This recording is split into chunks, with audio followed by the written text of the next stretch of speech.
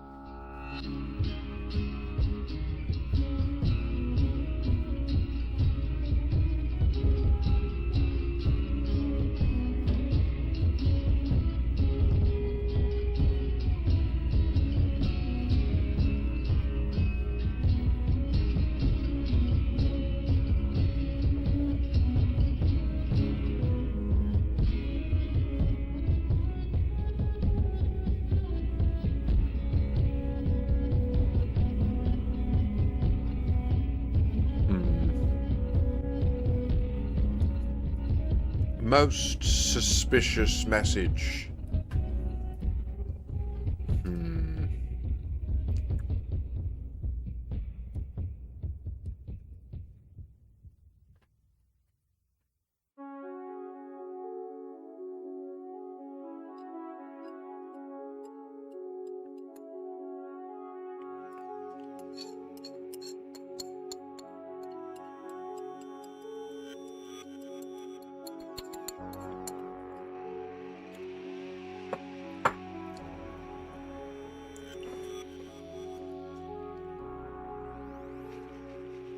Good afternoon, Vantillion. Hello there.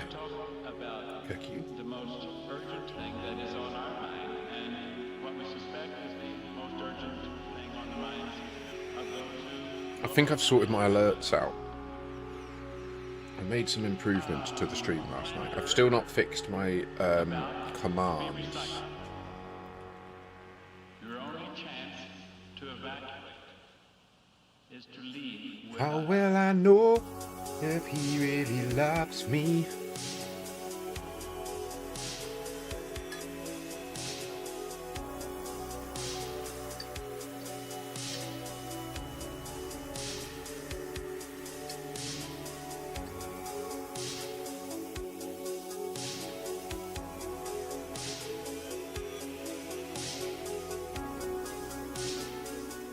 For any women out there that ever wonder that question, I'll give you some advice. If he says he doesn't care how you look, he says he doesn't care whether you wear makeup, it's not that he doesn't care, it's that he loves you.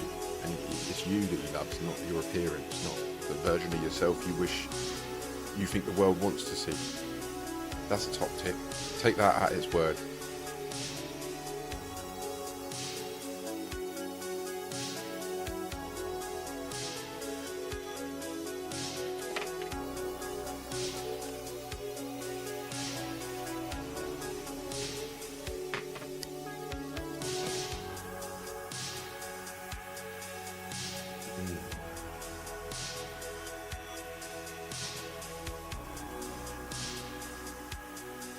And then, of course, if you find out he's been banging your cousin or something, don't come to me. I don't.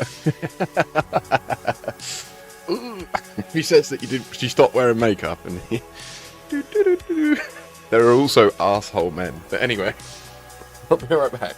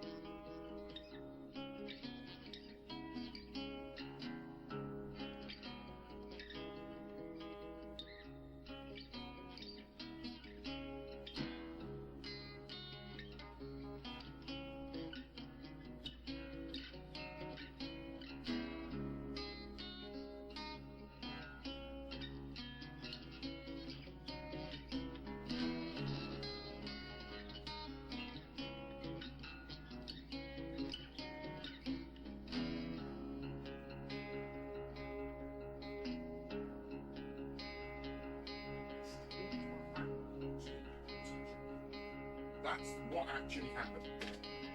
But you seem to have convinced... Oh. Fucking right. My dad always said the way to a man's heart is through his stomach. Never underestimate the value of just making him a sandwich. It's true. He also said never trust a woman. Yeah, I was going to say, my dad gave me a lot of advice, and then I realised when I was older that he was a pretty bigoted, homophobic, racist individual. not asserting that your father was that, but mine was. To the day he died. Proud. Oh, anonymous.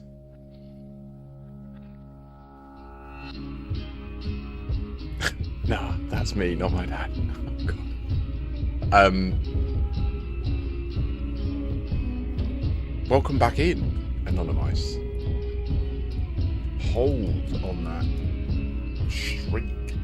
Right, I'm nearly ready.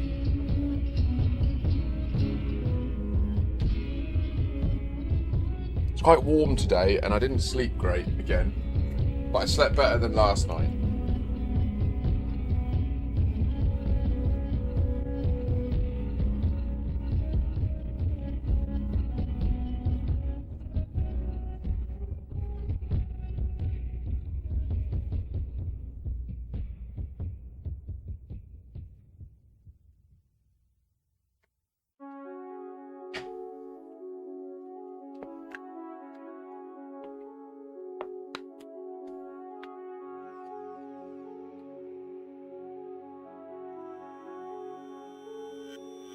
I could just imagine your dad dragging you down to Brighton Pride. You're like, burn the heathens!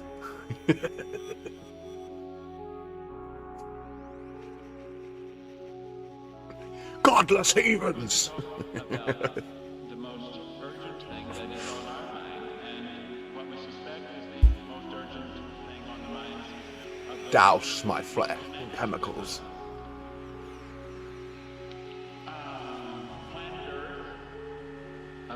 I'm having fun with my new Kestrel. Now I'm trying to find a good build I can use without being a trained jet fighter pilot. That is a valid... That's totally valid. The Kestrel's outrageous. Yeah, that's what I did say. Like, it's good. It's the best combat in the ship. It's the best combat ship in the game if you can fly it. One top tip is I assume you don't have any engineering, Keku. Sorry, I'm currently topless, but I will be on screen soon. I just need to wait for my deodorant to dry. I literally, very rare routine was executed this morning. I haven't done it in years. My old work routine. I literally woke up and got straight in the shower, and it has changed the game for me, if I'm honest. I feel pretty good.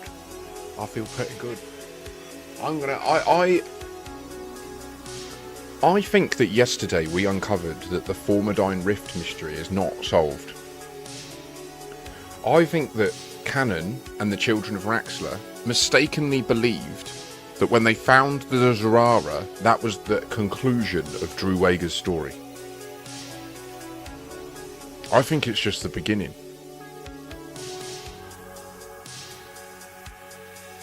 Now, I could be wrong, you know, but...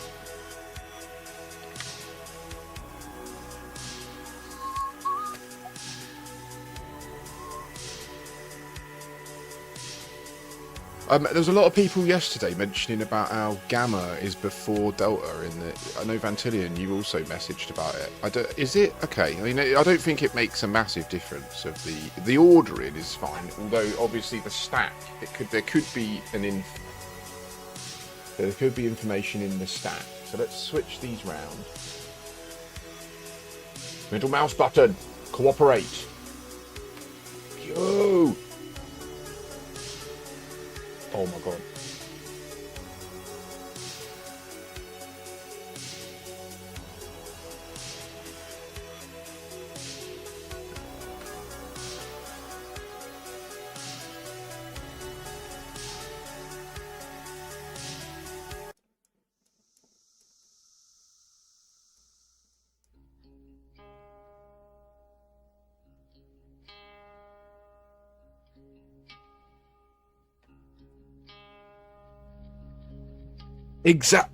Yes, Vantillion.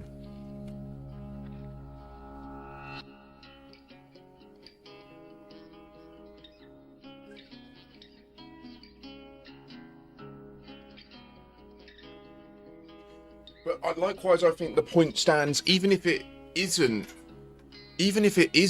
by the same creators, I think it still stands to reason that the people at Frontier have got their head on a swivel and they were aware of it, clearly. Like, do you know what I mean? Like, even if they weren't directly the authors and architects of it, which I personally believe they are, obviously, that's why I keep saying it.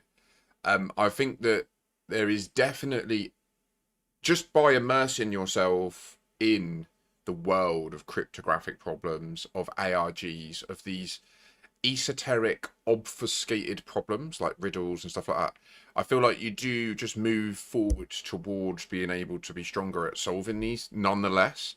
But yeah, the choice of these letters as well, alpha, beta, delta, gamma. Let me just move all this over as well. Come here.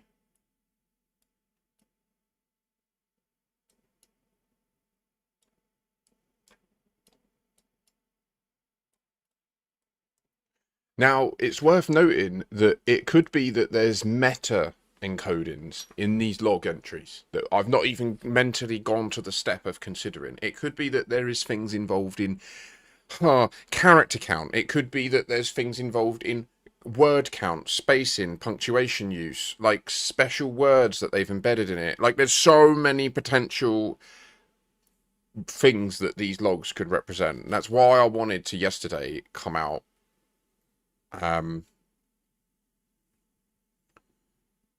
There's so many similar things in it, but that could just be cryptography and ciphers and encryption standards. It is essentially that. You're right. Like, you got to think, 2012. When did Da Vinci Code come out? 2009? 2006, right? 2006, to my mind, was when the concept of truth hidden in plain sight through obfuscation became like a mainstream thing. Like, before then, the occult always existed. Before then, things like masonry and professional groups that you can join and learn secret information always existed. But there was a turning point, at least from my perspective, and the way I experienced the world growing up. In 2006, the Da Vinci Code was like, it was the first time that the idea that there could be hidden truths in our line of sight, for me at least, it was a really impactful book. And it was what set me off down the path of investigating things like the occult and cryptography and all that. And it's what led me down the path of eventually joining Masonry. I know the Greek alphabet from Biblical Greek. Minor differences with Classical Greek. More differences with modern, though. Thank you for doing the haul-in, Russ. Trinonica completed his Dodeck yesterday. Tylon, thank you for assisting with that. If you are about today, let me know. Oh my god, what do I do to get my... Okay, it seems that it's... Okay, it's working now.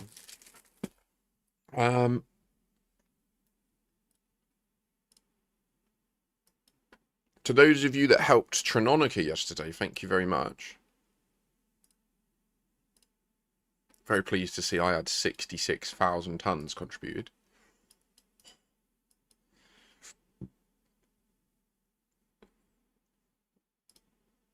Right, what you're about to watch me do could be bullshit. Fuck. Okay. It was a good diversion.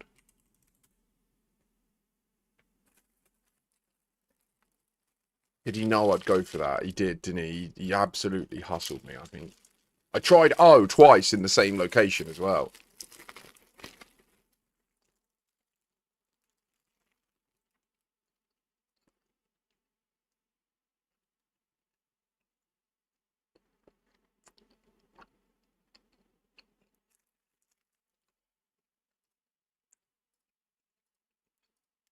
Should we have some music?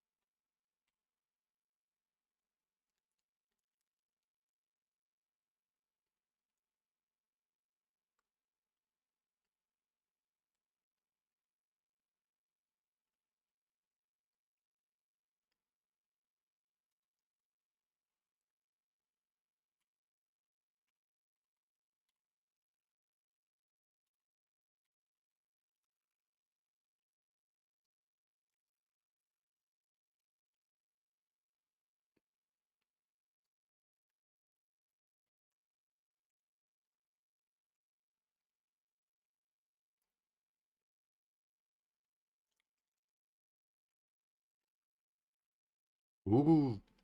Ah.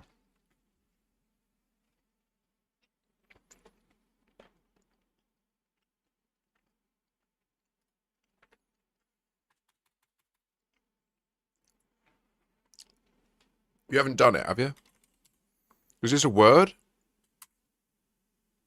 Holy shit. Straight up, I'll own it. I'll say I wouldn't have got that. I don't know what capon means. Sorry, Hammerlam. I know it annoys you when that happens, but it's streamer privilege. I haven't had a bowl yet today. My brain's a bit... Castrated chicken. Oh, well, that's... Your thing was banging. I was thinking cockerel, but I did not know the word for a cockerel who had had their genitals removed. So I'm at 07.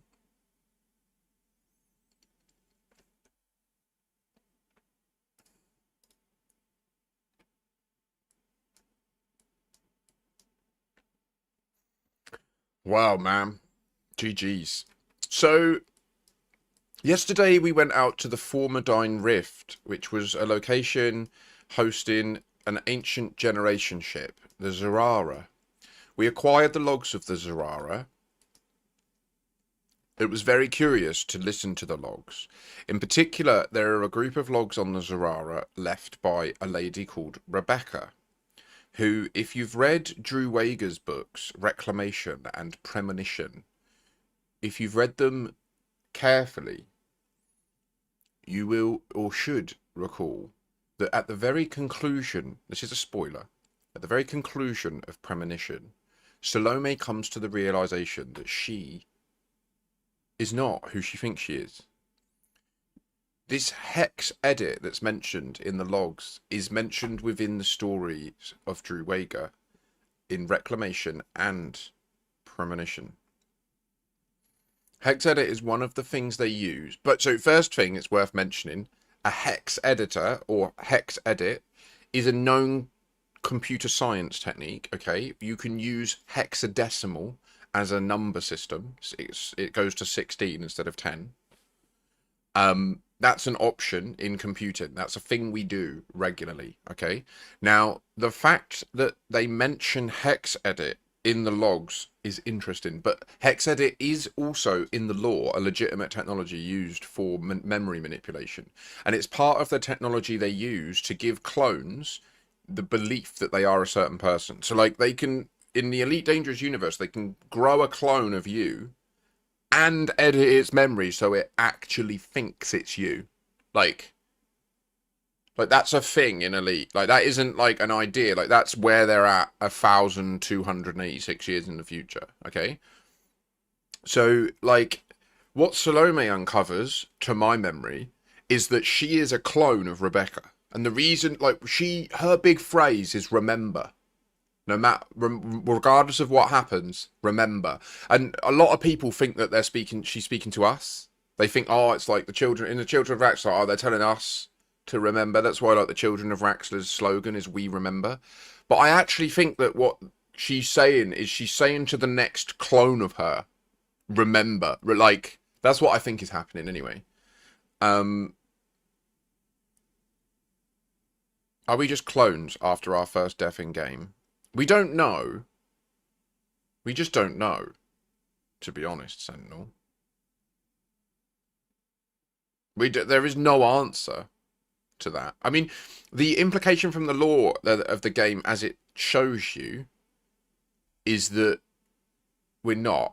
Like, the implication is that when your ship blows up, you automatically eject into an escape pod and the rescue rangers come and collect you instantly. Right? Now, I think that's actually another example of where there's time travel in the game, right? Like, you literally go from blowing up to back at the station in a moment. And I think that is another good example of how, like, there is blatantly, they've leaned on time travel when they've decided that they're going to do faster than light MMO. I think that's what I reckon, internally, like, if you started working at Frontier when they were first building the Kickstarter, I think that how they would have explained it to you is they would have said, we have no choice but to use time as our metric or as our manipulable thing for these reasons. Like, we need to be able to put two people in the same place at the same time in an MMO where they can go anywhere. But we want to make it as unclear as possible that it's time travel. And so we're going to never call it time travel. We're going to build on top of it as if it's just a really fast rocket ship going fast through space. And we're going to talk about everything like that. Like, I think that internally at Frontier, you fully know this. I think if you work in a development capacity and you have an interest in the lore, that's the other thing, is I'm almost certain there'll be developers that are happy to just go to work, be given the work they need to do. They'll make the code and then they'll leave. I've worked with a lot of them people. They don't want to know about the customer segments, the customer growth, the market shifts. They don't care. They want to convert user needs into functional code that's tested and at high quality and deploy it. And that's what they want to do, you know? So this is what's difficult is,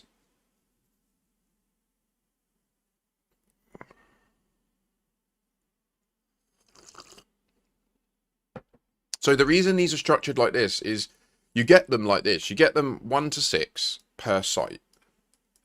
Now, is there a 5th site? No one knows. There's only 4 found so far. But what's curious is they all have timestamps in them pointing to 1984. But 3 of the sites,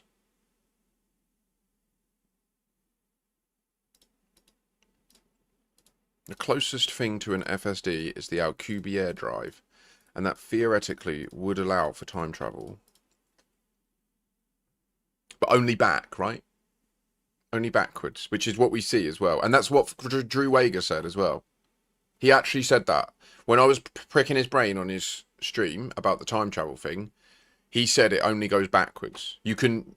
his exact quote was, a misconfigured hyperspace jump can leave you temporally displaced, but only back in time, was what he said. Like, that was exactly what he offered in response to me pushing his buttons on the radicoiders.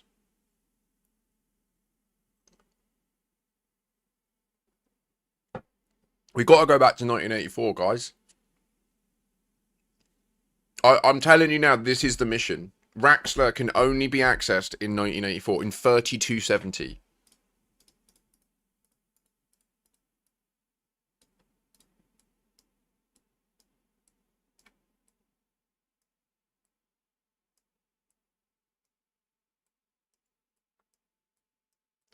I checked all of these Formadine Rift sites, and I checked the Zerara, and there was no time skip invoked that was visible. Now, there's one other thing to note about the Project Dynasty. Hawkins Gap. They mention, Rebecca says that the answer to this mystery is back towards the core.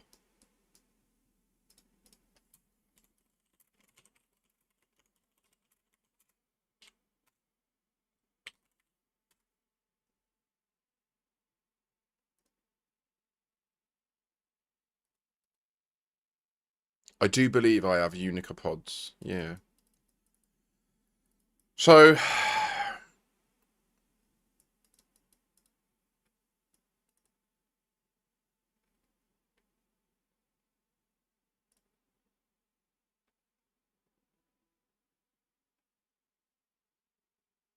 and there's conflux.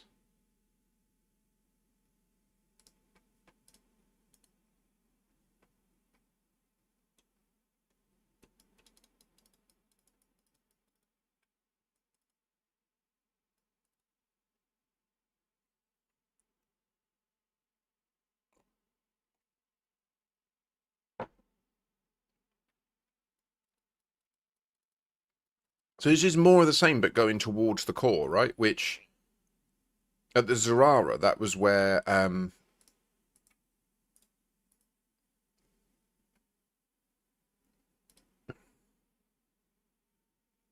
honestly, it is flagrant intellectual dishonesty at this point that Canon have not published anything on here about how you can visually observe them time travel you every time you go there. I truly cannot understand how they haven't put it on here. Even if it turns out to be a bug, I don't understand how they haven't. It's a matter of spite, isn't it? Like, that's what it is. It's spite. It's because I keep mentioning that they're not looking into it, I think. It's all about me. It's all eyes on me. It's the issue of science fiction. Where do you put the limit? If it's supposed to be 100% realistic, then none of this can happen because we don't have any of these technologies yet. You have to twist physics for it to work. Agreed. Because in real life, nothing can ever go at light speed. We don't know that, Keku, but right now, you're not wrong either. We certainly haven't proven anything can break the speed of light.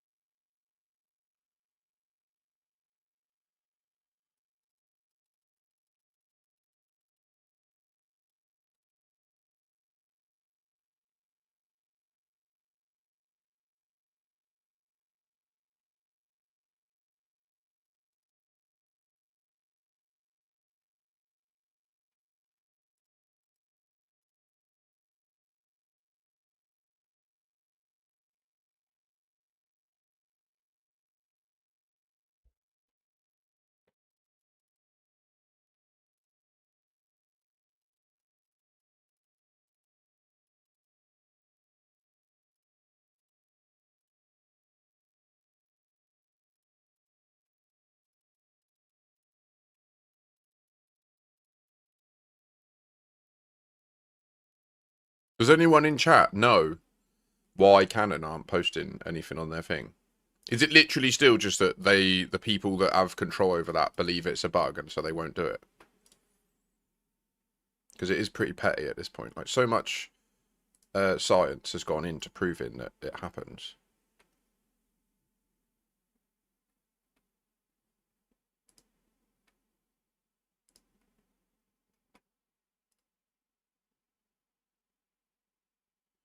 So according to Canon, right.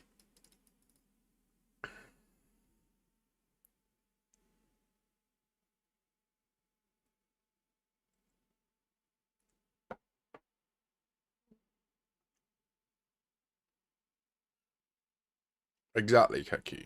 Yes. Mass is a constraint to travel speed. But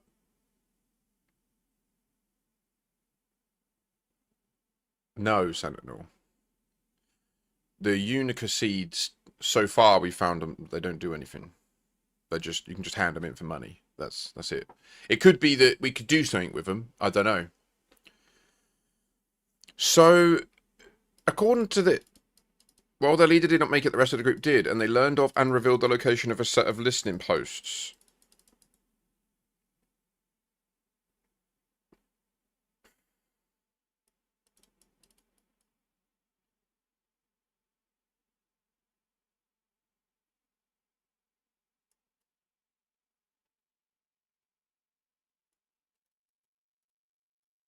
And this was Rebecca's message, right? This is the... Okay, yeah, cool.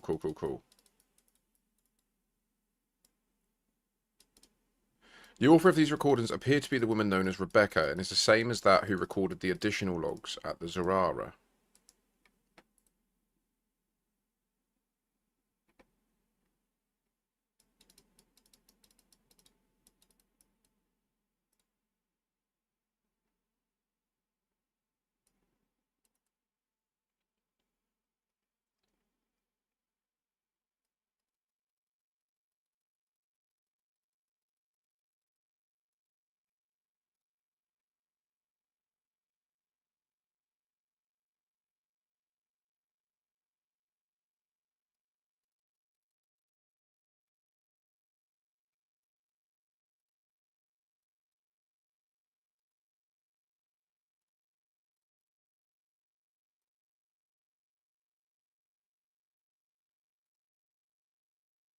It's funny that in this image it's like all smashed across this. It's fixed now. That's what it looked like at the beginning when they first found it. Oh, but look, it's got multiple layers and stuff. That's cool.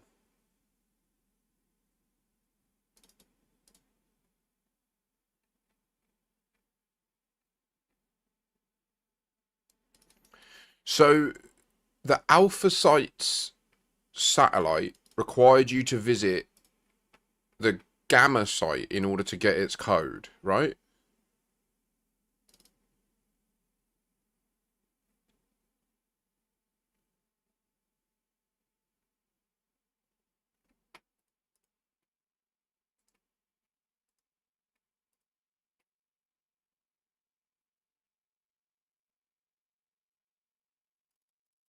No. So the Alpha Sites message was decipherable with the word Exodus, which was only contained in one of the logs at Delta.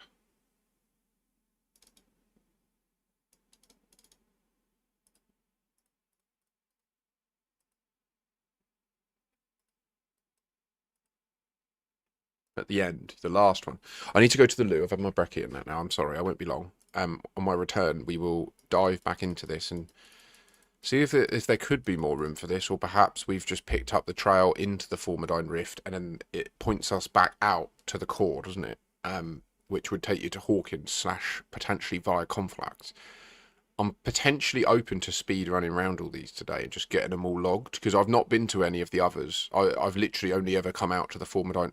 During the original, like when I was in the Children of Raxler and Drew Wager was writing the Premonition book, he'd done the event and Salome had died, and then then we got these logs, and it sent us off on the Formadine Rift expedition. And I went on that expedition with the Children of Raxus. That's why I've been there before, because like we literally discovered the Heart and Soul tourist beacons, and then we discovered the first Formadine Rift site, like on that expedition. So I was there at the beginnings, and it was literally around about then that I stopped. Like I think I can't remember why, but I just decided to leave the expedition, come back to the bubble, and then I just stopped playing the game. I can't remember what it was. I think it was that it was looking like the story was leading towards the bubble burning, and I didn't, at the time, roleplay wise, I didn't want to fight the Fargoids, so I decided to just come back to the bubble and then move to Colonia, and that's what I did, and then I just literally stopped playing the game for years.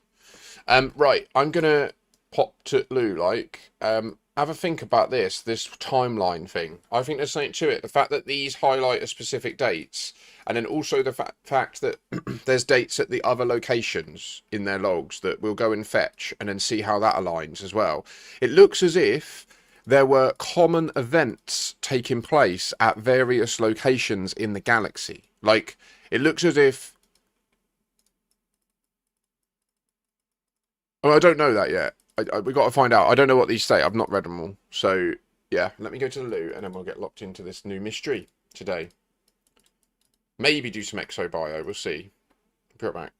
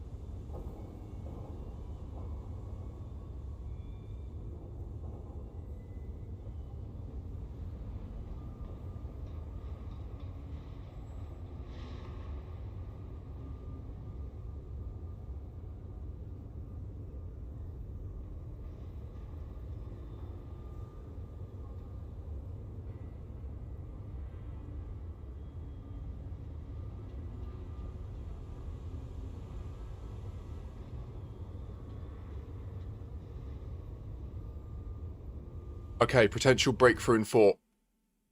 Have you been out to these locations time skip? Not yet, mate. No, I wanted to just do this.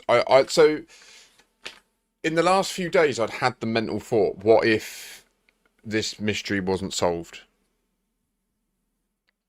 And what if this does lead further down towards what we're looking into?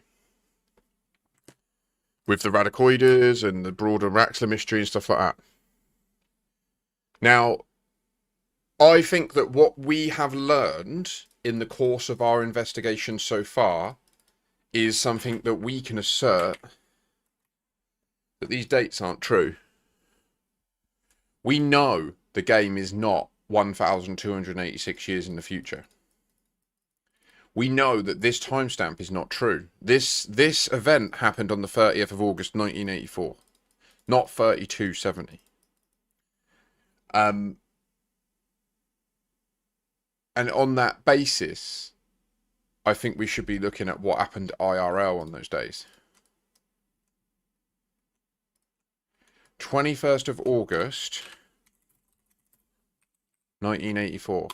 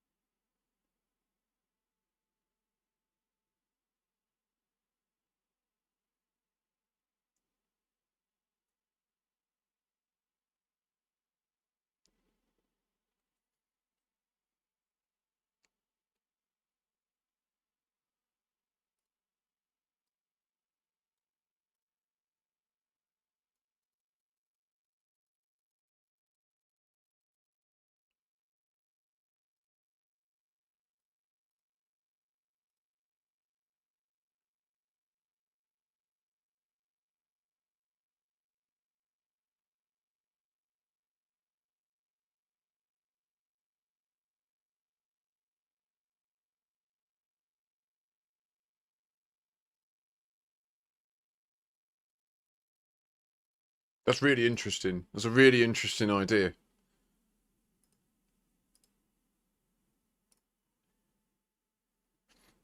The only other thing about that, though, is that the dates are duplicated, right? So, like, all three of these contain the same 38 and then 1984.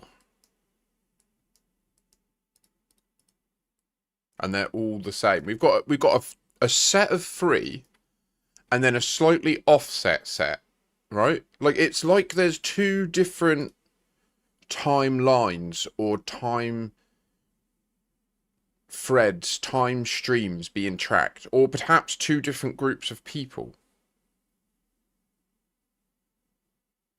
What do you mean, Voodoo? It's on highlights. What's on highlights? Huh?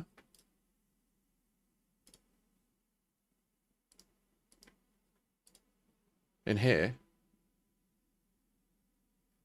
I'm confused. They didn't say there was a pesticide leak, did it? Oh, right. Sorry. Yeah.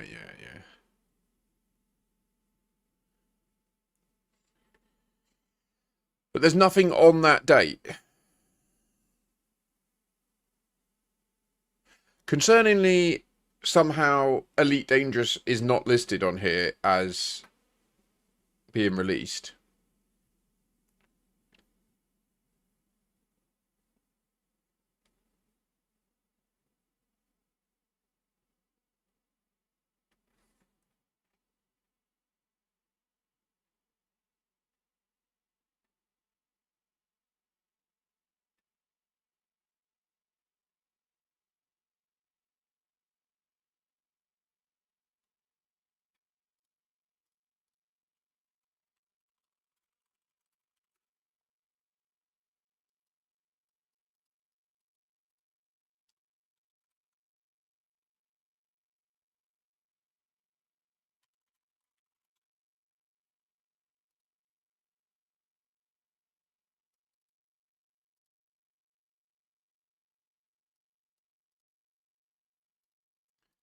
th of September.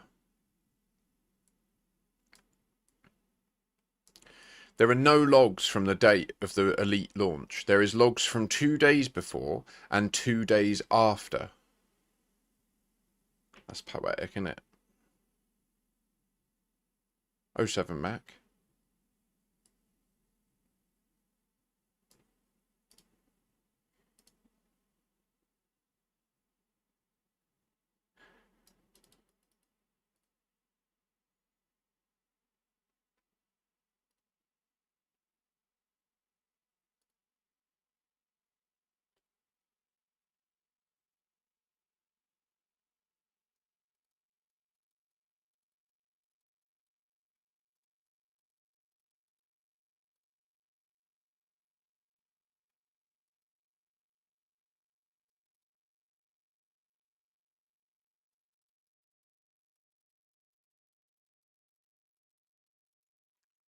I'm almost certain that the reason that the BBC covered this when they did in 2009 is because Braben would have been reaching out to them to try and drum up some publicity.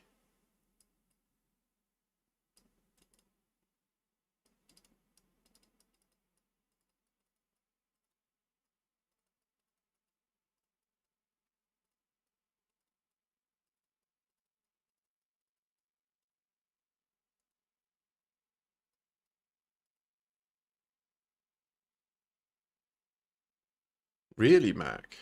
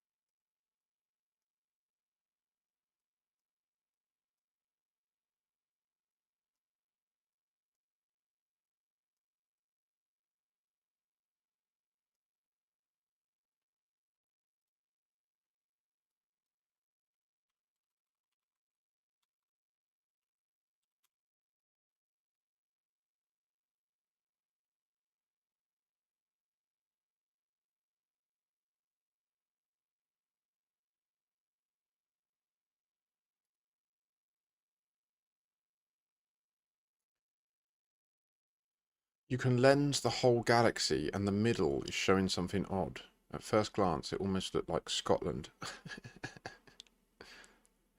That's weird.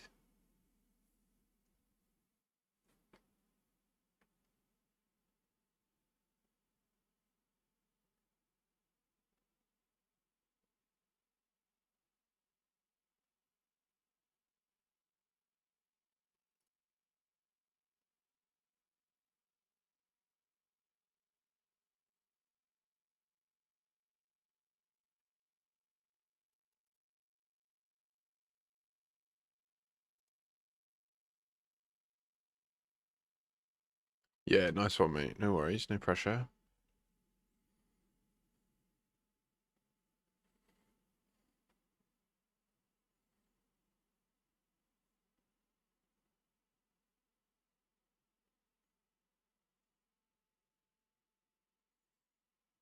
That is weird.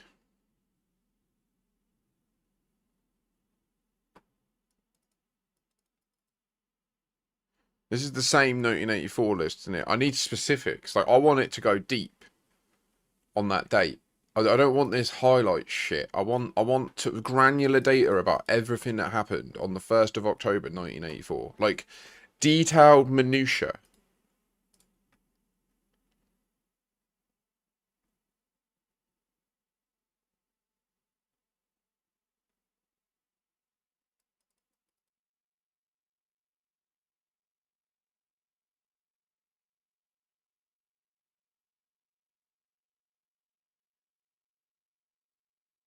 Don't seem to be in... Wikipedia didn't do this.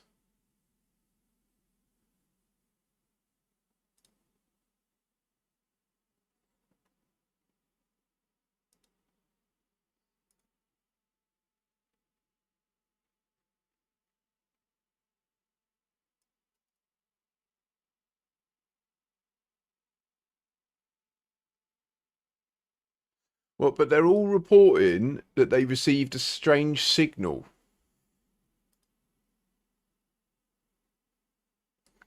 Do they all report on the 1st of October in their reports in the Hawkins Gap?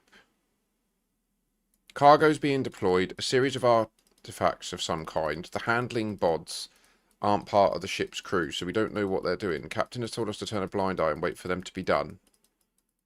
So presumably they all die then. That's cool. GG's.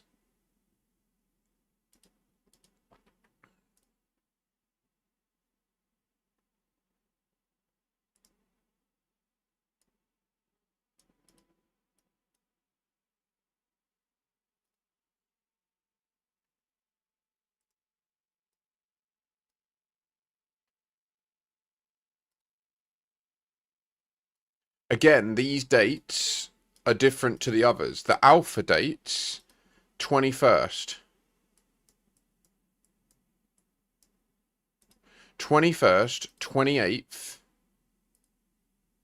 This one's 29th.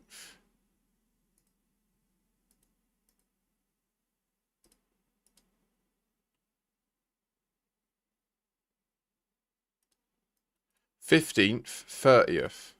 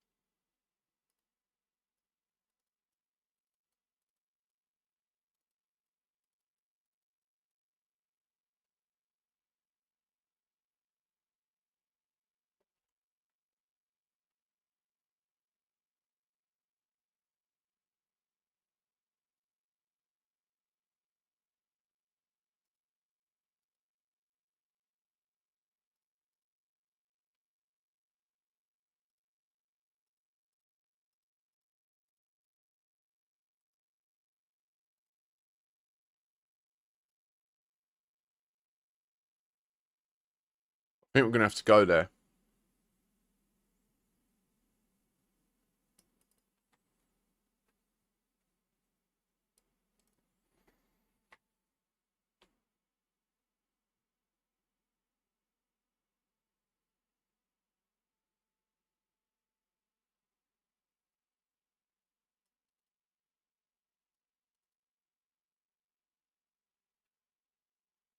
I think that's the only thing for it, isn't it? Go and collect all these logs.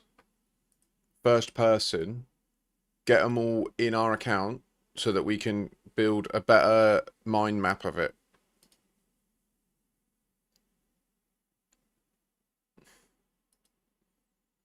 Well, yeah, but like today is the 26th of August, and I'm pretty sure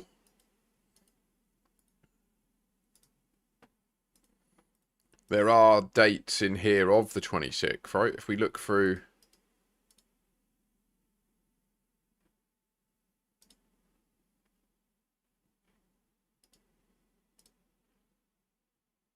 /26 not important, actually.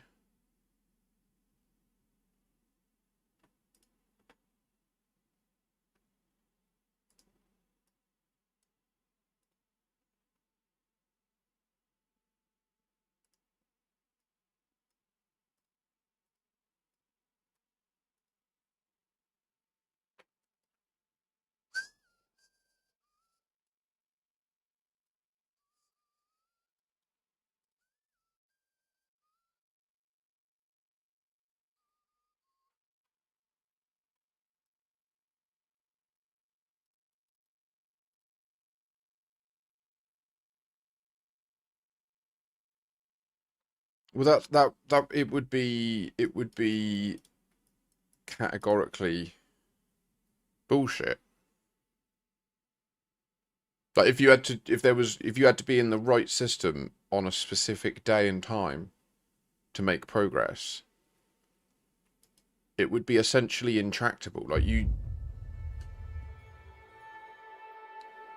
because the problem is you'd never be able to test it, because even if you got something that told you to be in that place at that time, if you were there and then nothing happened, you wouldn't know if it was because nothing happened or you just didn't have the right stuff, you know?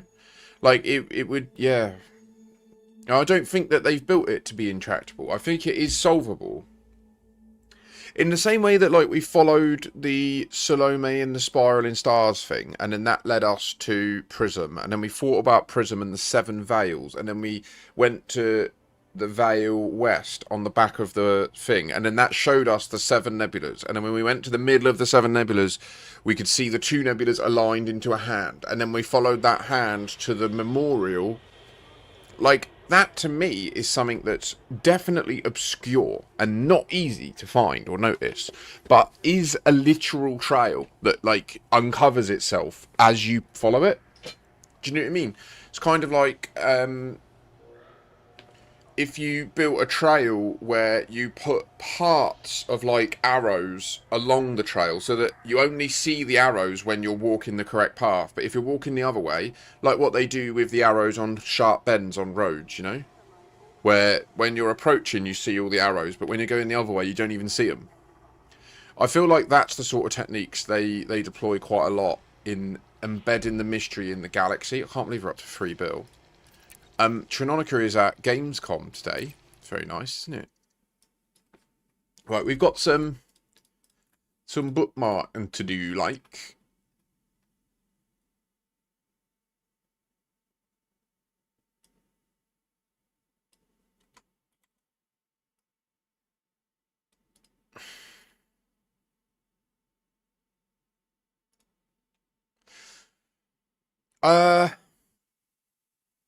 I get what you mean, but I see everything Drew does as an extension of what Frontier allow him to do. But then in my mind, I also believe that Drew is far more involved in it all than, like, this in-group, out-group thing that he fosters. Maybe it's true. Maybe their relationship is soured because they didn't do things he wanted and he's not as involved.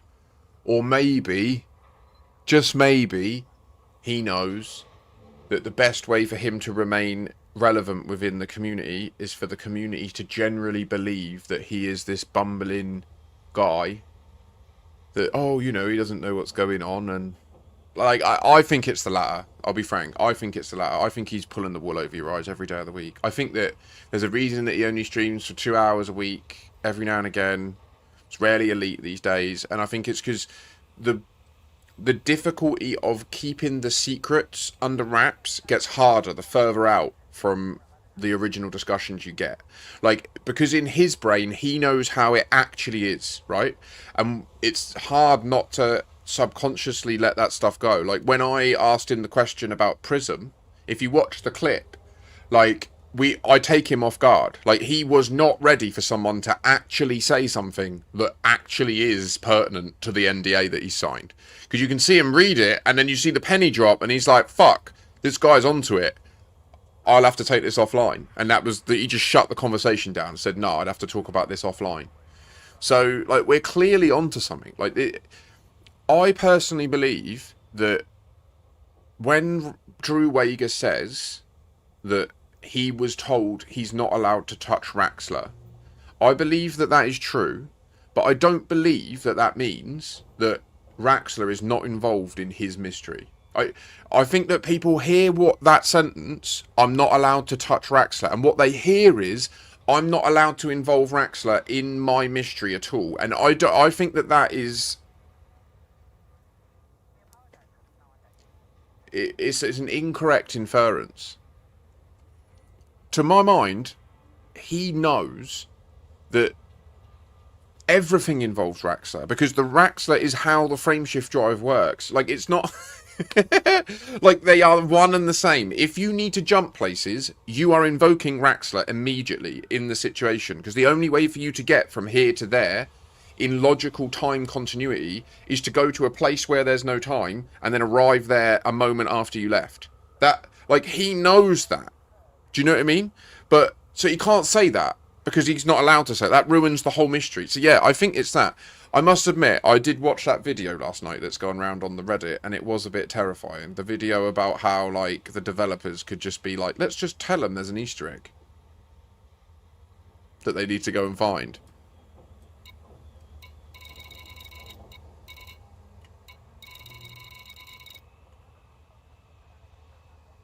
Hi there, Percival.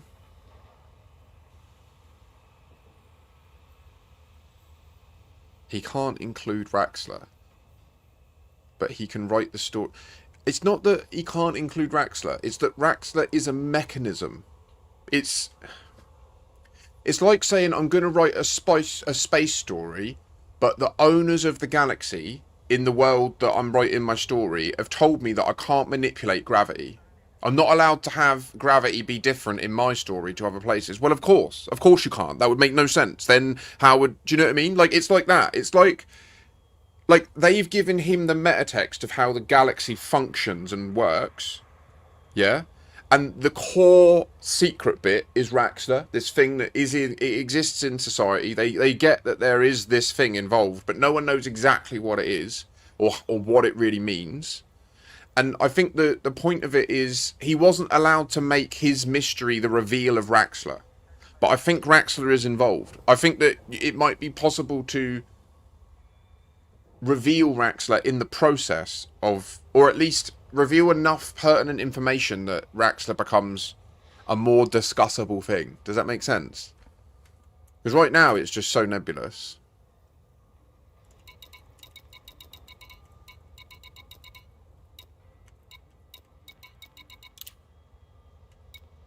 So this audio log is dated from the 1st of October.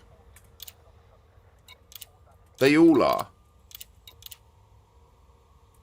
So the Zerara died. So that's it. We don't even know why we've been killed. The Zerara was killed on the 1st of October. And the other logs... So there was some sort of signal that went out that caused the people in the Zerara's cargo hold to kill themselves and destroy the life support, right?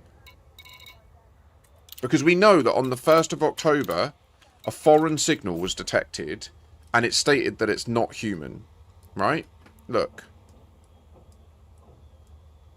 Over here, they say, picked up some kind of signal yesterday and it looks like the crew weren't expecting it. Picked up some kind of bizarre signal yesterday. Whatever it was wasn't human. That was the...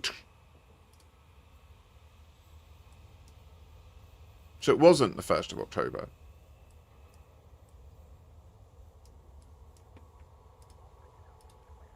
So what happened on the 30th of September?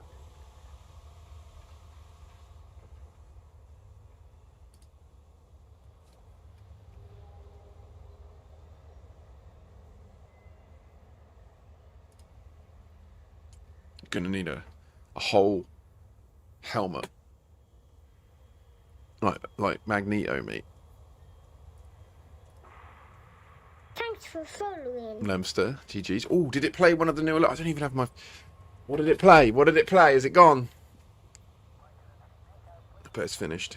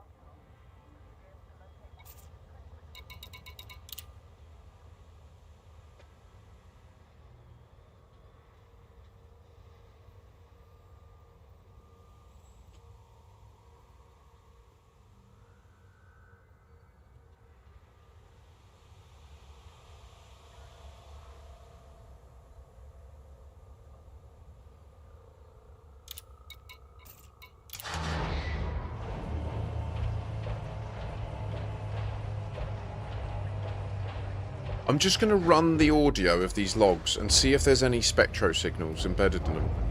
But I want to get away from the fleet carrier, and I want to run ED compass to neutralise the ship sounds. Ah.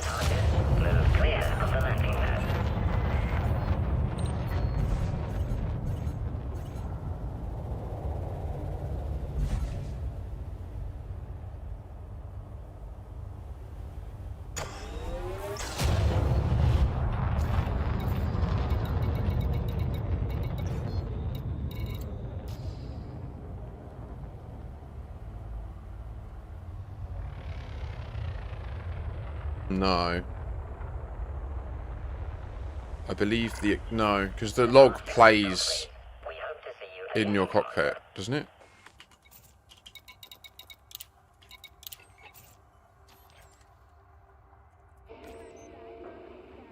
We managed to overpower the invaders, but not before they took out the main reactor.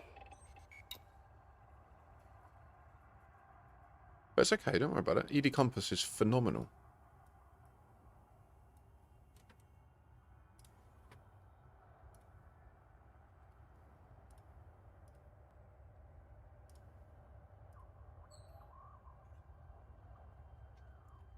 Right, well, I did have the naive ambition of making it at least 3 hours into my stream without having a bowl, but I'm here now, and it ain't happening. I'm not interested. I'm racking it up.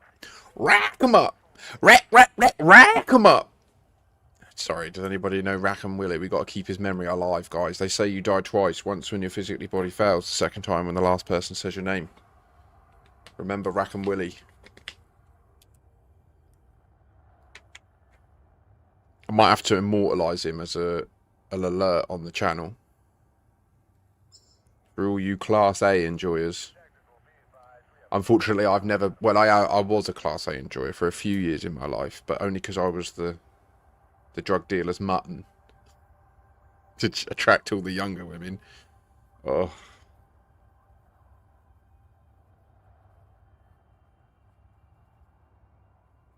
Dreadful, isn't it? Things a young working class socialite will do for attention and belonging and money.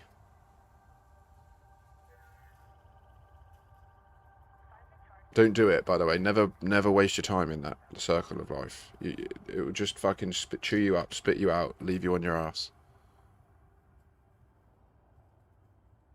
Come play Elite. Hide in your room. Fuck the world. Right, so it has now listened. And it is now stripping out this shit. Right, so.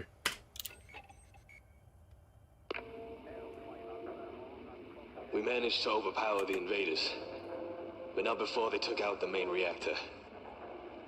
We're dead, in space, with 20 minutes of life support left. Didn't get nothing out of them before they died, but clearly it was all planned. They took a drug which killed them. Doc says it's named Hexedit. First it kills your memories, then it kills you. Neat and tidy. So, we're dead. Just waiting for the end. This will be the last log from the Zurara. Some of the crew have already killed themselves. Others are praying to whatever deity they believe might help them. A few are drinking themselves into oblivion. I don't know what'll get us first. The lack of oxygen or the cold. Battery power's about to die.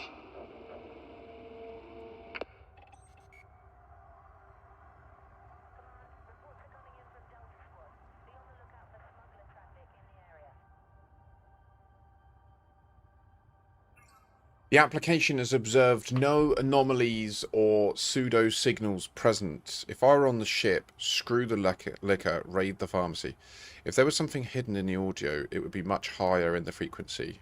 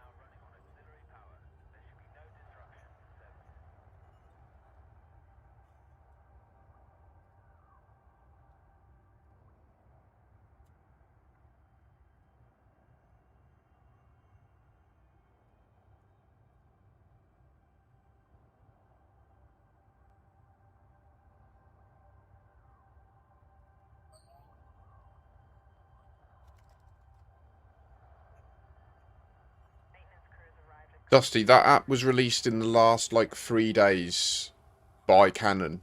It's fucking outrageous. You need to check it out. It's called ED Compass. It's better than anything you'll suggest. I'm sorry, I don't mean to be flippant, but it's amazing. Like, it is literally, like, taking a qualified audio engineer that can filter the sound out. Like, it's amazing. Like, I get why you're skeptical, but just download it and read about what it does. It's amazing. Like, I swear by it. I've already used it to validate the landscape signal. It literally filters out all the background noise of the game and then just draws a square around the picture of the mountains. Like, it's amazing. It's so much better at finding signals than me and you.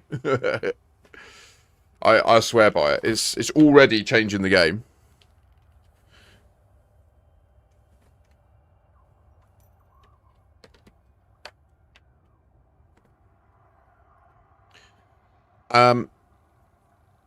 What am I trying to do? I want to load Audacity, but I'm also trying to prep a bowl and... We have an airlock malfunction on deck A. Maintenance units, please respond.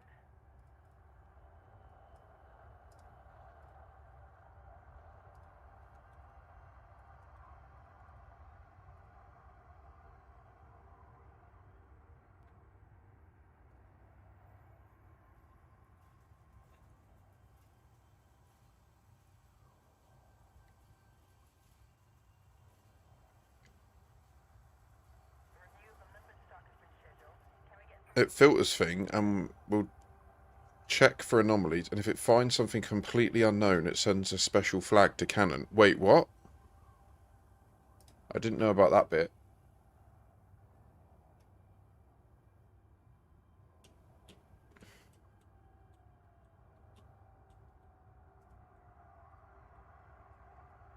Well, that's okay. The more people that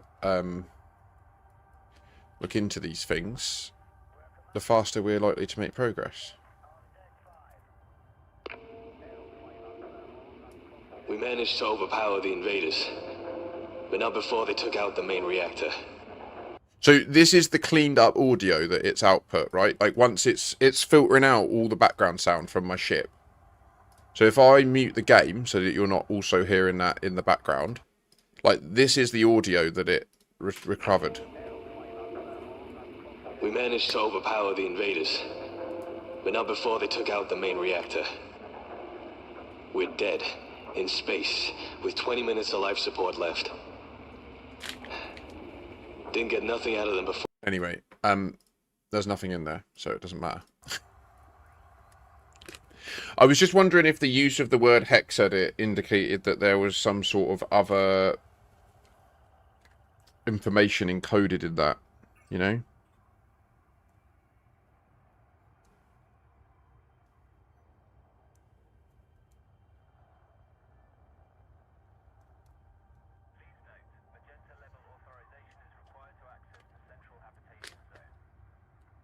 When you say it sends a special flag to Canon, do you mean like they've now got access to an application that's basically saying to them, this person's just detected this weird thing here?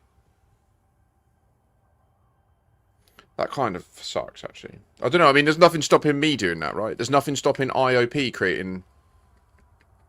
I was being sarcastic, yes. Oh! Right, okay, sorry, I didn't realise that. I thought you'd looked into it and you were actually... I mean, there is a Canon database. I'm sure it reports stuff to it. I don't have a problem with that. Like, I want to be clear. I don't have any issue with Canon. I want to work with them. It's just whenever I try to, they just talk down to me and say that I'm crazy and that no one should listen. So it's absolutely, like, I want to work with them. Believe me. Like, I wish someone from the leadership of Canon would crop up in chat and say, stop all this shit. Let's just do it.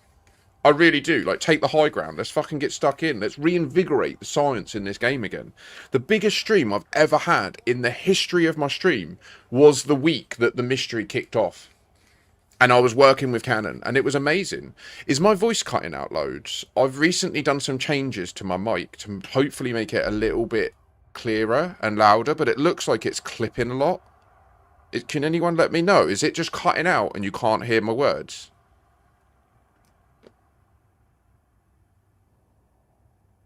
Okay, sweet. I was listening back to the video yesterday and I just noticed that, like, even on YouTube at 100% volume, The game volume I'm not too bad about. I think I might increase it slightly, because I don't know if you saw then. I have it turned down twice. I have it turned down... I'm going to go up to 85%. And then also my voice felt like it was just a little bit quieter than I'd like. So hopefully just those slight audio boosts will make the overall viewing experience that little bit more dapper.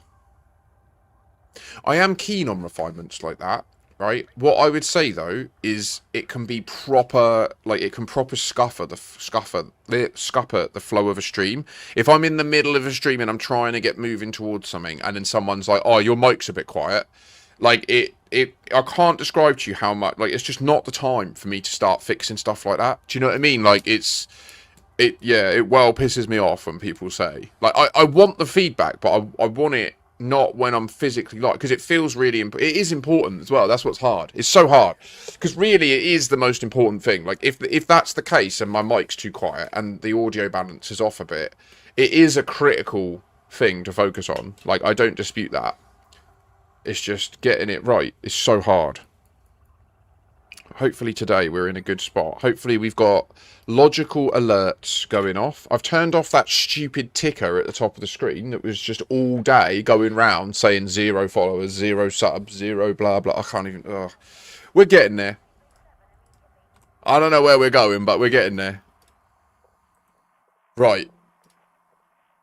Let's get these fuckers bookmarked.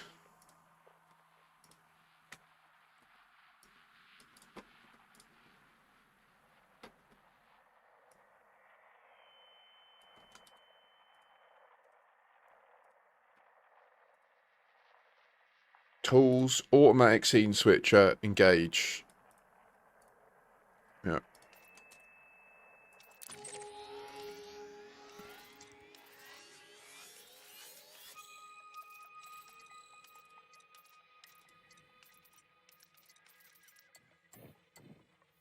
Holy shit, they've colonised out to the Hawkins Gap.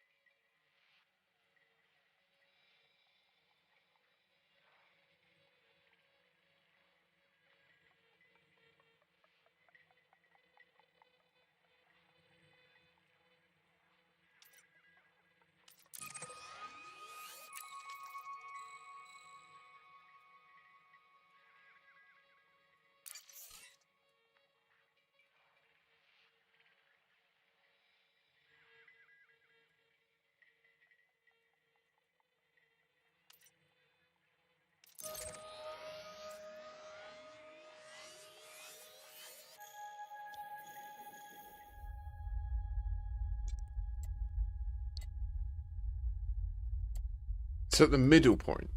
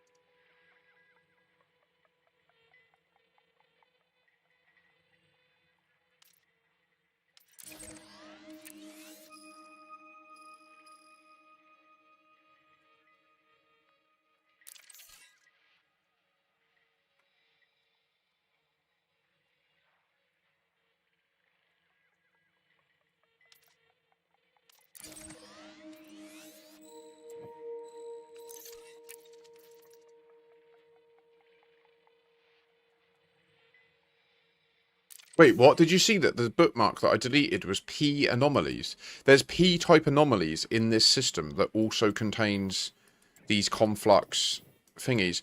Why haven't we colonized here? Like, this is on the way to Colonia, but no way near as far as Hawkins Gap. Like, I'm truly quite baffled right now. So who the fuck's this? Cymats, you're in the middle of fuck knows nowhere.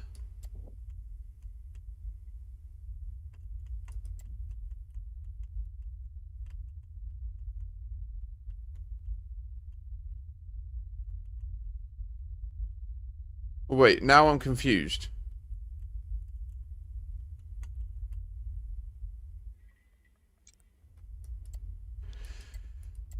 Oh, are you going to the Hawkins Gap? I bet you are. The Hawkins Gap ones are in Hawkins Gap, which is Guardian space. These ones are in the middle of nowhere. And the conflux... Look at this triangle. Surely there's one here.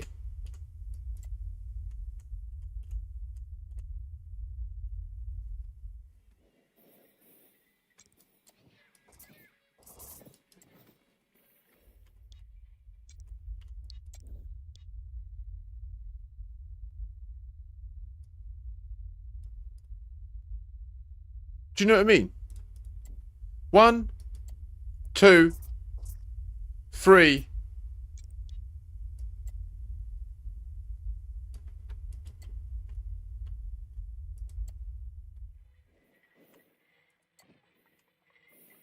It could also explain why they sent us out into the Sanguineous Rim for that recent ExoBio trip.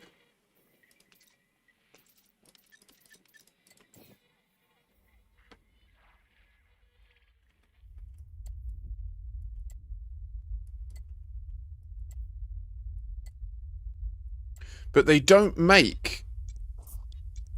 So it would be more like out here.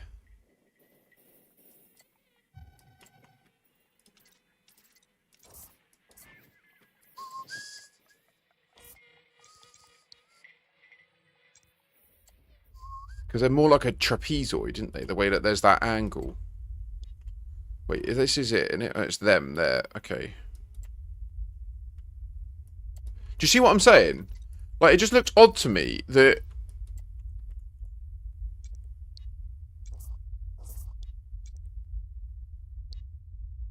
You know how the Raxa symbol has those wedges around the outside? It kind of looks like that's what's being drawn here.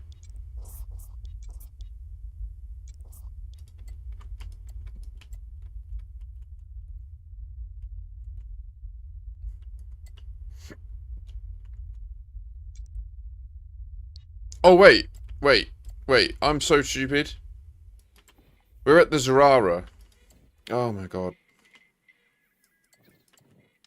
I promise I have tried to have it diagnosed. I'm a very smart guy, I promise you. Swear it.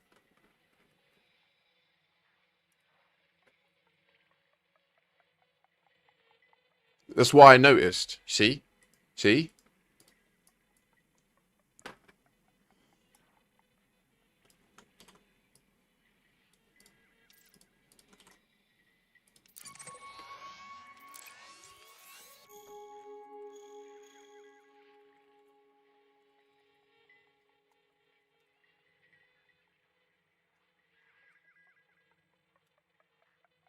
And it's not in the Formadine Rift. It's in the Elysian Shore.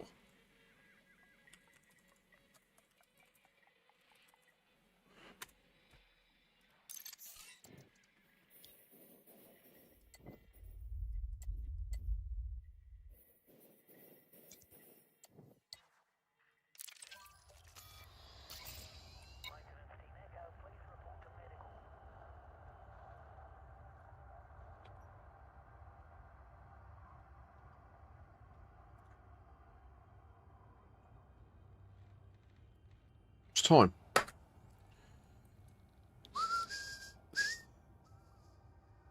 Five minutes to 3. I think that what we do is we have a bowl. We haul ass to the conflux sites. we... First, actually, let's just take a quick look. Why is there no colonization going out in that direction? Literally... showing the image. What do you mean? Are you live?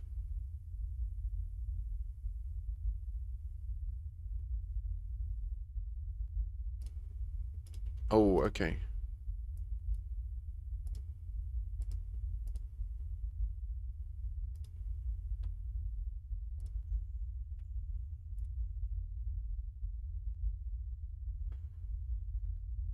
I'm being marketed to, I'm afraid.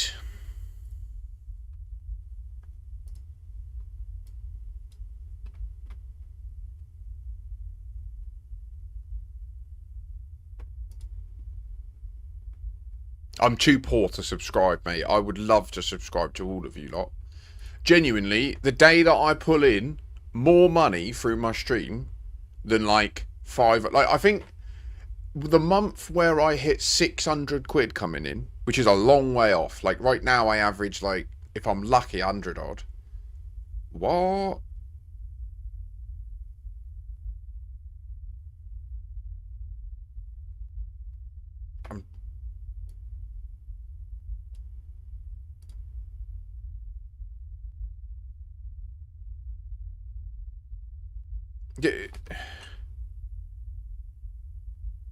Where are you?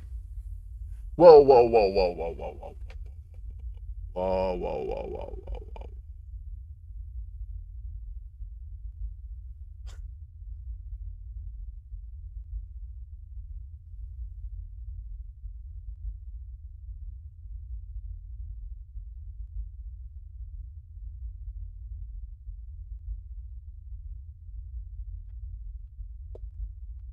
I see where you are.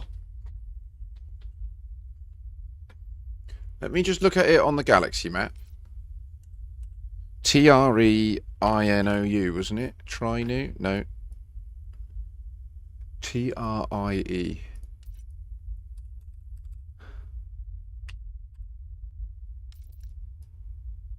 Oh, now he's fucking got rid of it.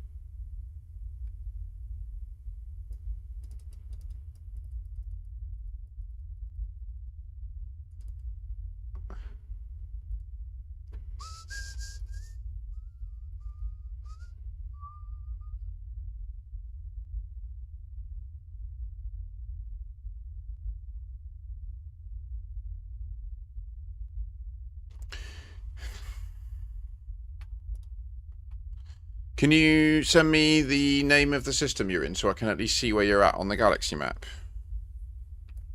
I just want to try and see, is that structure that you're seeing prevalent somewhere? Like, is it dust near you or something like that? Oh, okay.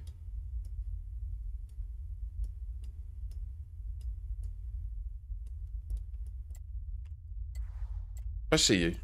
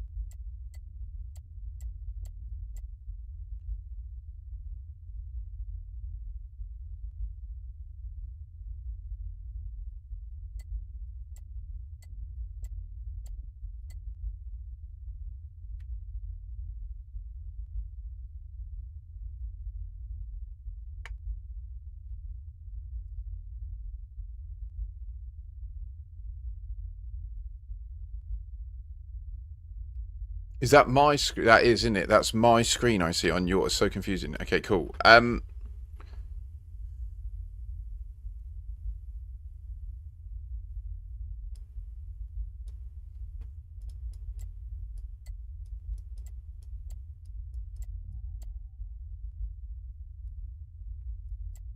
What is that?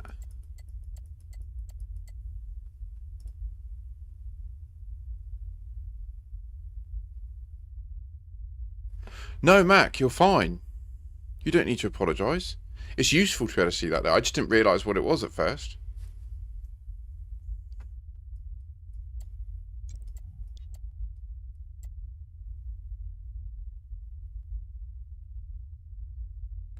I'm just trying to see, like, is there anything nearby that makes sense? Like,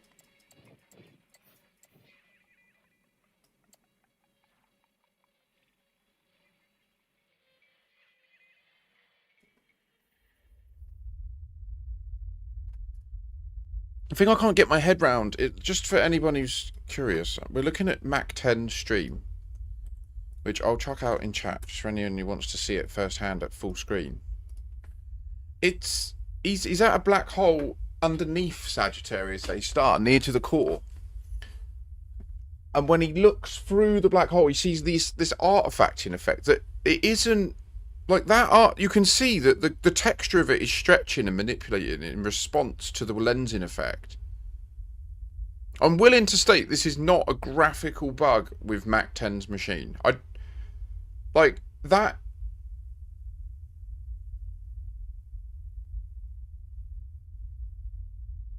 It's fucking weird. Oh, I'm not on YouTube. Oh, guys, I'm so sorry. Hold.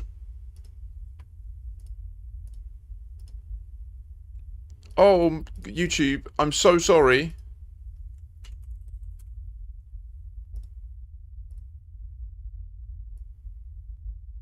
Right, anyone on YouTube,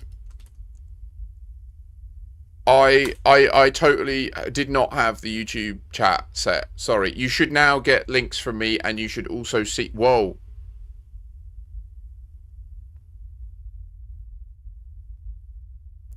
So right now, are you looking through the black hole at the core, or are you looking... When you get the big image, are you looking away? That could be the reflection concept that was shown. Doesn't this look a lot like that painting?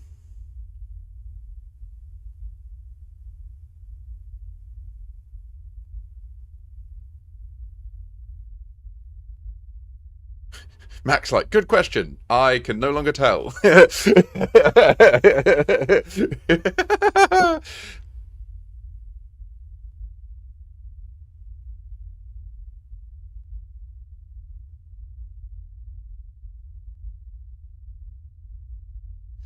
So between you and Sag A star is this dark structure that's causing this... No, yeah, it could be behind you. So right now, if you turn around to make the Sagittarius A star symbol on your compass a hollow circle...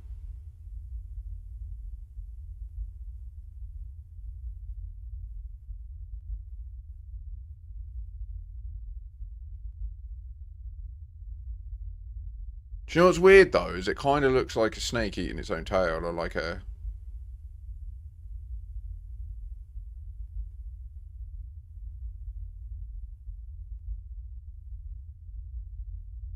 Yeah, keep going.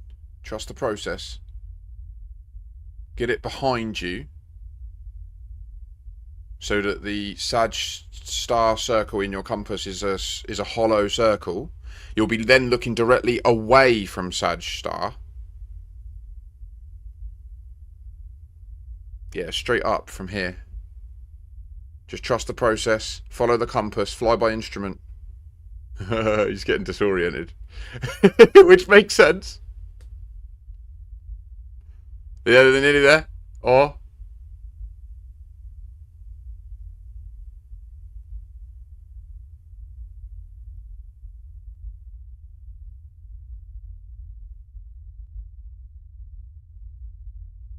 So that's about it, isn't it? I don't know, is it? League, you can't surface scan a black hole, mate.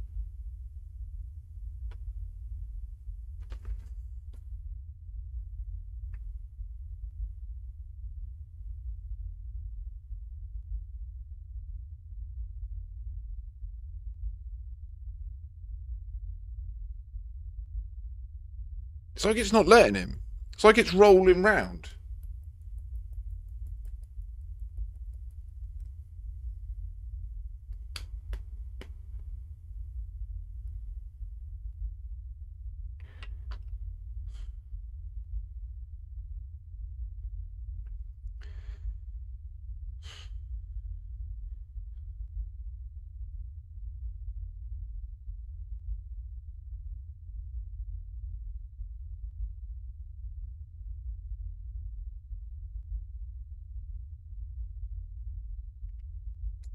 This is making me want to do it. I think I'm going to do what I suggested yesterday. I'm going to do the mega subathon.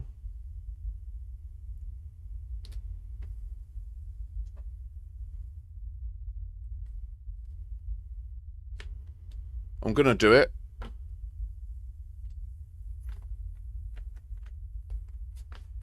I'm going to wipe my alt account.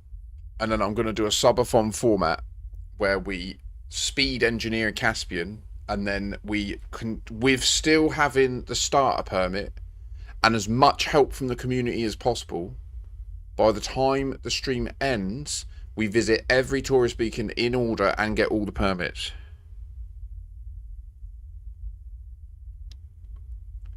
But I'm struggling. I mean, yeah, I'm going to get my way over to the Conflux. This is fascinating, Mac. I want to go and check this out myself as well.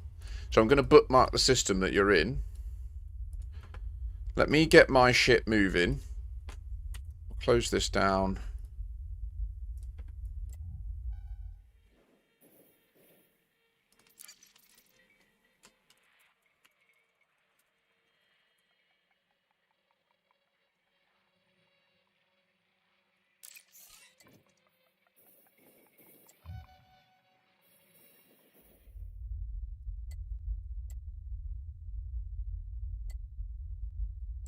Yeah, but I think your distance from the plane could be important. I mean, it's so strange.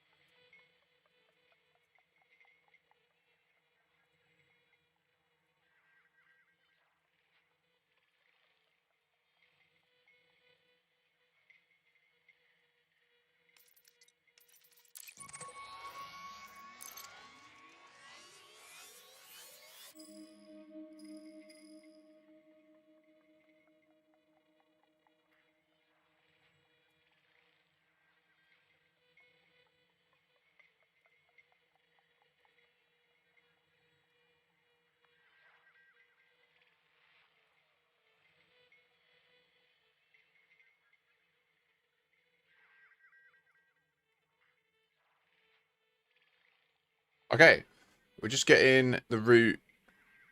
They put so much effort into making the black hole effects. There must be a mystery of some sort that is solved this way.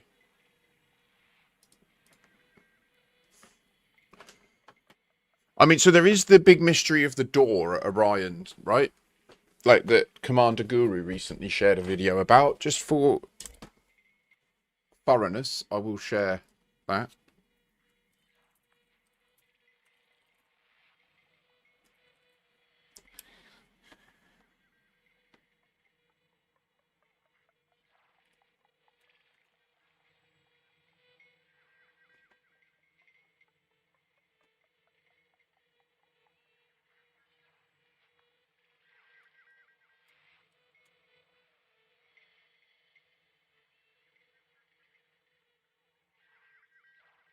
What the fuck is going on?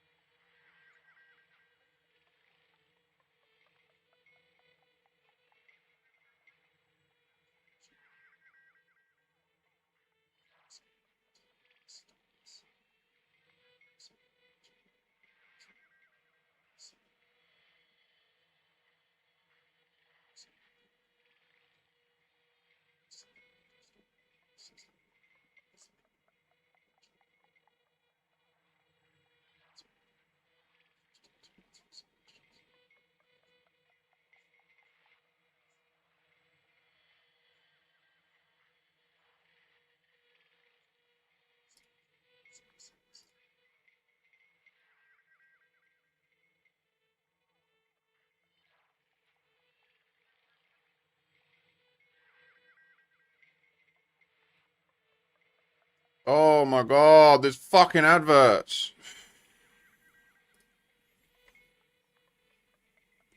Not only is this advert annoying, it's fucking shit. What are Lotto thinking?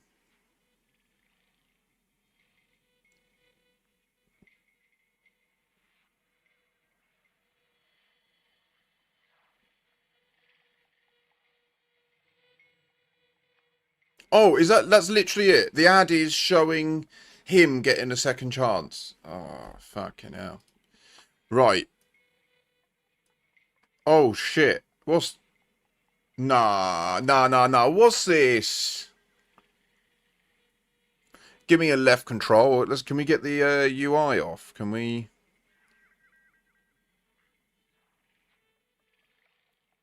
Can't see what your option is, but bottom right it says hide UI. Yeah, man.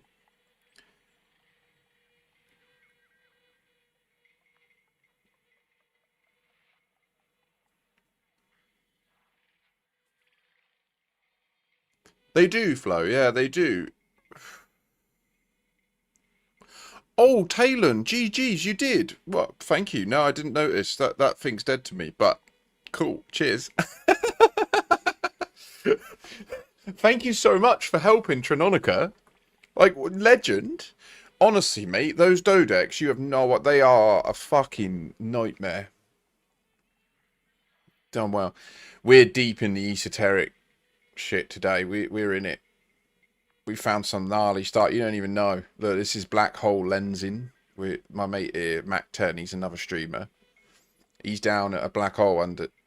If it's not a black hole, could it be a ring or nebula? Percival, you mean you're going to buy a Type 11?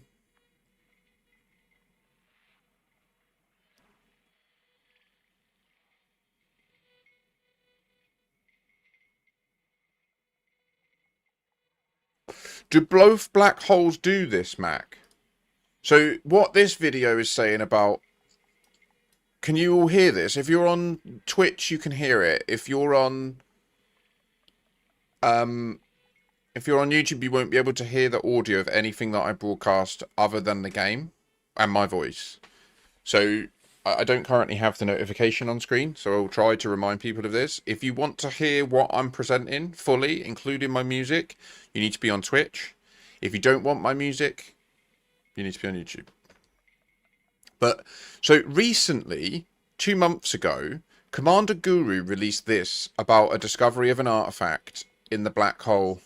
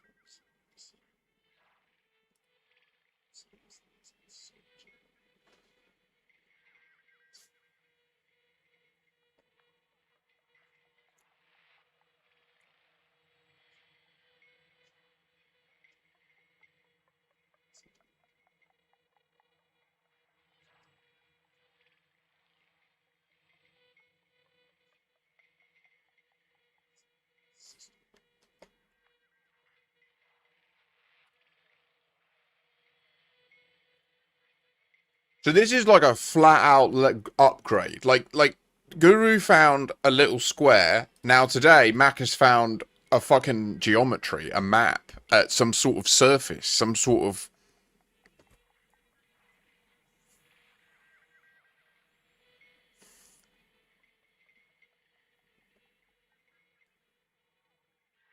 Yeah, I get you, Voodoo. GG's.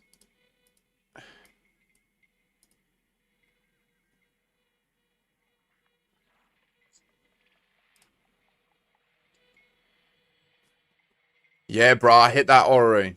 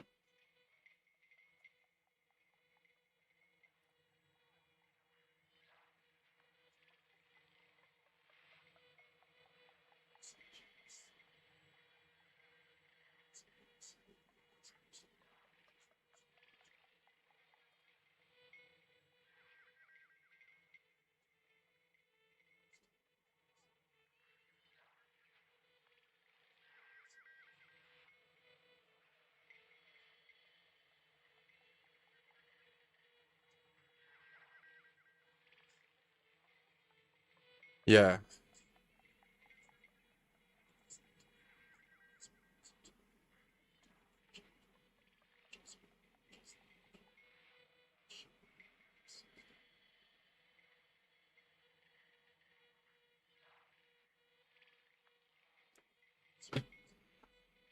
Sorry, Mac, we're going full.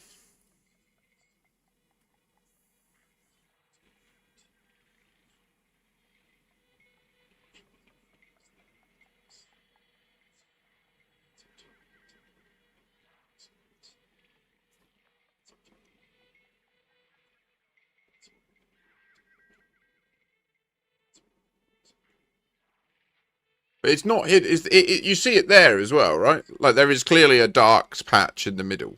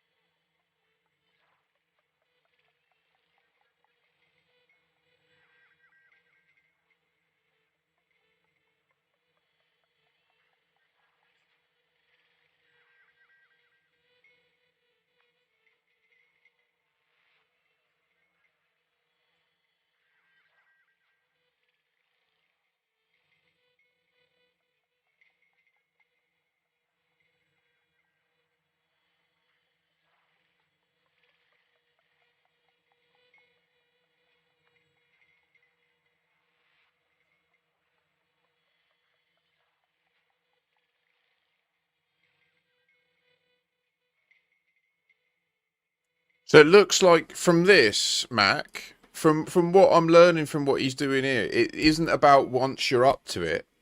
It's about trying to find some imagery on the way in and then lock in on it, on the, like to find the right journey in. So what if there is a way to enter a black? What if we can enter Mintaka B by following this?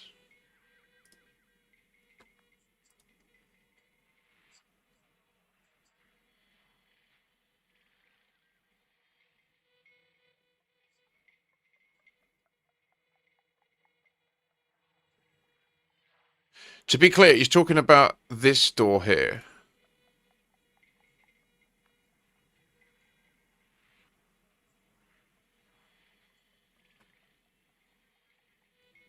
And he's aligned it now, so it's near. It's like this smeared thing, and it's.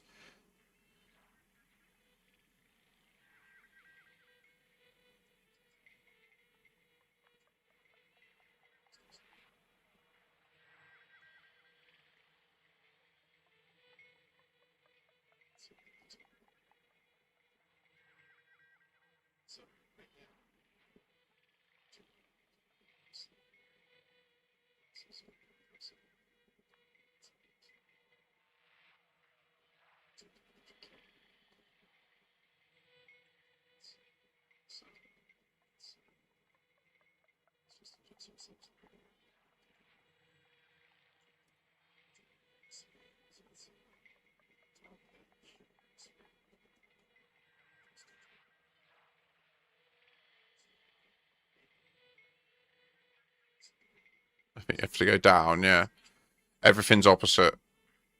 Because it's the. This is what. Oh fuck! What is it? Oh, it's like I can smell it. It's right there, but I just can't.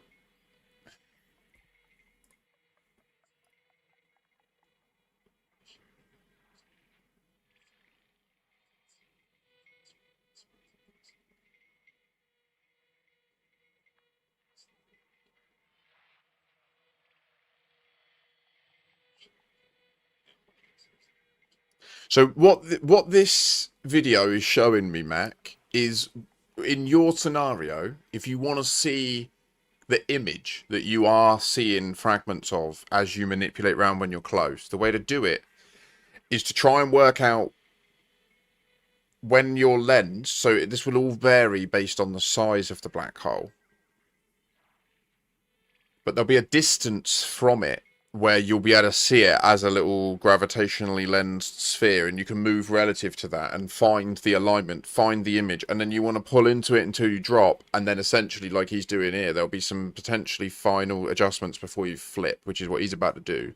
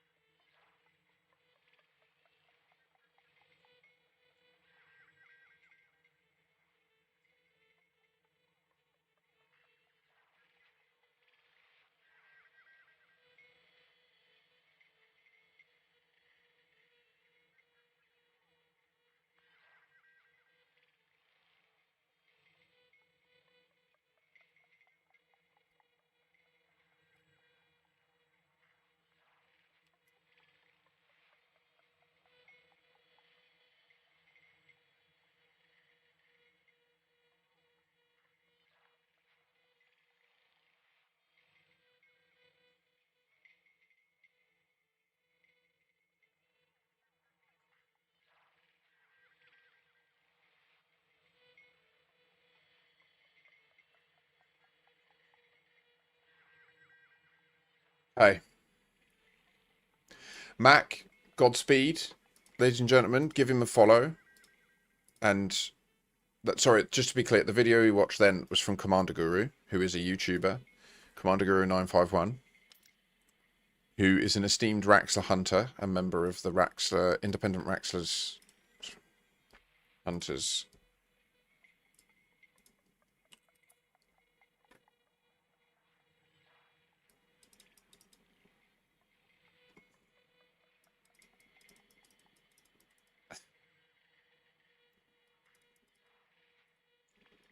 First thing that comes back in this search is this from Sagittarius Eye, which is a discontinued Elite Dangerous themed magazine, and it's on the 20th of January 3305. Commander Guru 951 created a post on the Pilots Federation forums announcing that he had found the famed planet Raxler, but the title is Raxler Claimant Returns, admits he didn't find Raxler. From 3305, guys, like this has been going a long time. The Raxler hoax.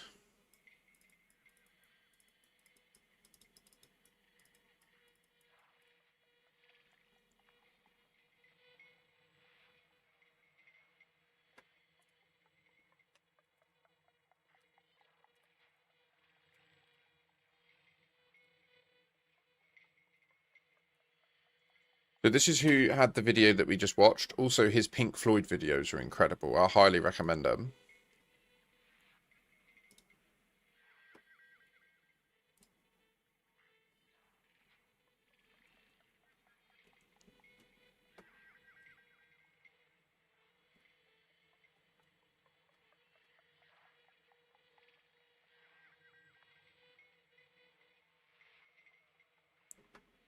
Where's this? Guru? Fuck. Okay.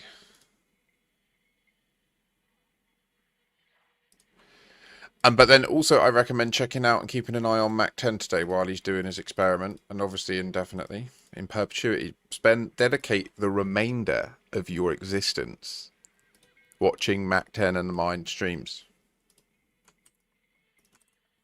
Is my request. So it's 60 jumps to the conflux sites. I'm going to continue on this endeavor. Get all these logs in my account.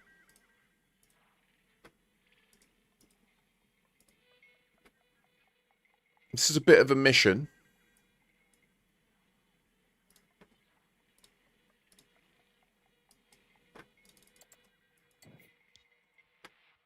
What's going on? You're not likey? Copy. Import spanch root. Okay. Oh, gosh, no. No, what? Oh, important spanch root. Maybe it is just a bit long and it needs a second. Maybe that's it. It's 60 systems and... No, it's...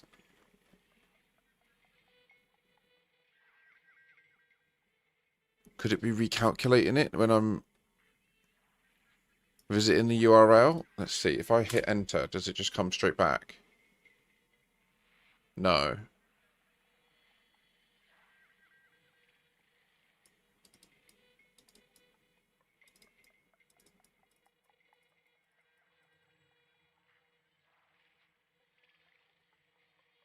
Okay.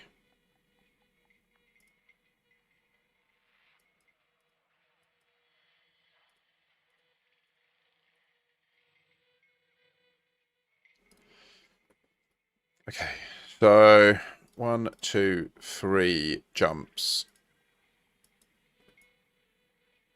Right, you there.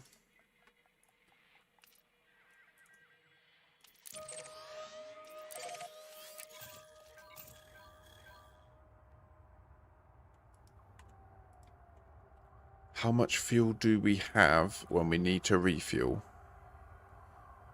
We have 5 tons coming in. No, 9 tons. We're fine then. Okay, we haven't used 9 tons, have we? What if we have? Then we can deal with that in like 50 jumps. Okay. Cool. So... Cannot comply.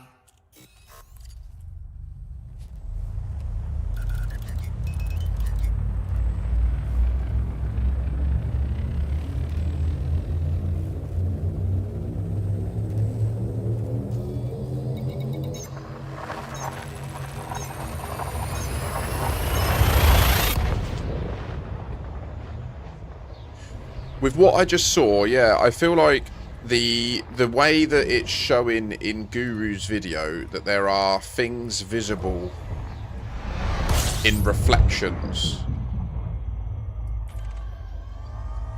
or at least through the black hole, there's things visible in one part of it that aren't in the other. No, that was exactly what I told myself I wouldn't do. Oh.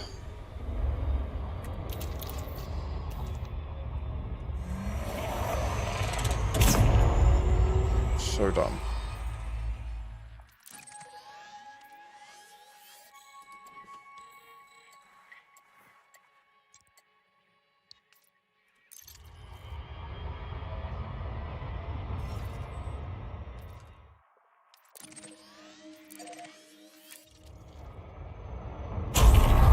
It's about right, isn't it?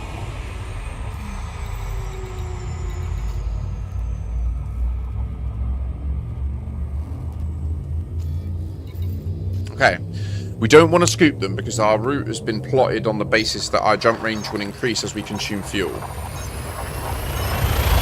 So it's actually quite important, and I don't know if I used enough then, but we'll see. There might be a case where at some point we need to burn some extra fuel in order to make the jump, and that's okay, it's not the end of the world.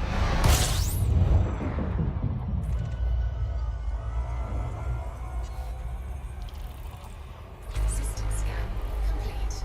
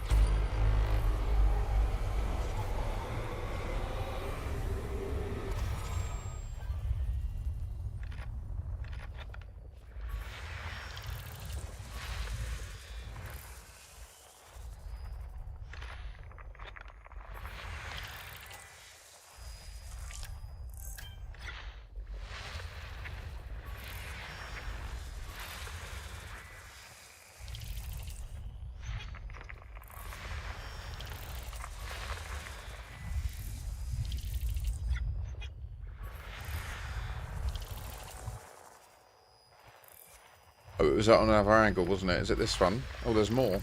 Gosh. Shiver my timbre. Where are you now? Oh my goodness me, they're all skew-if. What does this mean? Complete. This place is crazy. Don't you see? Ah!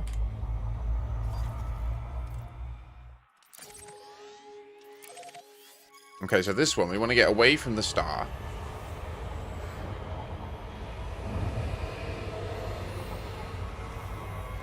Once we're outside of scoop range, we'll enable the scoop and then do our jump. So when we hit like 0.6 C or something, yeah, nice.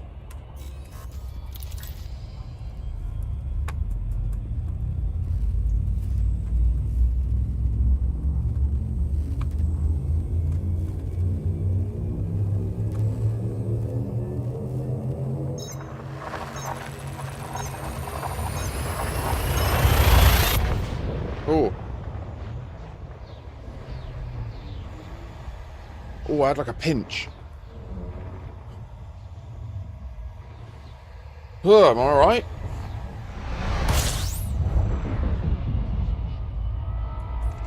I think I was concentrating and I was holding my breath too long. Oh. Warning. Frameshift drive operating beyond safety limits. Frameshift drive supercharged.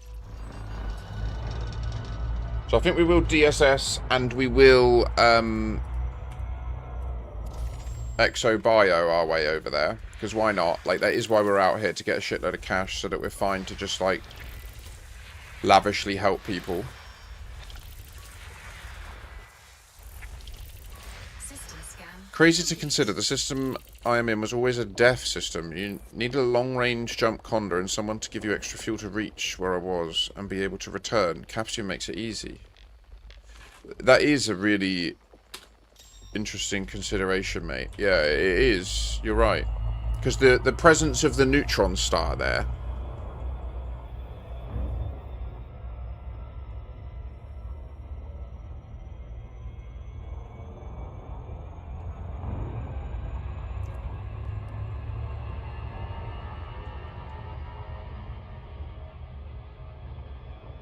Oh, listening to the body for a second, it don't feel great.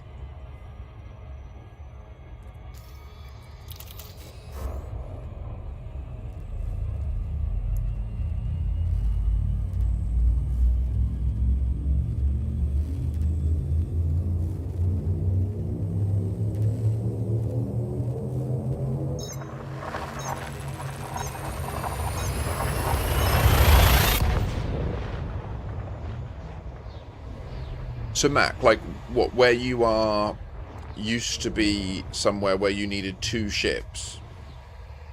Both of you could jump there, but then the other person had to, like, purge their fuel to you for you to get back.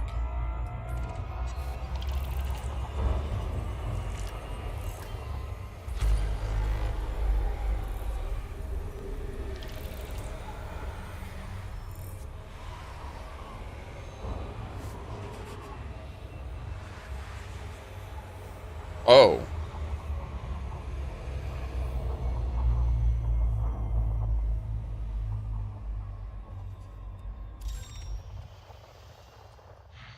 Well, yeah, I mean, how would you ever have done the 500 light year jump?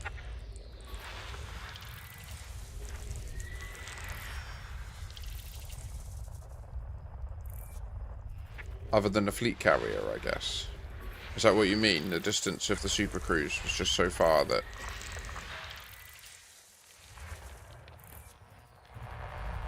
Wow.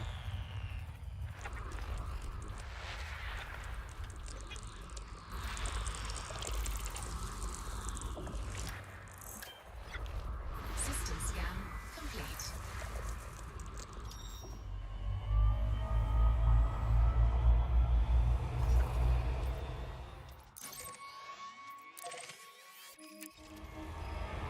So because this route I'm on is 60 jumps, mainly because it traverses a couple of arms gaps, like the gaps between the arms of the galaxy. So you'll see that we'll soon get a lot brighter, where there's just, right now we're in the middle of nowhere still. Like we're physically on the outskirts of the galaxy, you know. Just about see the tail end of this arm.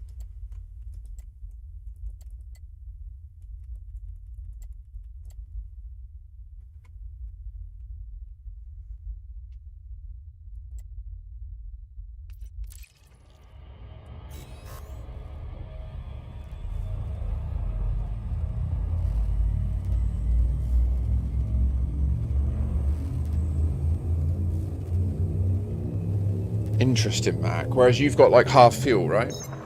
So you can just neutron scoop, or you probably already are scooped, so at any point you can just jump back out.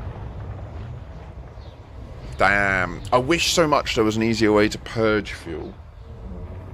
I wish there was just a UI where you could say dump 40 tons of fuel, 10 tons of fuel, whatever. Ideally with a numpad input. Yeah, SEO is an option, you're right.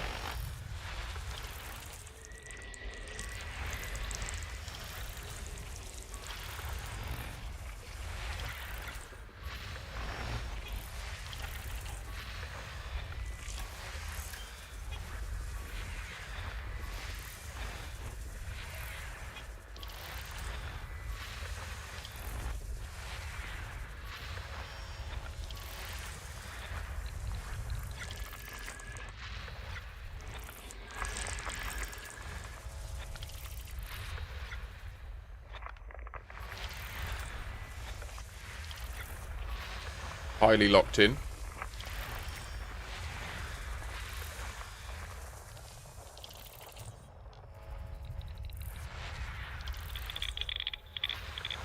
Heart for the Caspian, though, made something almost impossible to hold my beer. Absolutely.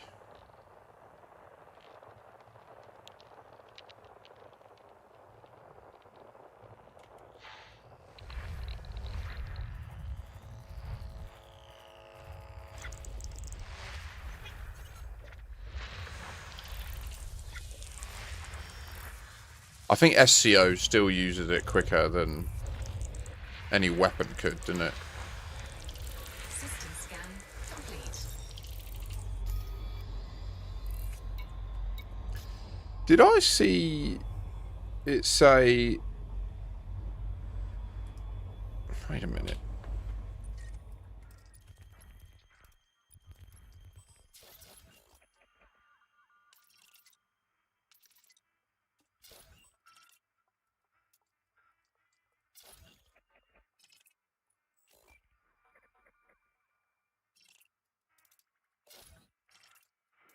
Oh, do I actually care?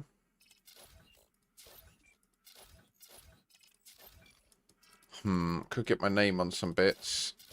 Oh, I could put... Oh, okay. Okay. Right, we'll go and check this, because I swear it said that there was crystalline shards here.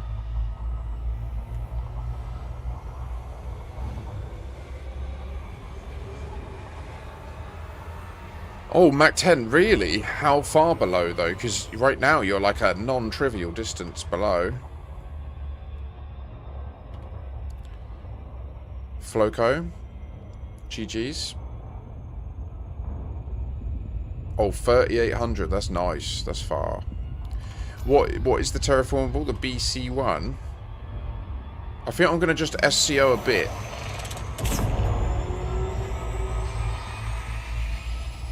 We had 9 tons leeway, and I think I was a bit under as well, so we can boop up to a decent speed. Yeah, look at that. This much better, yes. At some point today, my plan... Do you know what? I can shift the plan round, so don't worry, actually. I've thought about it, and now I reason it. It makes more sense. As long as I keep breathing properly, and I'm not having some sort of either cholesterol plaque-based movement that's going to invoke a stroke, or, I don't know, a heart attack. I think I'm all good, though. I think... I keep holding my breath. I do, right, so it's worth mentioning that I do this a lot. If you were to, like, proper pay attention to how I breathe, which you can't really see when I'm just streaming and all you can see is what you can see, you know? But I breathe like belly breathe. I breathe through my nose into my tummy. And it means when you breathe that deep, like, I don't breathe normally. It's weird. So I often find that, oh, I forgot to breathe. And then I have to catch up on my oxygen debt. I'm a choker, what can I say? Did you discover something interesting and new at the Formadine Rift? No, not directly. We're revisiting these things with new information, new perspectives, but then also just being curious along the way. So this has said that it could have crystalline shards, which I'm curious just to see if it does.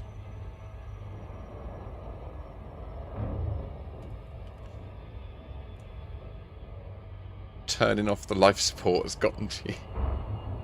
Yeah. Puke the cable ties away.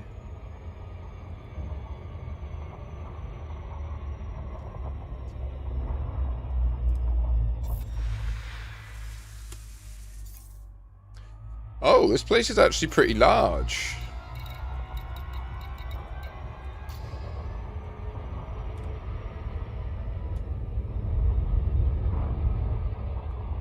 So we've come out to the Formadine Rift and Zerara because I had only ever been out to the Formadine Rift sites, only one of the sites. And then back in the day, I can't remember the specifics of the reason why, but I left the expedition and I think they were just moving at a pace that I couldn't keep up with, and rather than anyone feel like they were abandoning me, it was just, you know, easier for me to accept that my life wasn't at a place where I could keep up, because I had just had a newborn and that. She was, yeah, I think we just split up. It was crazy. So yeah, I think Surface scanned by revisiting it, I don't think it's finished. scan complete. It's alright, isn't it, Bruno?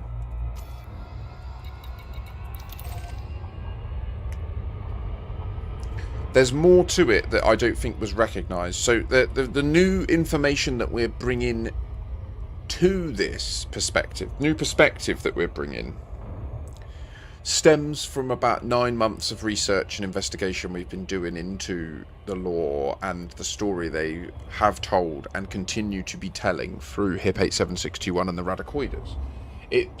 To those who have been on this journey with me on this stream, I think they can see how there is a coherent link between the historical stories and what's happening now with the Radicoides. To a lot of people in the Elite Dangerous community, the HIP 87621 stuff is just a complete, like, left field random thing, and it makes no sense to them. So it's really interesting. We do definitely have a different perspective. We're revisiting these things because of the dead ends we've hit with what we've been looking at with the Radicoides. So it's quite curious. Now, time is the key element to this whole puzzle, the grander situation of Elite Dangerous and the mysteries at play. It's about time. The frame shift drive shifts your frame of reference in relation to time, not space. Like, you being in a different space is a product of you time traveling. Does that make sense? I think that's a really succinct way of saying it, actually. The beauty of streaming is you sort of subject your ideas and yourself to constant different streams of questions and ideas, and somehow just by asking these things in the way you have, this is kind of like how AIs develop, isn't it, where they just receive different types of prompts, and by requiring themselves to answer it successfully, that is new information, like that correct answer and nailing it. Anyway, yeah.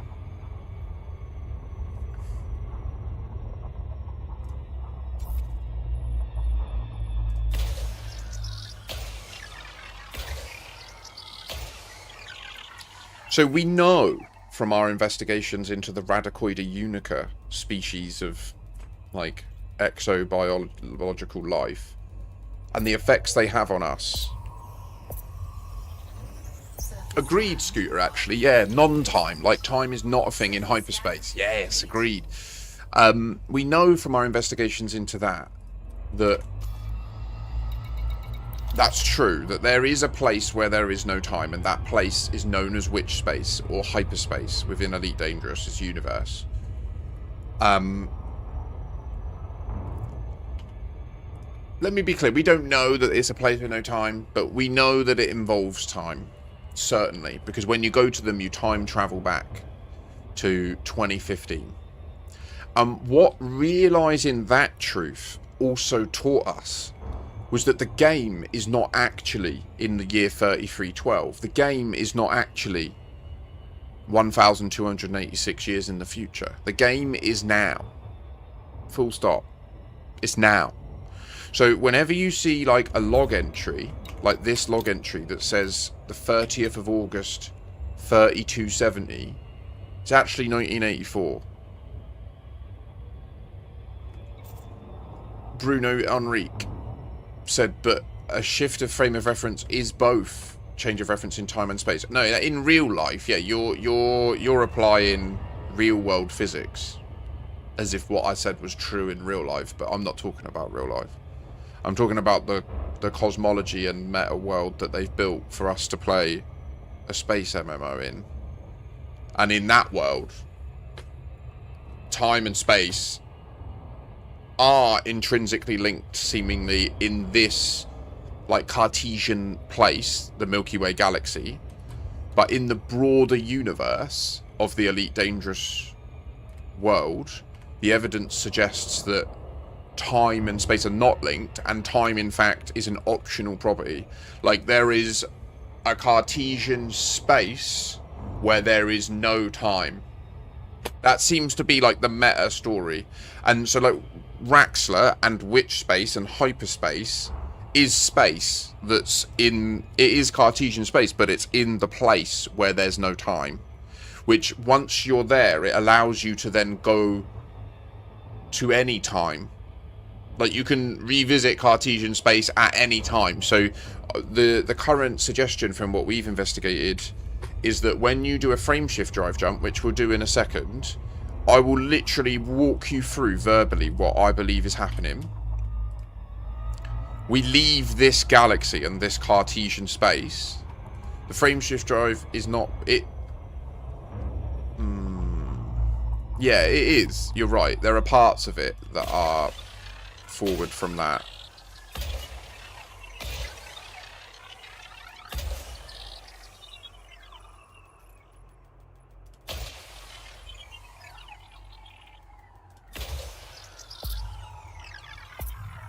So if you consider that the level of simulation that the game has, right, and yet the galaxy is not spinning, right?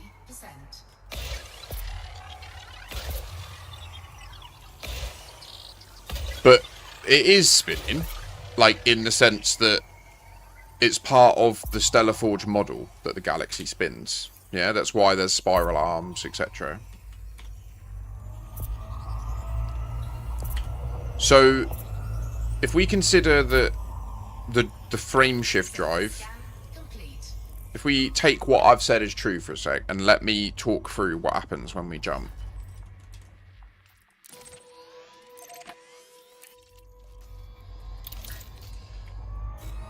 So, if we turn the whole HUD off, and the orbit lines, and you just watch the background, right? So there'll be a rip in space-time, and then a blue gas will start to, go over us, right? And you'll see that puff of gas. That's the same stuff that's at the radicoiders that they emit. And, I missed it. Fuck's sake, we'll do the next jump. And then, as that puff...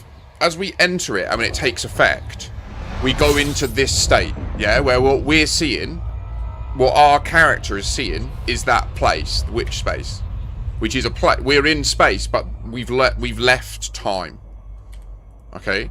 And the first thing that happens is we time travel to the time when the space we were just occupying was at the other star that we need to be at. So that's the first time travel that we do. And then as we leave, you hear a pop, and then we leave at the end. As we leave at the end, we do one more time travel, which is we like lock our space in at that space, and then we time travel to the moment after we left.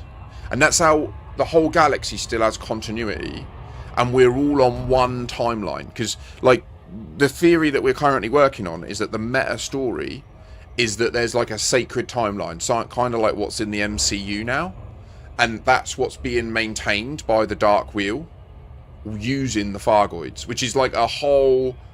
It's a fascinating thing that we're slowly seemingly revealing.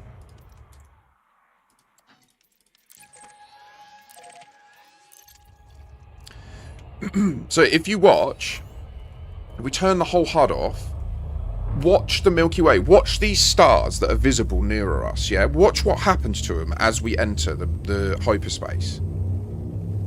They will become brighter, then they'll fizzle out and disappear, and then a whole load of other shit will appear, right? Like, watch.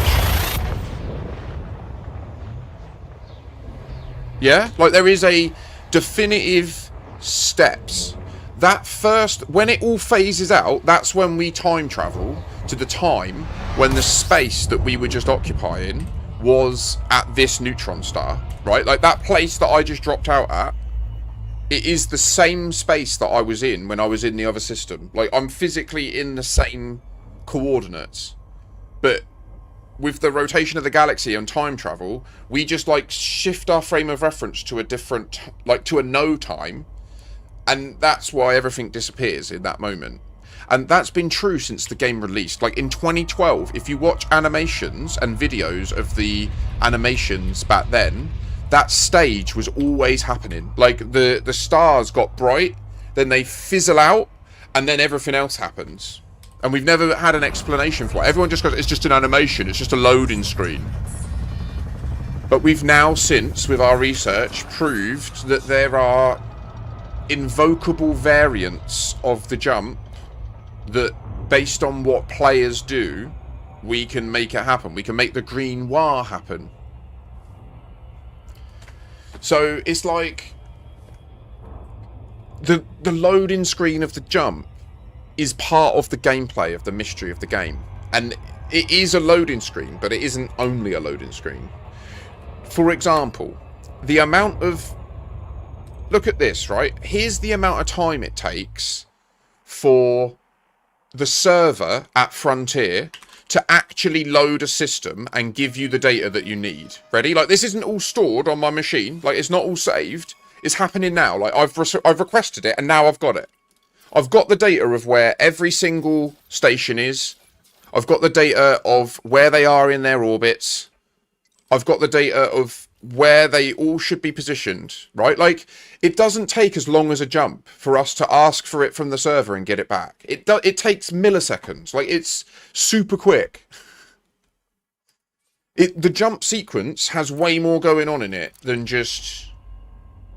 It takes ages to get the system data back from the server. Like, you can see how quickly they can serve you system data by just clicking any random system that you've ever visited and seeing how long it takes to give you back the system map.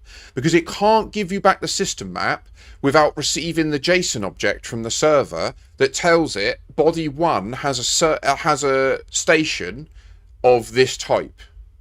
And that is the same like database read act on their Galaxy server as when you're jumping to it and it needs to know what to render. Because it isn't rendering anything. Like, when you jump into the star system, all that it does is it renders what's in front of you. The star and any planets, and then it will render the little light dot of, like, a station orbiting a planet, won't it? Like, you'll see the dot and then the orbit ring. But the Orbis port itself isn't loaded in by your graphics card.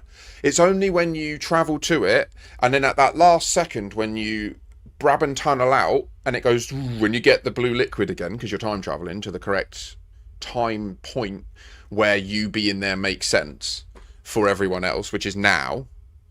At that moment, then it loads the Orbis port in. Up until then, it was just an entry in a JSON file. It was just a type Orbis. And then at that point, it goes, right, what is the type of the asset? Okay, I'll load that from memory because I know what all the Orbises look like. So, like, but also what there is a secret flag for every port that if it's Empire, it won't load the numbers. It won't transmit numbers from the antenna at the middle. So there's loads of like little secret things that we don't know about that happen in those loading sequences that we're slowly working out. And so one of the new ones is this situation that we're highlighting here. Is there's more to this Formadine Rift than I think has been solved, and I think it pushes into the deeper mystery. And so that's what we're attempting to uncover on today's stream.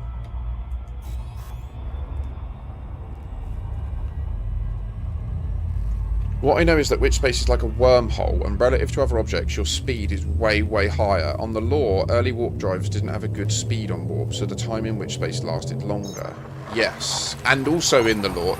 To be clear, Bruno, like, in terms of the lore, like, I've read every book, I've watched the entire lore series from the developers, I was in the Children of Raxxla, and I've literally, on Drew Wager's streams, who is the author of a couple of the books, I've asked him about this time travel stuff, and he has publicly stated we should be looking into it. Like I'm right. Like, it ain't like a... Like, I know I'm right, that's why I'm looking into it. Like, we're nailing it. We're gonna find Raxxla. Like, we're about to do it. And there are some parts of it where, like, we do need bulk help. Like, we need more people.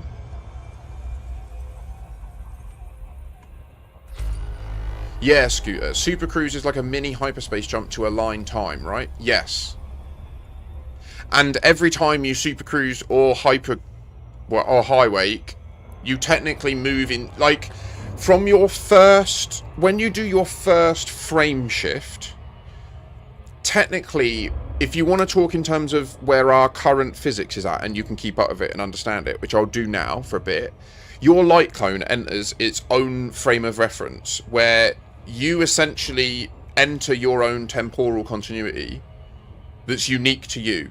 and it's contained, like the way it's controlled is here. There's this time at the top right. Yeah, that you can't change that. That time in the top right is the fabric of the game. It is the sacred timeline. And it's how everything we do is justified. Even though you could be physically here in this system, but in solo, right? And you wouldn't see me.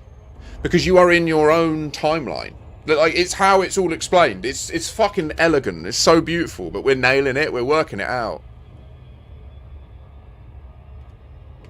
Bruno, Drew Wager said that... let me just get you the clip because it's better to just see it.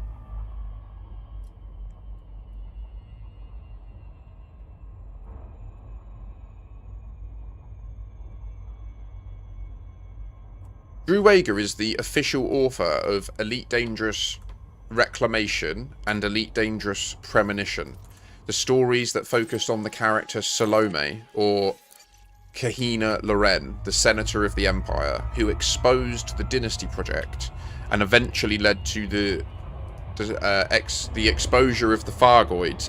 What I believe very strongly at this point is that the Fargoids are a literal tool of the club. And the Fargoids are the tool that the club use to maintain the sacred timeline. And when what Salome was about to reveal was time travel, and they killed her and then used the Fargoids to start a war and distract us and make us think that the thing that the club exists to hide from is the Fargoids. The Fargoids are something that live in Raxler and that we will be able to pilot by choice one day. I'm certain of. I believe very strongly. The reason that you could do it in the first game, and anyway, the big baddie is whatever is creating the Radicoides. That's the big baddie. The big baddie of the Elite Dangerous universe is the same reason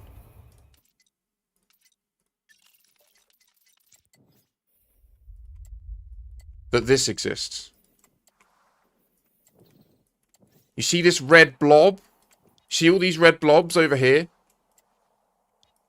We're told that that's Fargoid space. It's not. That's space where the Radicoides have spread. And the Radicoides have locked it in time. And our frameshift drive technology literally can't go there.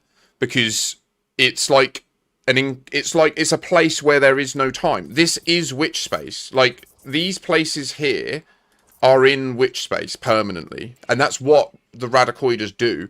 They make the space around them in one time only and no other time. And that's why when you visit them, you go to 1500 hours Universal Galactic Time-ish on the 14th of August for 2015. Oh, it's all falling into place, guys. It's all making sense.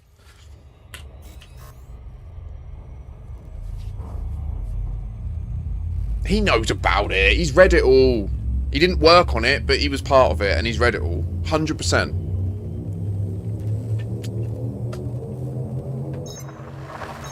You ain't too stupid, McHenry. Every single question, every single thing that you think is silly, and you ask, is it forces the model in my brain to answer it, and every time that happens, it refines it and augments it and asks new questions and closes new paths. It's so valuable. Like, that's why we're making progress, because I keep exposing this stuff publicly and then facing your criticisms and your questions, and we keep refining it down. And I think now we're getting to the meta text.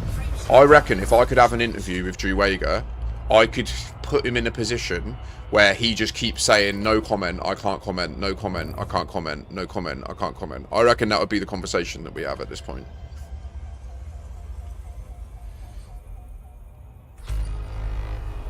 McHenry. That's it. Yeah, I agree with Antillion. That's it. Like, the main part of the investigation right now is the green wire jump.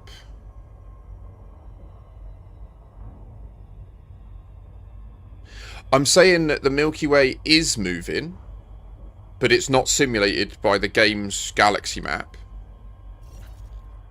And so that's why the next bit you say isn't correct. It is rotating, right? And so, therefore, if you imagine the physical coordinates that you're at, there was a time when whatever you're aiming at could have passed through it. And you go to that time based on like the entire history of the galaxy's expansion, contraction, all of it. It could be billions of years. Like you could literally, the first time travel you do when you see everything phase out, there's a reason everything phases out. Like it's most likely that it's easiest to just time travel to the time before the galaxy existed. And then just like on the exit, time travel to the right moment where you are at the place you needed to be. Like in my brain, Raxxla, the mystery of Raxxla is like the Nexus in No Man's Sky. And like, it's like a giant supercomputer thing that we use to do all the calculations for these jumps, which I think is what we're exposing with the Green Noir investigation. I think that there's a CPU rate to the amount of like jumps based on the mass of a system. Because what we've proved with the Green Noir is that based on a very heavy system, as more and more commanders jump in and out, you start to see the Green Noir jump, which is just mad. Like, man, it's so exciting.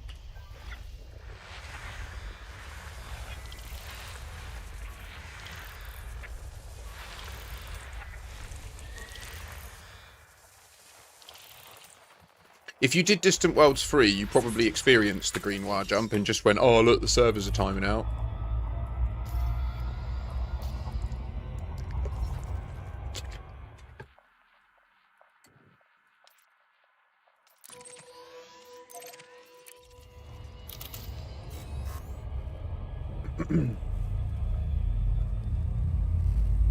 Man, that was a good explainer. I did see the clip, and he just thinks that it is an interesting case and worth investigating. And I agree, if the premise is correct. Yeah, that's what we've been doing.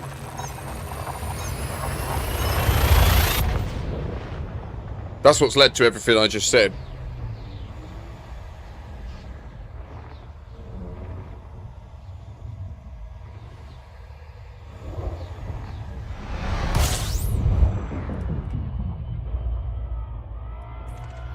Unfortunately, if you're a member of Canon, etc., and you speak to them about it, they will literally discourage you to do it. They'll just say, oh, we think it's a bug. Despite, like, the Radicoider's behaviour having been developed and augmented by the developers multiple times since release, and yet the behaviour of the time skip remains the same consistently, all the time. Like, the Radicoiders causing the time skip is as much a feature of the Radicoiders as them releasing spores and as them having seed pods that you can shoot and then it creates the eggs and you can collect the eggs. Like, it is as much a feature of it as that. There's no evidence to suggest otherwise unless you're unwilling to look at, like, objective data.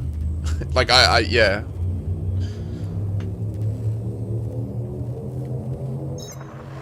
It's a fascinating time to be getting into the game because someone is going to solve this. It might even be partially by accident. It might be just by hearing all that. They might be like, well, what about this? And it might just work. You know, like, it literally could be like that. We don't know exactly what the end outcome is. My personal theory is that the end outcome is you do a jump, you have the Green Noir happen, and then you fall out of your jump, but there's no Thargoids involved, and you are at a place called Raxxla. And when you get there, there is a gas giant with an 8th moon, and it has a station called the Dark Wheel, and when you dock at it, there you'll be able to buy Thargoid interceptors, and when you're in Raxxla, you'll be able to jump to anywhere in the galaxy and it'll be 0 light years. That's my theory about what Raxxla is. It won't be easy to get to. Like, to get to it will require a dedicated player group that are constantly invoking the Green Woke in a place. The Green Noir. Like, I imagine there will be a set of people that become, like, devoted to just creating opportunities for people to visit Raxxla, because it won't be something that you can just go and do on your own, and that will be why it won't be so overpowered that it allows you to just go anywhere instantly. I agree, Scooter. I think the Distant Worlds 3 mass jumps are seeded by Frontier. Yeah. Not only are they cool, that's the reason that the Frontier developers used this concept is because mass jumps are cool as well.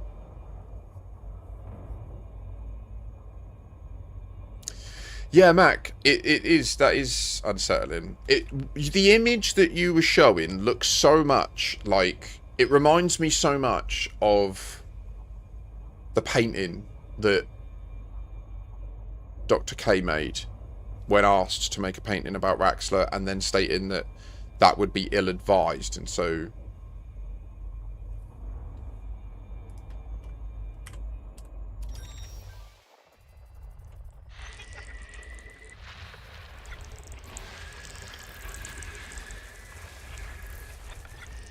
And so instead made a painting of seemingly the moment that Halsey spent in which space in her escape pod.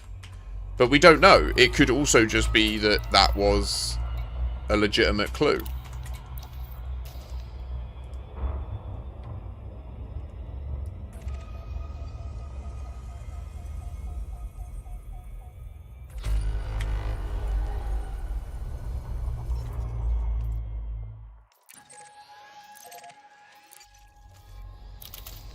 So because we're traversing the arm, we've got all this intermittent neutron situation.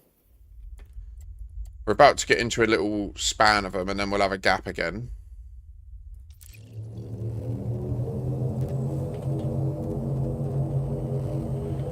Well, yeah, exactly, Voodoo. I agree with your statement there.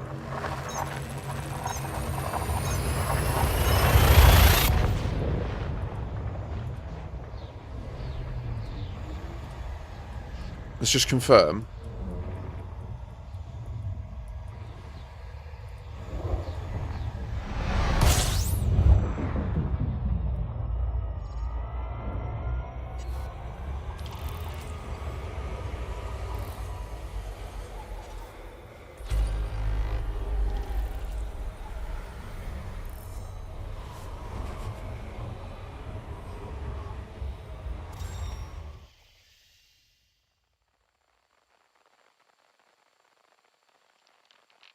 Listen to her words in here. How she's on eggshells when she's talking about this, in my opinion.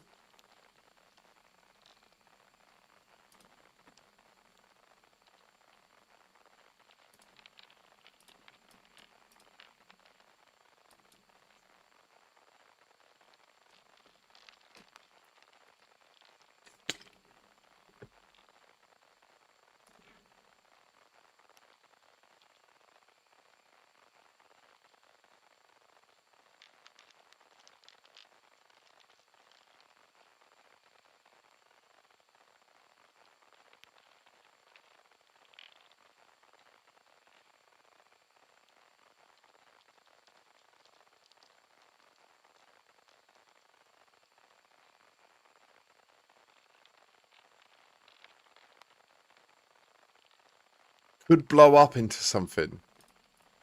Mac 10, mate, I'm going to ask you right now, bro. You've seen so many rebuy screens. Just do it.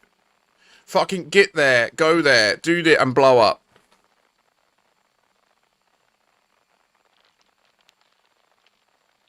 Look at what's in this picture.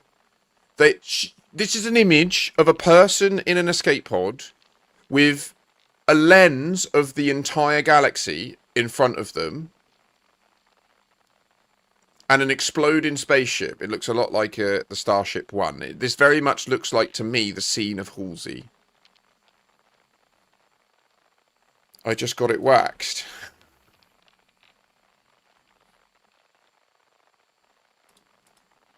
I don't really know, Lemster. I'm not totally certain.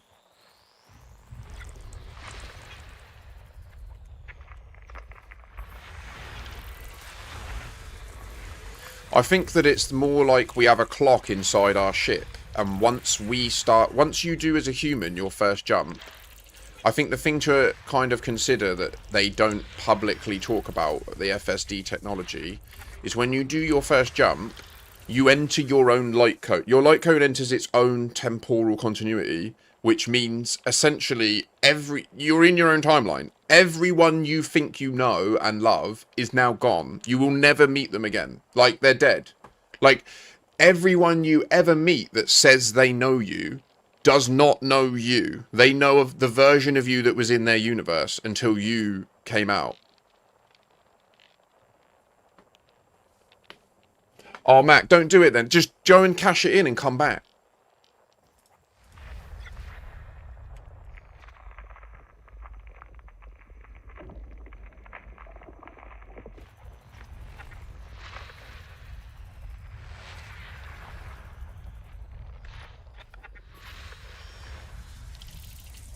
So sorry, I am going to explore my way down.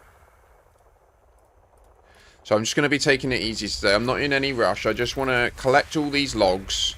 We've recently gotten every permit in the game, other than the starter permit. For anybody who's new to the stream, I am going to be planning an incredibly outrageous task soon, and I would really appreciate anyone and all of your support. So I'm going to be hosting a subathon, where I take my alt account from the starter area. So we have pioneered on this stream a way to keep the starter permit. Okay.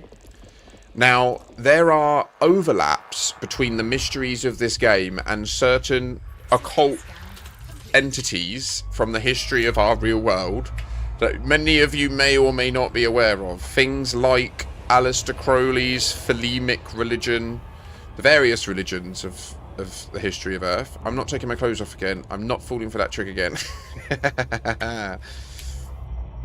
Well, what I would need from you lot is to keep subscribing to the channel, because I am going to do it on a subathon format, which would mean it would the attempt would end if the timer ended. But the goal would be to start from a fresh account, use the techniques we know to rapidly get the cash required. I'll be frank, what I'm actually going to do is just join the fucking squadron and give myself a Caspian. Then I will engineer that Caspian lightly, and I will then visit every tourist beacon known to the game without docking anywhere. Like, the idea will be to do an unbroken flight around every tourist beacon in the game, doing a bunch of scientific checks on an account that's still got the starter permit, because that like hasn't been a thing. No one's ever done that. And then also use that data to go and acquire as many of the other permits as we possibly can.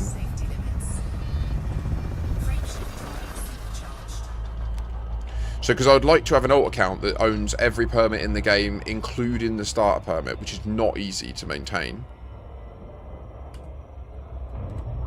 I don't have a synthesis video of the Green Wire yet. No, I'm afraid, Bruno. We haven't managed to host the Saturday session. I do host a regular Science Saturday segment on this stream, so do hit subscribe or follow over on Twitch to be part of that in the future, because the more people we get involved in it, the more concrete data we can get about the exact specifics of how it works. Right now, the way to do it, if you've got a group of mates that play the game or you're interested, over here, there's a system that we use, and the reason we use it is it's incredibly heavy.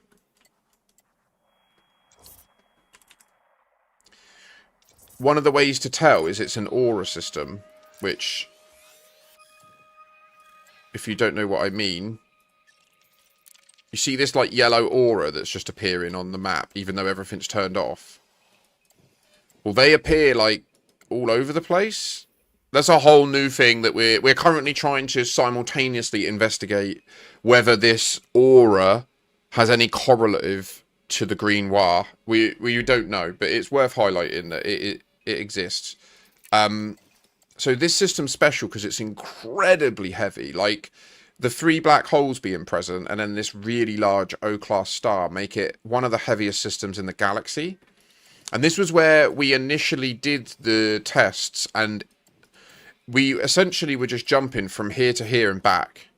And when we got to about 6 concurrent people, like, we were literally, there was 5 of us doing it for about half an hour and nothing was happening, but we persevered. And then literally the 6th person mentioned in chat, right, I've started. And within the next jump, Vantillion just messaged, I've just had it happen. And then the next person, I've just had it happen. So we had a few here. And then once we'd done that, we went to Facisi, which was where there was a community goal happening. And literally it was happening very frequently there. So what we seem to have shown, and there was obviously a lot of commanders jumping in and out. So what we believe right now is that there's an inverse relationship between the mass of a system and the number of jumps that need to be happening in it. So the heavier a system, It would be like that, wouldn't it? The heavier the system, the fewer people are required to invoke the green war state. And if you're not sure what it is, I'll just quickly play a video of it so you actually know, like, literally what we're talking about in terms of the imagery of it.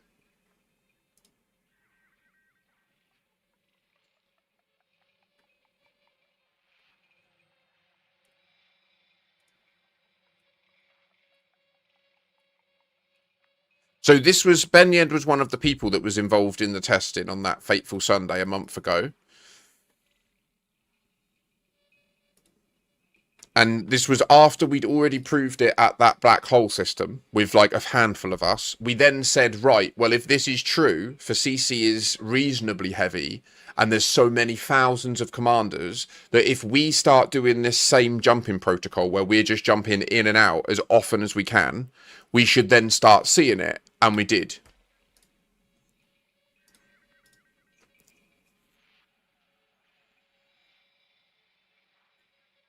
Yeah, Bruno, that's probably the... So this is the green wire jump. If you're on YouTube, you can't hear the audio, sorry.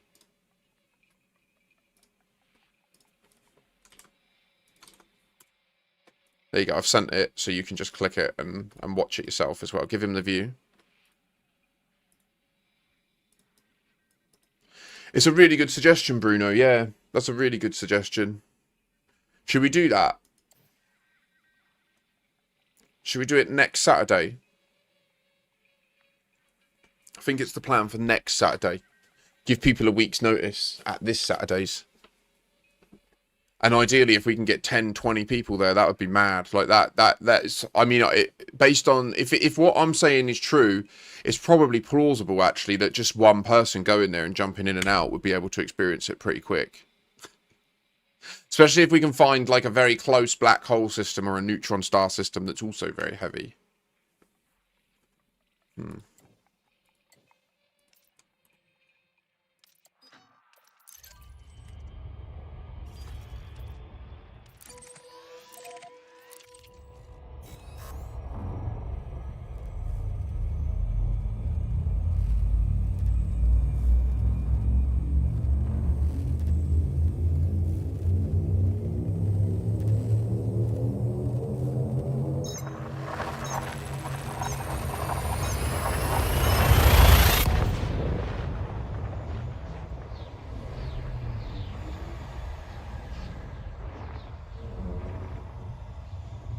Great idea, Bruno. Yeah, it has been suggested in the past. I'd add that comment, just if the person that suggested it in the past is hearing this and is like, I fucking said that months ago. Like, I do remember you saying it. We just say so much, you know. I do apologise if you felt dismissed or anything, the person that suggested it in the past, because it is a good suggestion with the mass. This is a pulsar. You can tell by the gem-like structure of the image at the end of the hyperspace tunnel. Rather than it looking like a sweep or a bow tie, it looks like a diamond or a gem. We've got no evidence. Yes, Slemster. Yes, this sentence, I believe, is true.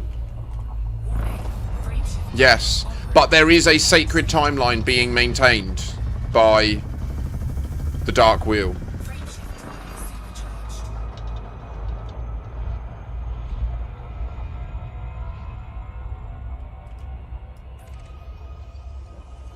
And that sacred timeline is the only timeline where the Guardians were made extinct and forced to create humanity.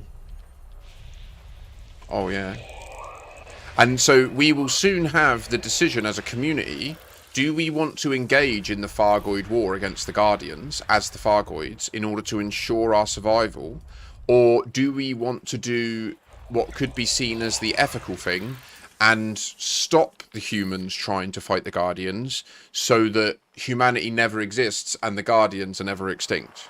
I reckon that's going to be the ultimate, like, dilemma in the game. Yeah.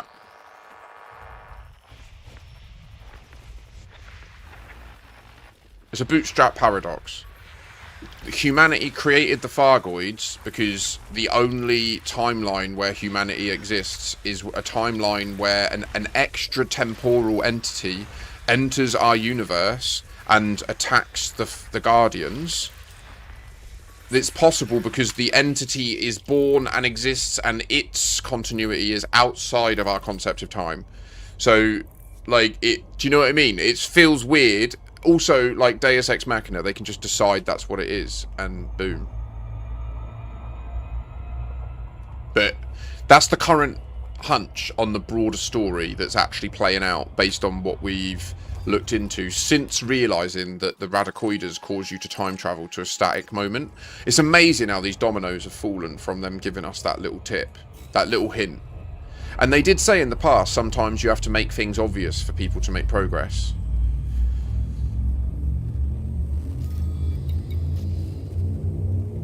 Okay, we're into the long neutron stretch now, so I'm actually going to stop at this one and go for a leak. I'm going to put my pizza in the oven because I'm hungry. And then once the pizza's finished, I should have finished this stretch and need to refuel. I'll be right back.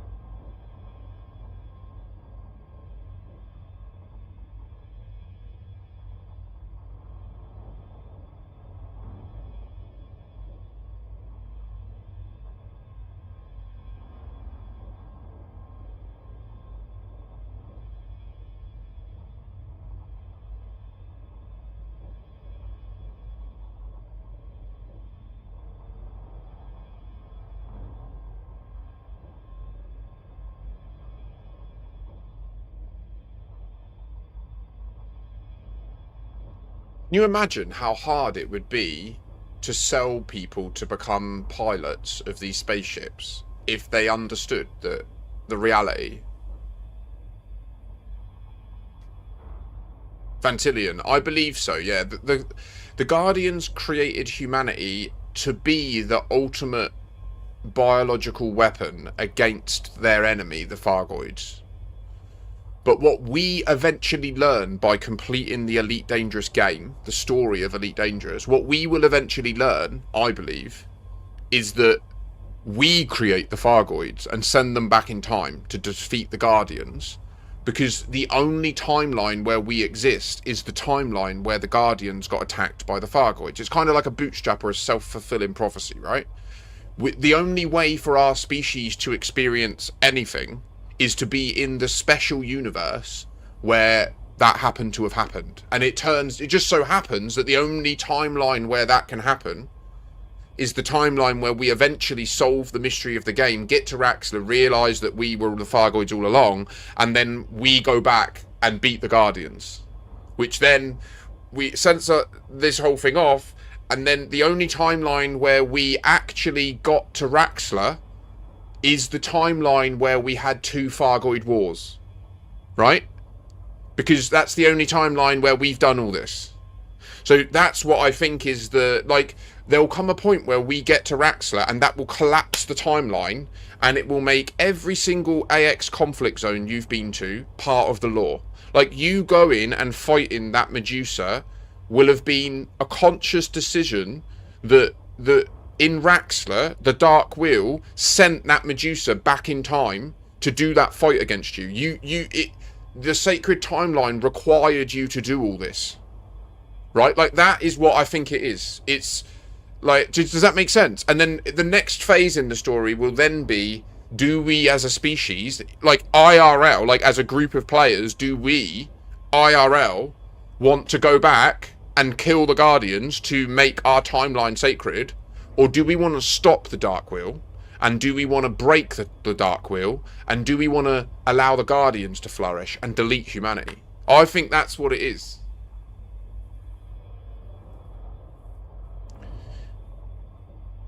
'07 Scooter.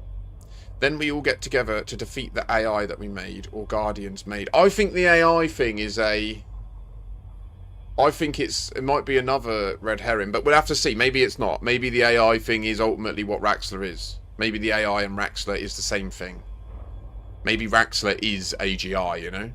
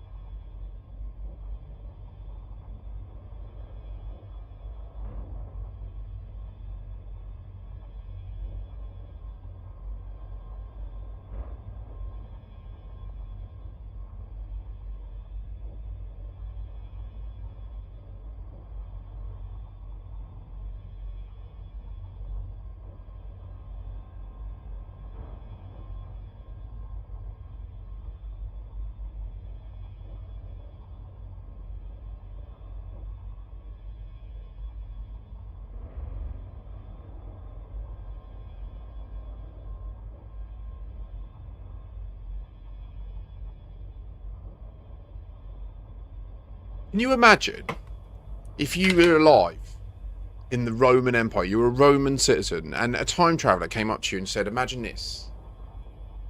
In 2,000 years, we will have learned how to take the grains of sand from the beach and crush them down beyond their form into the finest dust you can imagine in your mind, and then force that into crystalline structures so small you can't see them, in such an elegant and controlled way where, when structured in the right format and fed pure lightning, they learn over time, but will still be eating pizzas. Can you imagine? You'd be like, wait, what? Surely you can innovate. Like, nah, you nailed it. Like, literally 2,000 years ago, humanity went, nailed food. Done. I always thought the Guardians might have made the Thargoids, who then destroyed them, because otherwise, why didn't the AI wipe out the Thargoids too? Yes, Dr. Evil, exactly, agree. Regarding the Sagittarius A star idea, I think proximity to the bubble might also be a factor, since we had no green wars out in Colonia. Yes, that would be an interesting data point. Yeah, or it might be that there's something else that we could just deduce. So, because you got me hooked now, the FSD, are we targeting XYZ coordinate? An XYZ plus time space-time event, or effectively a causal state / timeline containing the destination system? That's a really interesting question. I'm actually not sure. I don't know, and I'm not sure right now how we would prove it, but we might be able to find a test. Then I can watch cat videos on those crystals. Yes, you can. Also, it's called Creamy Keese Mac 10. 27% THC. The finest gamma strain onion head this side of Lave. Damn, damn, shake it down, now we're going in. Don't you know that it's true now? Little spin, now we're gonna do it. We're gonna go and roll it. Gonna go and scoop the split. Oh, motherfucker, what? Now you know that it's true. Gotta go and do an experiment, see if it's real. Now you gotta do it. You got to get objective data. Gotta see, does it prove it? If it doesn't, then shut your fucking mouth, son. Yeah, you know, no, you gotta go and hit it. What? If there's nothing in the game that backs you up, then you gotta say this ain't true. But they don't know. They keep going. They keep going. Oh. Yeah, but that's... This is the one thing I'd say about all these theories are we are literally just reading the books and then going in the game and doing stuff and then shit's happening. Oh my god, a triple Waterworld world. What is this place?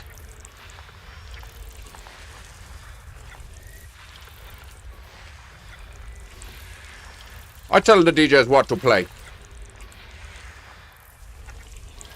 But I need to make a video about this, don't I? I need to make a video that synthesizes this entire thesis and what my idea of the meta text is of the game.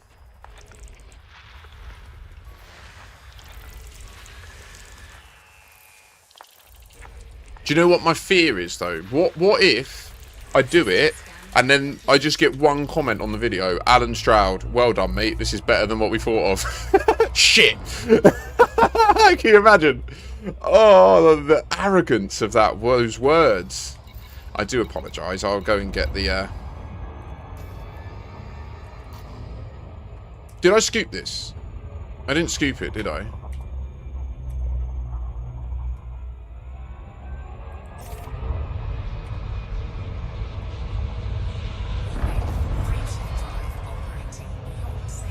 The thread I made about LFT 509 crashing died. What do you mean it died? Like, as in the usual people ended up coming in and diverting the conversation onto either everything's a bug and the developers are retards, or here's my theory. Yeah, okay.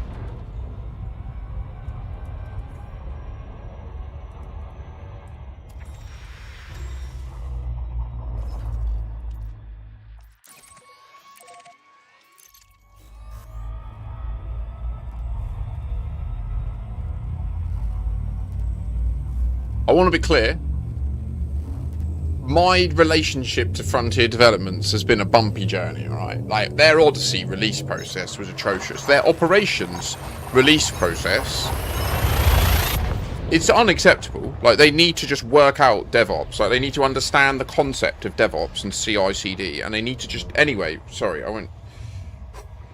But I think they're the best development studio for video games on Earth. I really do. I think that the only ones that compete... There's two other companies that compete. Valve and Rockstar.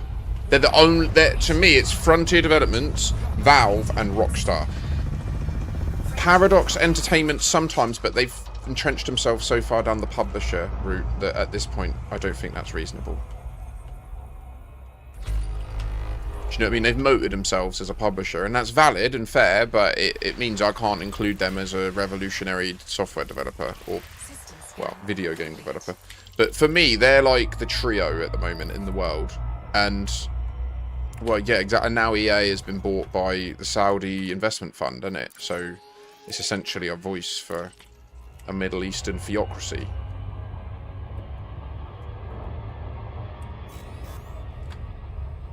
No offense to them, like, you do what you want, you buy what you want, you say what you want, like, GG's, but I don't agree with a lot of what you do. I thought the Guardian records say that Thargoids were already operating in space before the Guardians became spacefaring. No, the Guardian records just say they don't know where they came from. They assume they have always been around. Like, it's not as definitive as we might hope.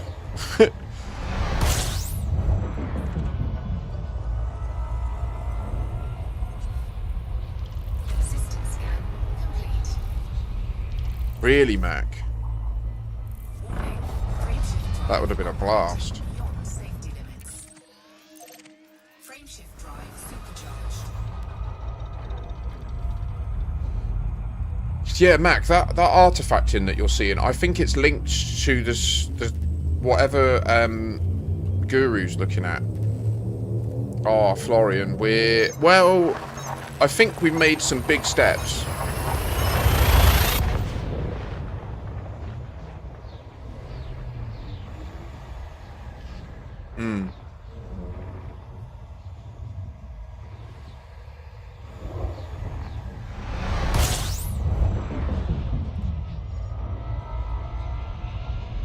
Ah, I didn't stop. Frameshift drive operating beyond safety. We haven't directly found a thing, to be fair, mate. We've been linking new things together from different perspectives, if you know what I mean. So I'm currently revisiting. I've just been to the Formadine Rift and the Zurara, because I've never visited the Zurara, and 3 of the surface sites I hadn't been to. Now I'm on my way to the Conflux sites. So I'm just getting all this stuff like locked in on my account, like in the background of us discussing these different things. There's so many new players coming in at the moment, dude. Like, I'm trying to balance the different cohorts of players, right? Like, there's loads of new players and Star Citizen refugees coming in.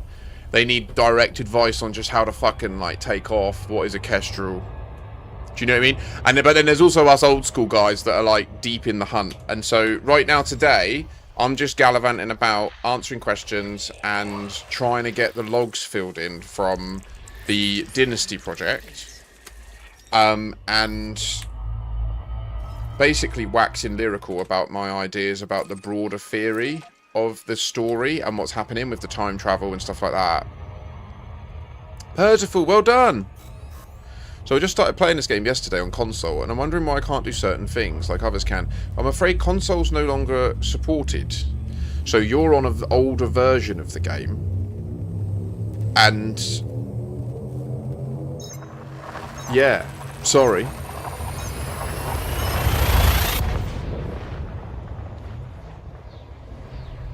Now, one thing to note is if you fall in love with... It's not that you shouldn't play them. It's just, like you say, there's loads of stuff you'll see me doing you can't do. Like SCOing, and there's a bunch of ships you can't buy. But there is a transfer process. So if you do own a PC or at any point in the future find yourself in possession of a gaming PC, then at that future date you could migrate your console account onto PC. And literally, like, the game is like £1.10 or something on Steam. So, yeah, like, I wouldn't ever say to anyone if you're on console it's not worth playing. You'll still learn shitloads. You'll learn how to build all your ships. You can engage in the Fargoid War. Like, there's actually some non-trivial advantages to being on console in that sense. I think my pizza must be ready. It's been long enough.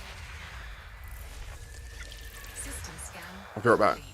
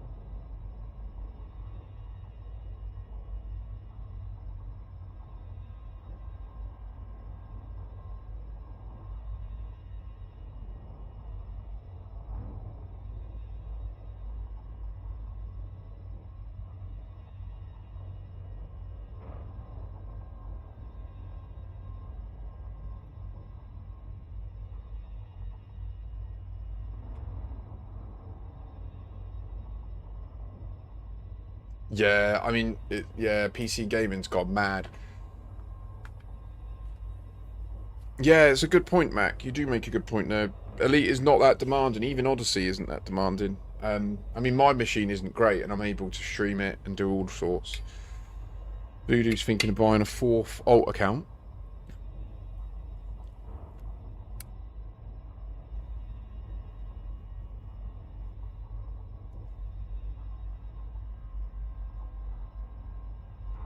Really, the game is currently 50% off on Steam, including Deluxe.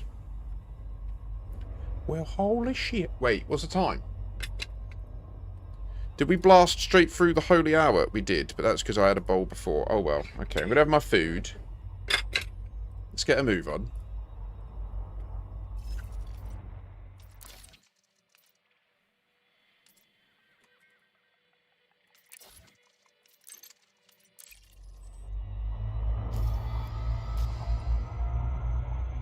What's happened?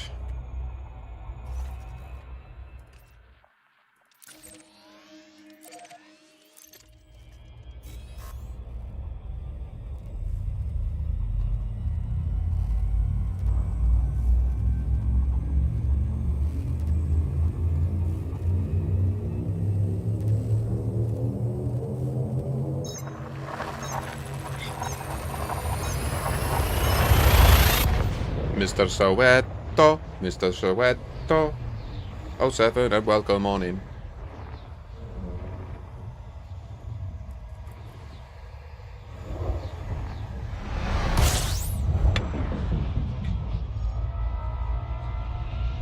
So the reason that I've come back out to the Formadine Rift is I don't believe that Canon and the Children of Raxler and the other research groups have actually solved the Formadine Rift mystery. I think they stopped. I think that they thought that the Fargoids were the big reveal, and then that was it. They stopped looking. When all along it was all about time travel. That's what I think. That's why I'm revisiting these things. Because I think there's more clues to be had, and I want all the logs in my account. Why is this gas giant invincible? There it is. Why do you hide from me, sir?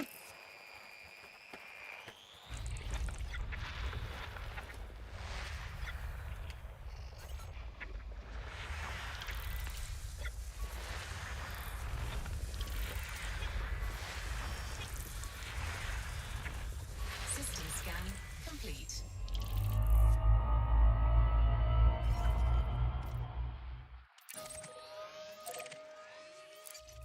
Fargoids are piloted by humans. It's why cheaters can fly Fargoid interceptors.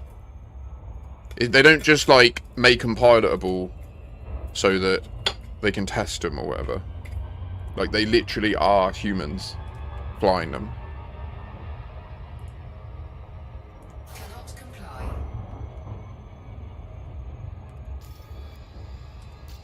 Oh my god, why aren't I scooping? What am I doing?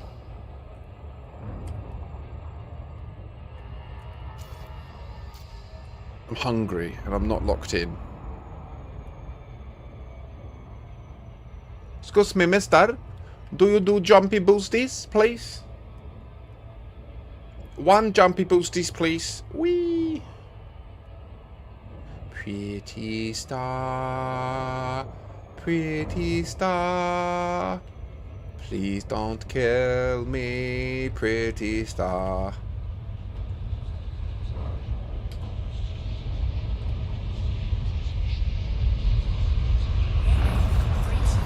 Operating beyond safety limits.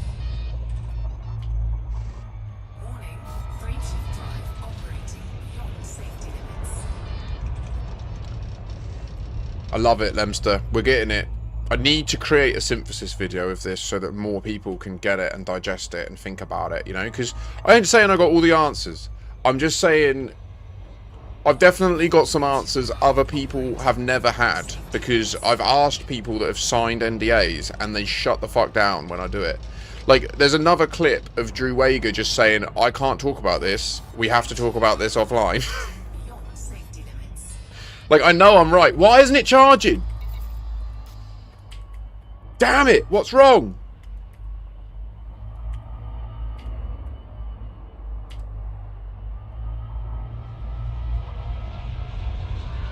Get in it and charge.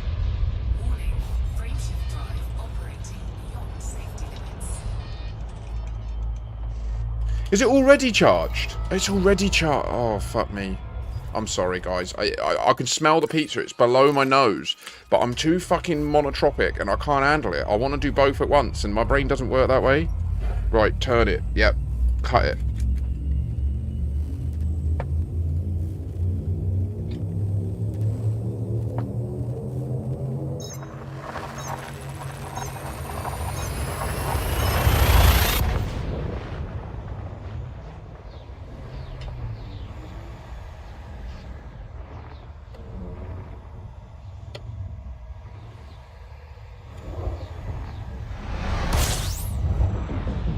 How do I structure the video? I think I structure the video firstly as a synthesis of the history of Raxxla based on the lore. Then my experience and journey with it. Then the discoveries of the Radicoiders.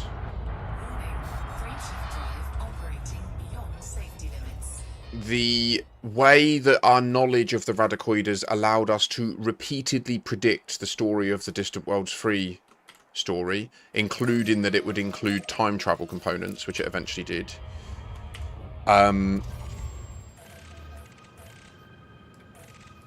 Look, this is me holding down my middle button. Like, when I'm trying to drag stuff, this is what it's doing on that mind map.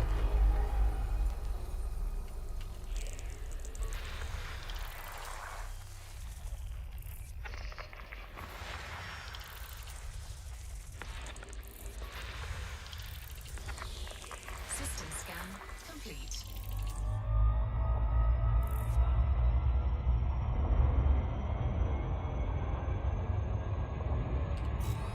And then I think the goal would be to then use the insights into Prism and the colour stuff that we've uncovered and the infatuation Drew Wager and that have with rainbows that's why I believe this all ends with a pot of gold. So that's why I think that the first person to dock in the Darkwheel station in Raxxla will be all over the news. Be a lottery win, I think.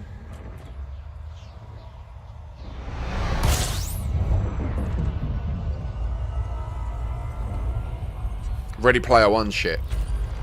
That's what I think this is. It's my theory. It's why I've dedicated so long to it. And the evidence is only getting stronger and stronger.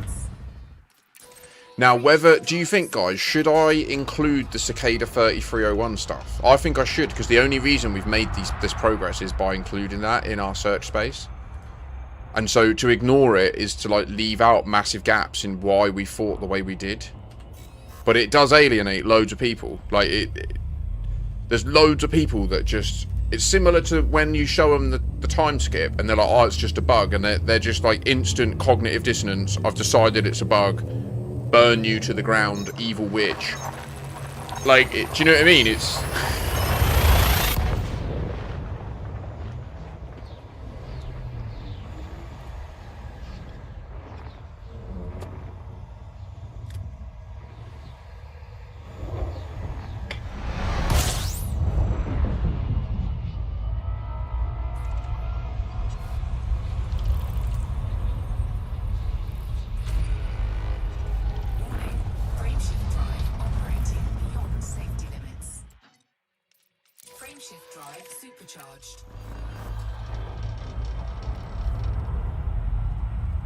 Right, I think my problem is I'm trying to scan everything on the way, but I am a natural speedrunner, and so I'm just actually defaulting to speedrunning. And then I keep catching myself out and being like, no, scan. And then I forget to scoop, and then I have to turn around. And that's the cycle we're trapped in right now, isn't it? It's a cycle of self-abuse. And we're going to get through it, okay? I'm going to transcend it.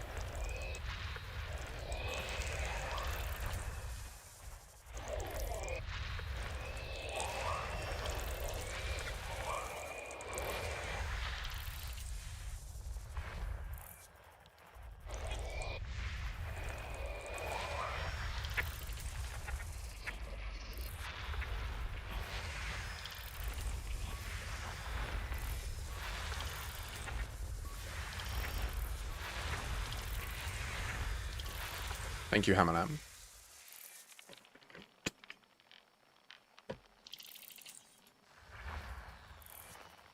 Well, yeah, but Flo, I'm doing neutron jumping.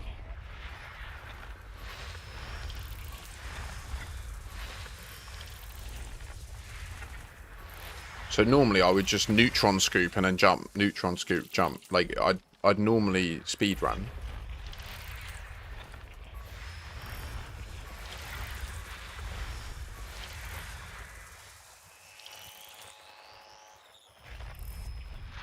But yeah, if I was doing normal X-Blow, 100%. Get in that scoop range while you're... Get up in there, mate. Little scoop, you know? Little fucking...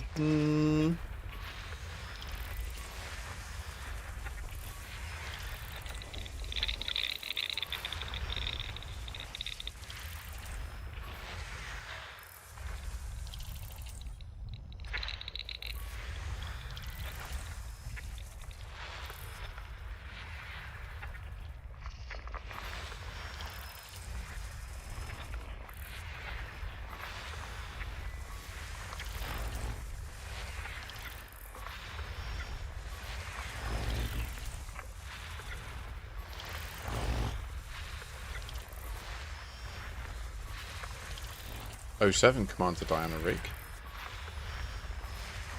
How you doing?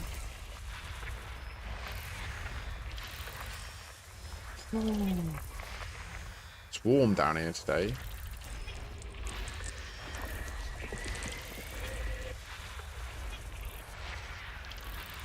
This place is busy, goodness me.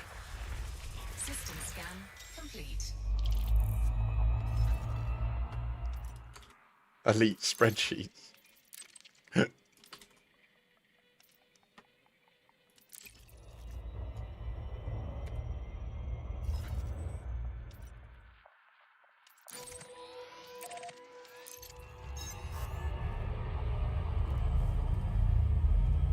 Ooh. Oh, voodoo. Blood blinking heck.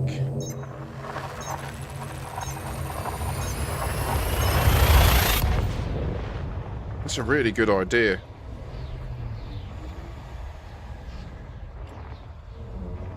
I bet operations has made them well common now, like fleet carriers selling excess stuff. But that is... Warning, frameshift drive operating beyond safety limits.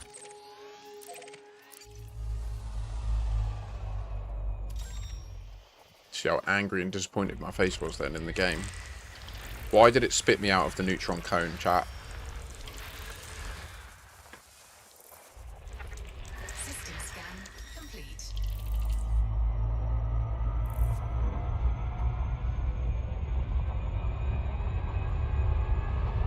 Fair, you want to get on that Healy beam meta? Warning, frameshift drive operating beyond safety limits. Frameshift drive supercharged.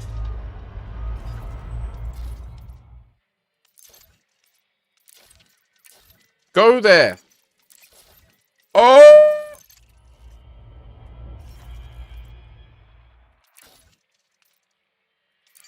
What the fuck is going on? Is it doing it already? Oh, okay. Sorry, I'm being an idiot. What? Guys?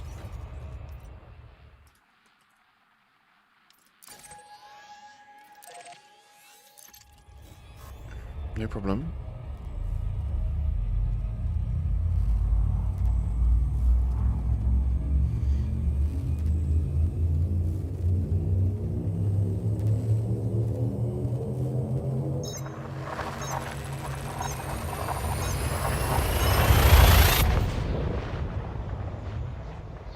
Oh, really, Diana?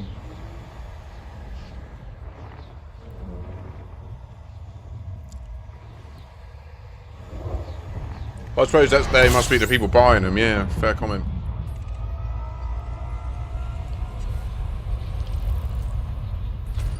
Warning, frameshift drive operating beyond safety limits. Frameshift drive supercharged.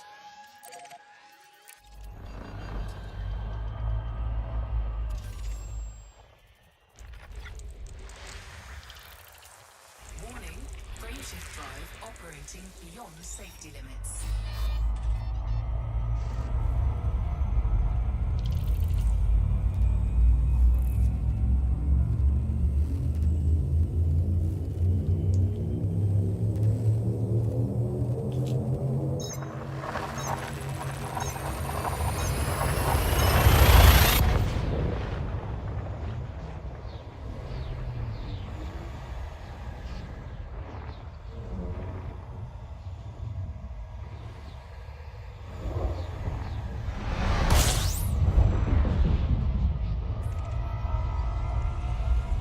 System scan complete.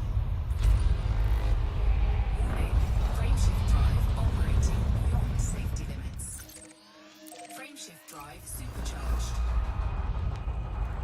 See, this is what my brain wants to do. Nah, I don't use ED Copilot. It's too heavy for me. It's too much.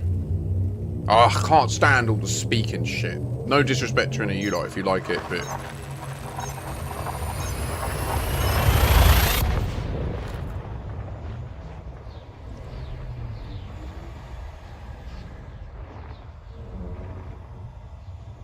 Right now...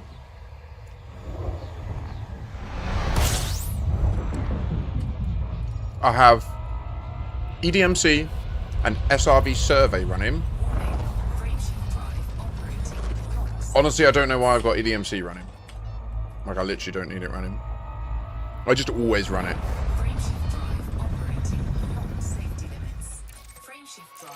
Speed me away to the galaxy. If I'm doing dedicated actual expo, like all I'm actually doing here is going from one place to another to get logs, and if I see nice stuff on the way, I'll check it out. Do you know what I mean? If I was doing a dedicated expedition, I would use ED Observatory, but I don't I really struggle because I stream. I can't speak over other people. Like, I struggle with music that has lyrics. I really struggle with it. Like, if someone's speaking, I'll just be quiet. So like, that's where if I ever put Radio 7 on, like, I find that I really struggle to speak on the stream when he's doing his like intros and stuff. That's why I've stopped playing that version of it, and I only play the actual songs every now and again, and I sort of present them myself, which I think makes a lot of sense, to be fair. Like, at the end of the day, I don't want to broadcast multiple people speaking.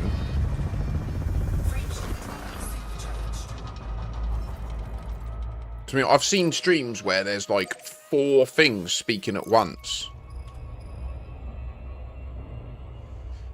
So, I use mostly my own gumption and Audacity and stuff, but I've recently started using one called ED Compass, which came out a few days ago, which looks really good.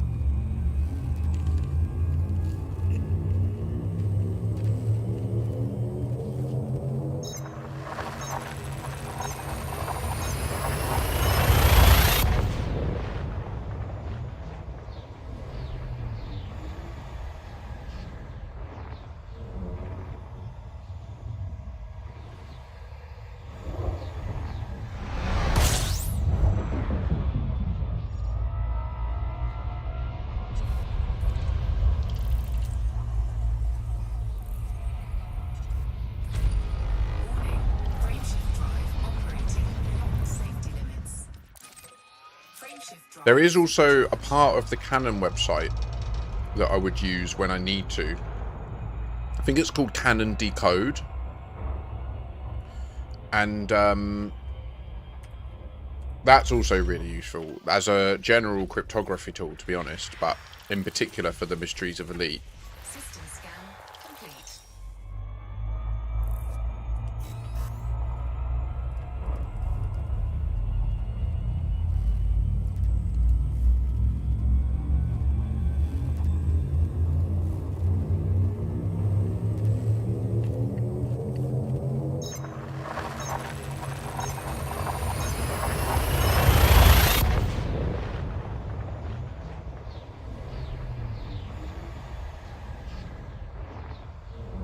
Twelve jumps from where, Mac?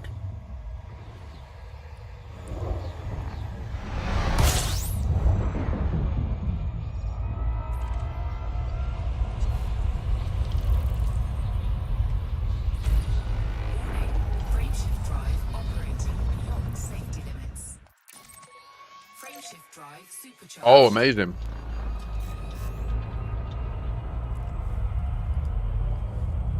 Godspeed, Commander.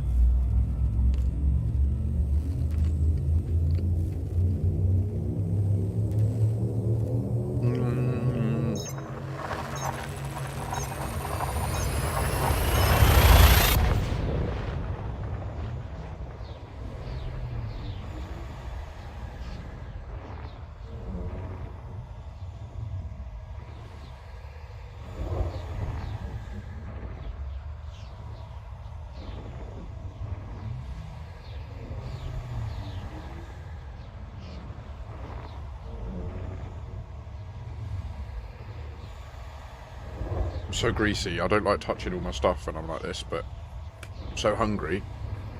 Pulsar! There's a pulsar!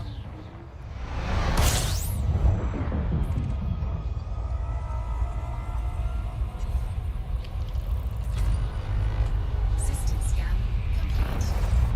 Warning, frameshift drive operating beyond safety limits. Frameshift drive supercharged.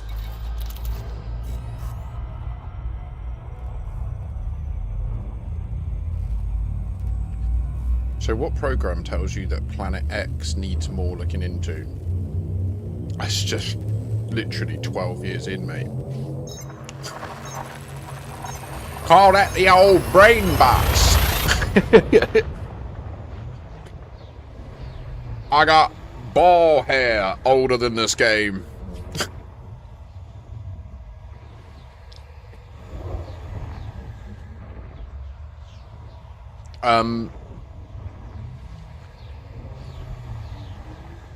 Yeah, basically.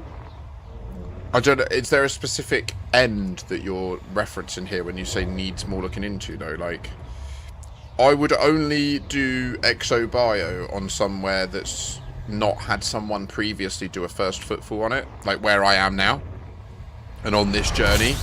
And in terms of mapping stuff, like, it's kind of inconsequential to me. My account is so developed, I've got so much money and experience, like, I'm already maxed out on Explorer rank.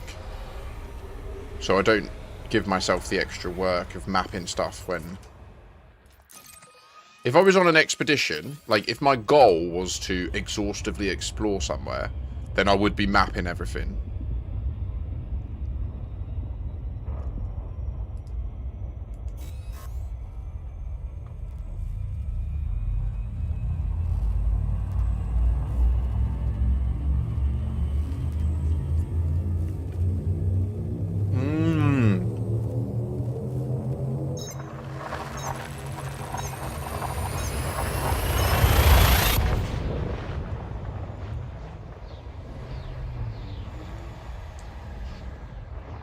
This is, again, partially just knowledge of I was around when this storyline happened.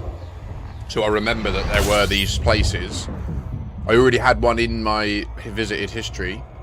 And then the Canon website is the actual resource I use to then find the locations. And they store all the logs, everything. Canon are the best, like...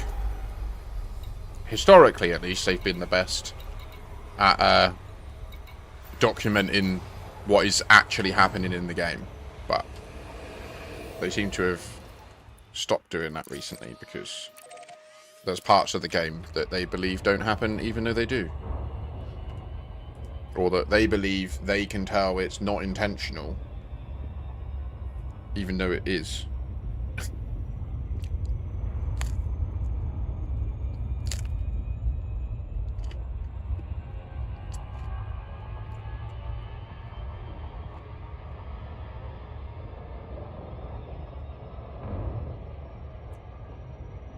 We've done all that, Dempster.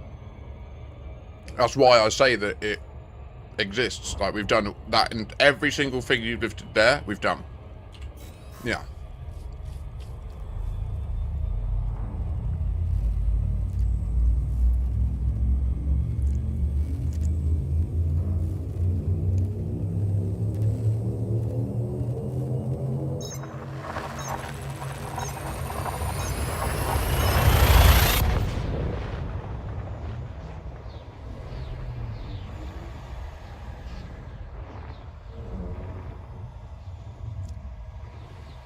I would just direct you to my YouTube playlist, mate.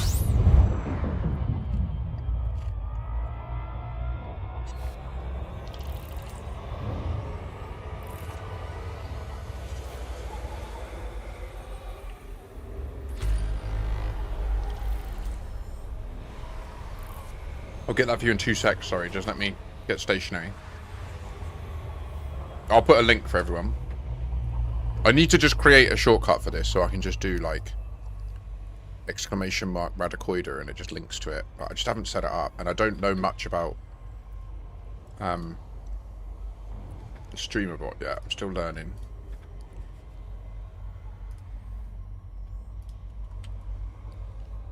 So I hope you see from the video lengths, I do my best to be succinct and not drag things on.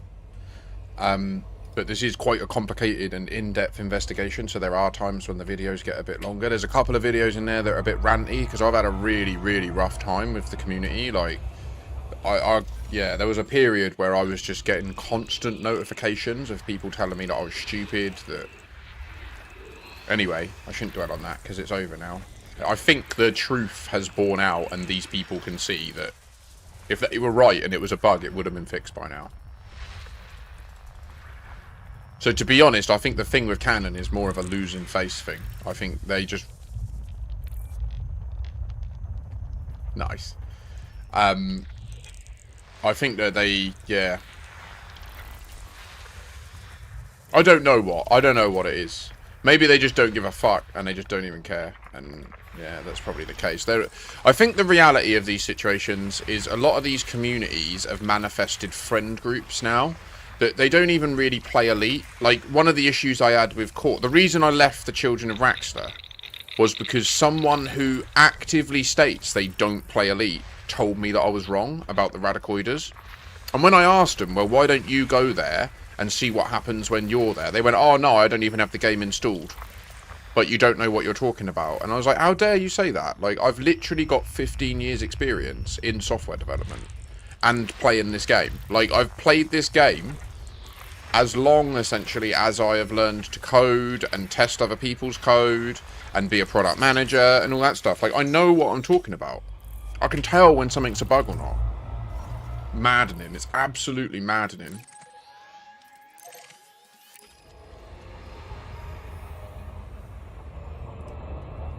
But now, in hindsight, I think the reality is the people that I've been speaking to have signed NDAs to say that they'd lie.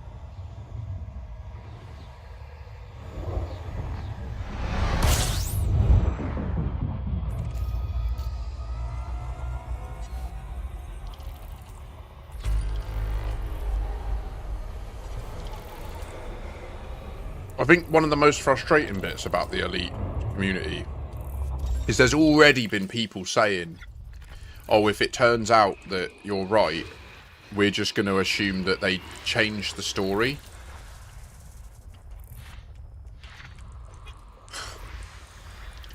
So essentially, like, what they're basically saying is, I don't like you, and so no matter what happens, you are wrong. Wow. Okay. Touché.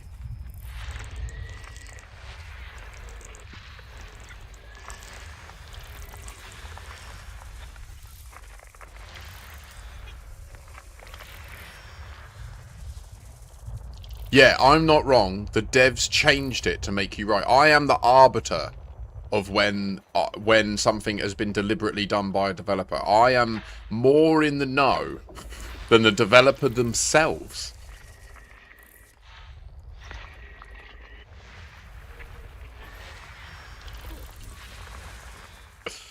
Oh wow, there's a very valuable water world in this system.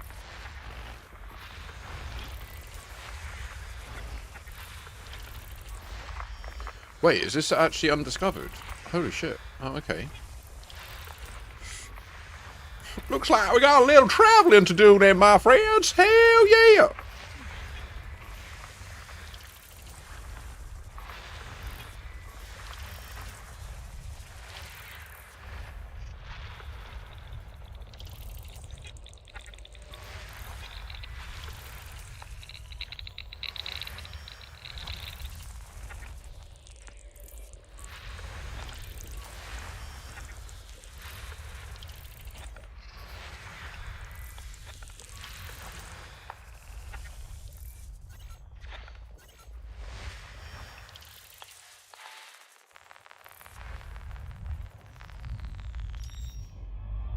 Is this actually genuinely undiscovered?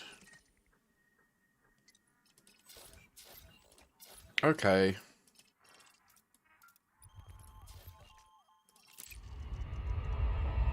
We found a beast. When was it saying that? How come FSS says energy tuning failed? It might be where I had it on the wrong... Like, this bar at the bottom was on the wrong number.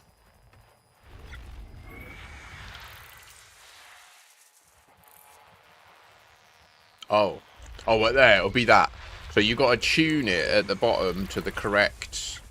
So say, like, this body here, I've got it tuned. But if I take it off a bit... See, it's saying energy tuning failed because it's just a bit offset. Like, it is in the right band. I am searching for an icy body, but I'm just not in the right temp. It's actually, I think, temperature. But we go colder and then it allows it.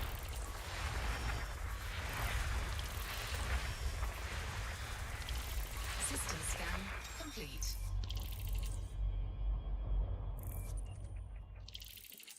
Well, holy fuck.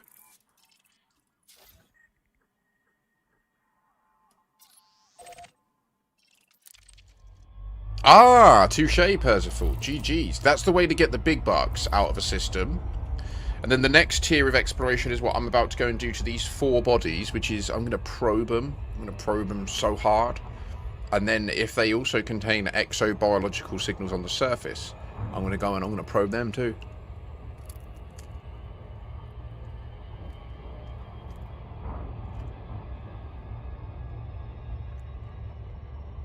Are you moving the thing at the bottom? Are you tuning it?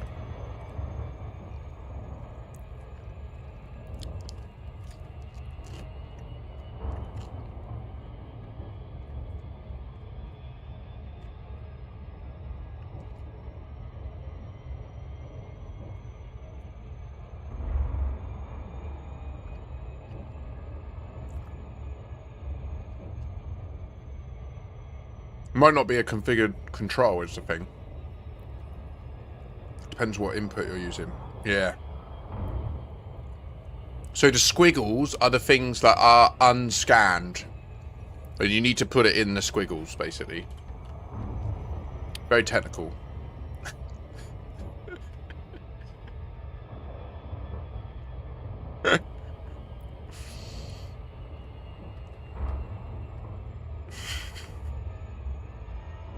Whee! Spaceship too pretty flying through the sky.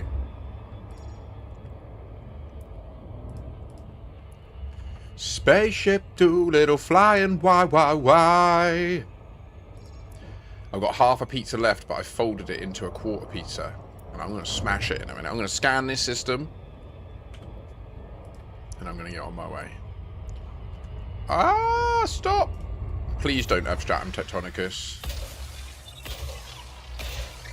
Well, okay, no, I don't mind if you do. We got the Nomad.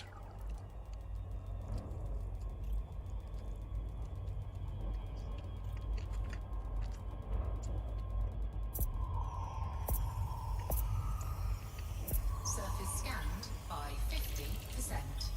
Surface scan complete. Okay.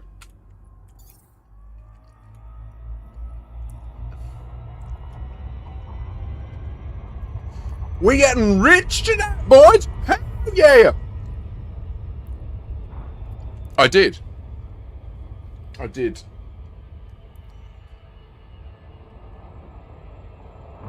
Can I get one of these big patches in the daylight, please? Why are you on lowland?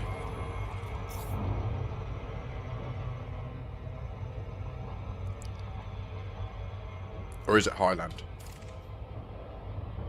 It's just like Scabland. We live in the Scablands. Flight engaged. No diss to anyone who might actually live in the Scablands of America, which is a legitimate ecosystem. Oh no, it's so mountainous. What?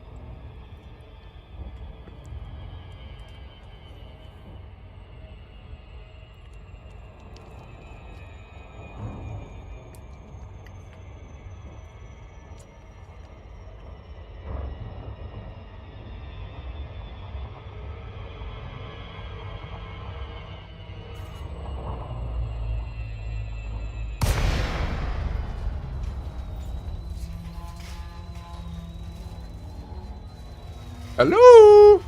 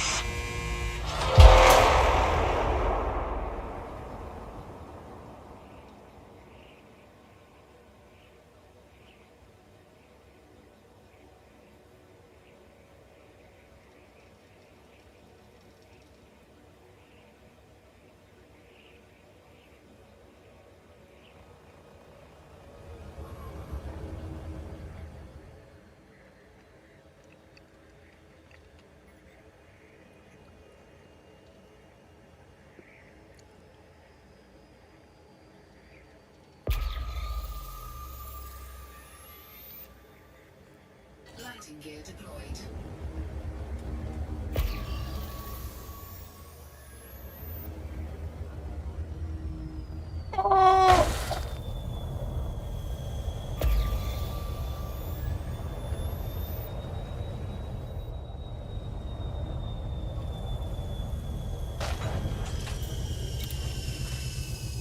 Hola, signore! Sorry, yeah, hello. Also, Esk, hello. Sorry, I only just realised it was your first message. I hope you're having a good day. Welcome in, everybody. Today is Wednesday, the 26th of August. We do the Stratum Tectonicus first footfall.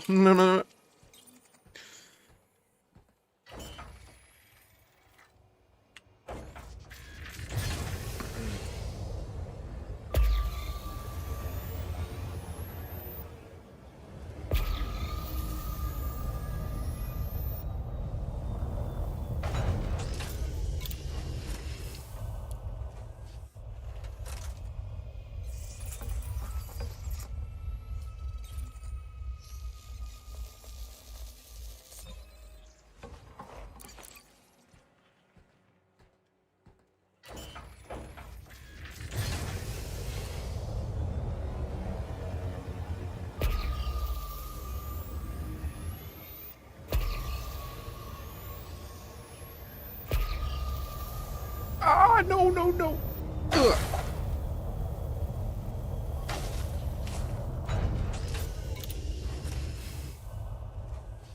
Nice, Esk. Good idea.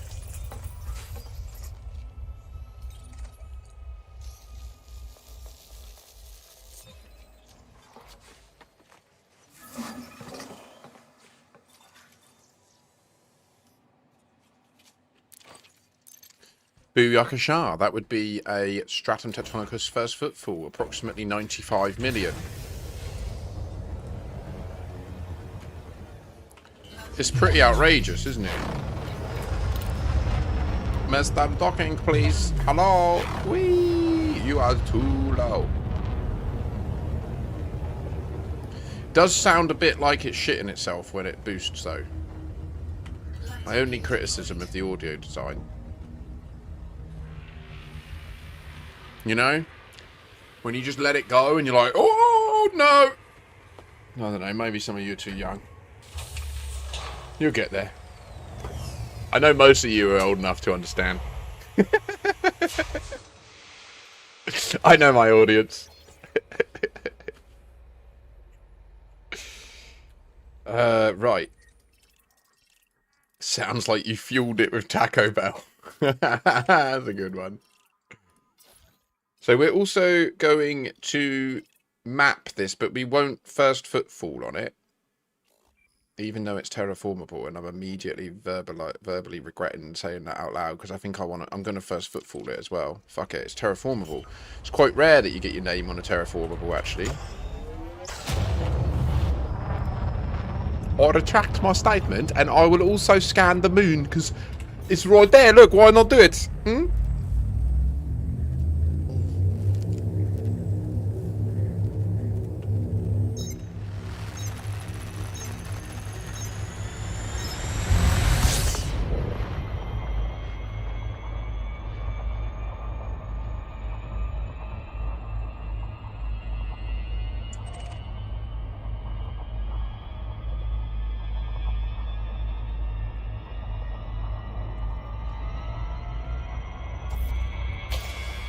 Sweet.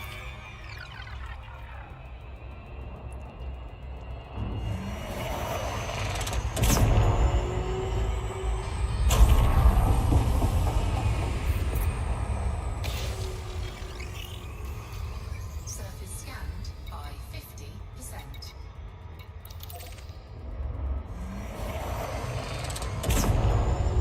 I got a feeling I've used more fuel than I should have on these little jaunts, but Complete. it's okay. It's worth it. It's what we're out here for.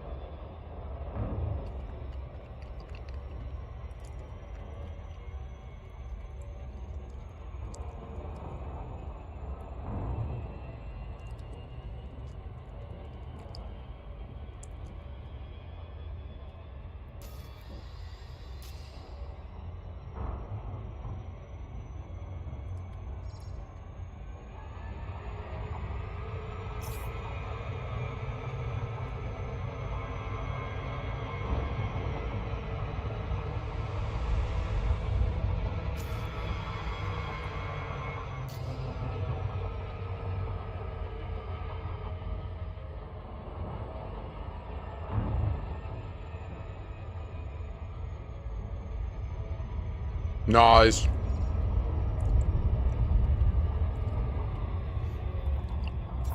A little tiny version of Makashi exists down here too. Hello.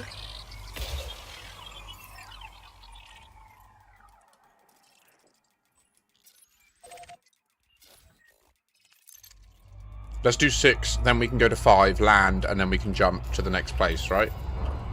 Yeah. Surface scan complete.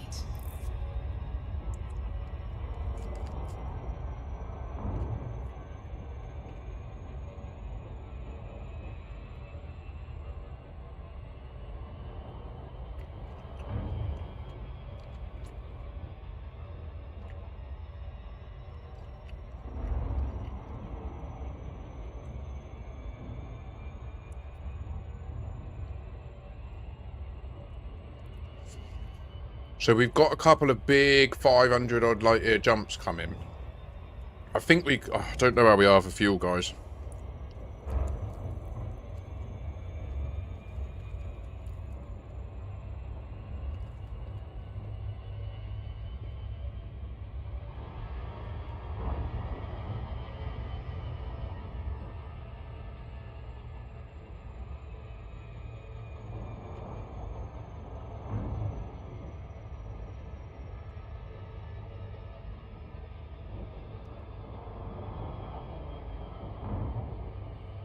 I'm 11 years into Elite.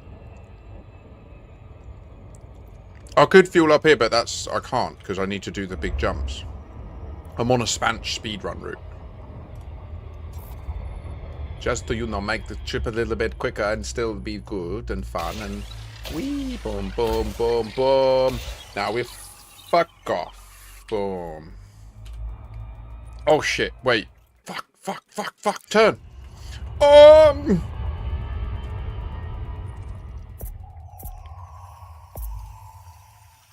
Surface scanned by 50%. Surface scan complete.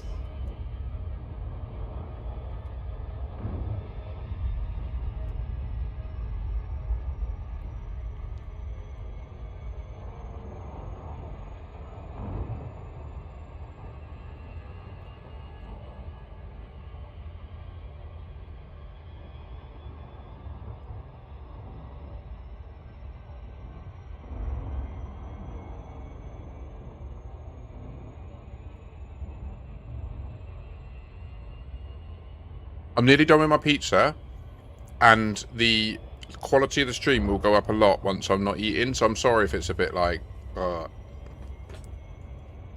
I'm literally trying to fly and eat, and it's hard. Wow, the space looks incredibly dark and void of stars for you. I'm in the middle of nowhere, man. I'm between arms right now of the galaxy.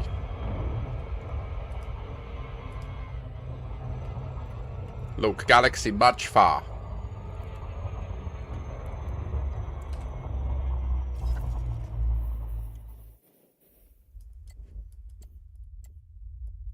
Between these two arms.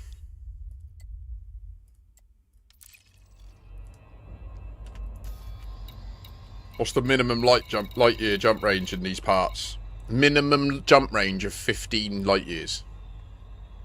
So if you had a ship with less than 15, you'd just be stranded here. Done. Game over. This is where you live now.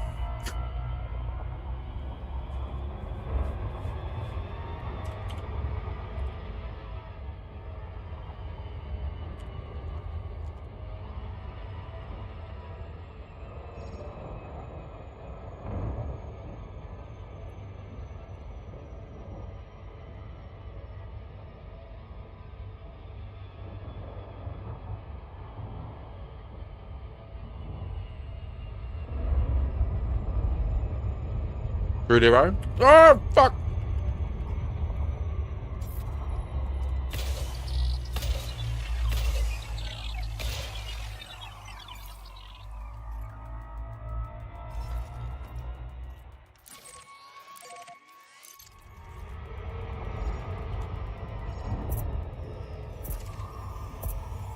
Wait, you have ocean?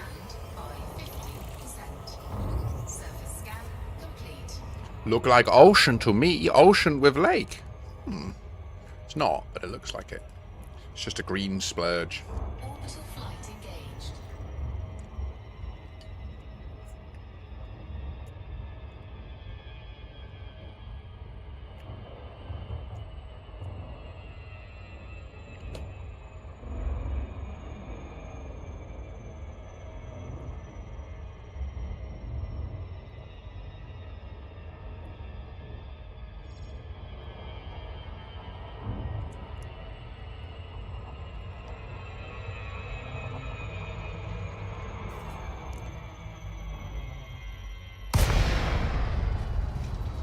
Oh wow, flow code. GG's.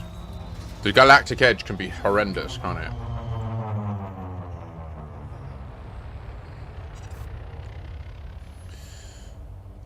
Awakey, are you in a large ship? Because large ships require large pads, and smaller stations don't have large pads.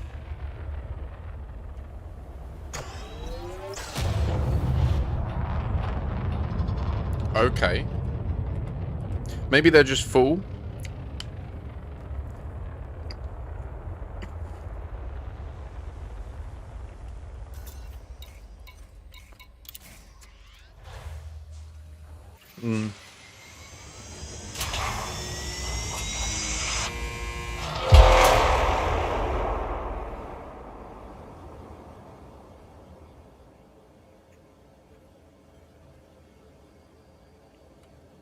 Landing gear deployed.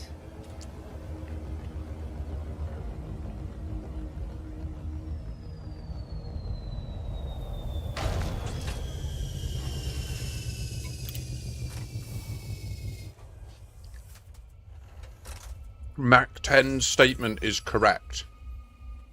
Yeah, visually see the medium pad. Exactly as you said. Target the person that's on the pad, and then without untargeting them or targeting the station, manually click request docking, and that will send a command to the NPC to fuck off. Yeah, it is an amazing tip. It really is. There's a lot of veteran players that don't know that either.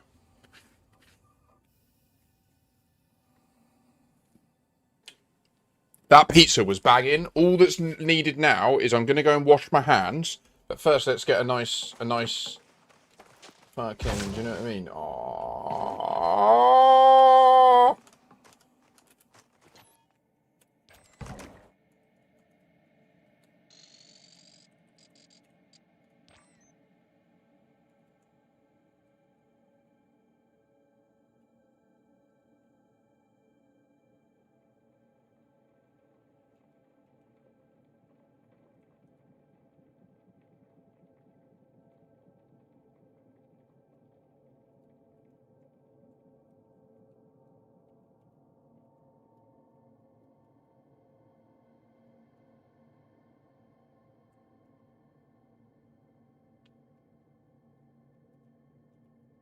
Let me cook. The fuck? UFO!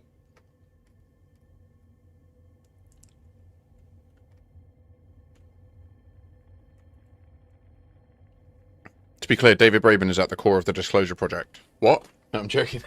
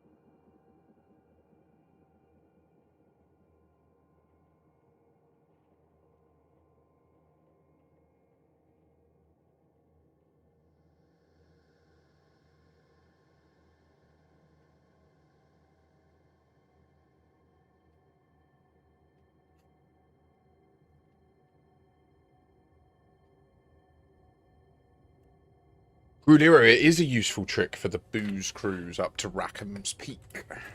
That it is. Right, let's I love the way the elemental composition of the planet is manifest in the coloration and variation of the surface. The technical word is the metallicity of the planet, but don't want to alienate anyone by being a fucking massive nerd. Who am I lying to? Hey, as if I give a fuck about alienating someone because I'm a hyper nerd. Go, go, go!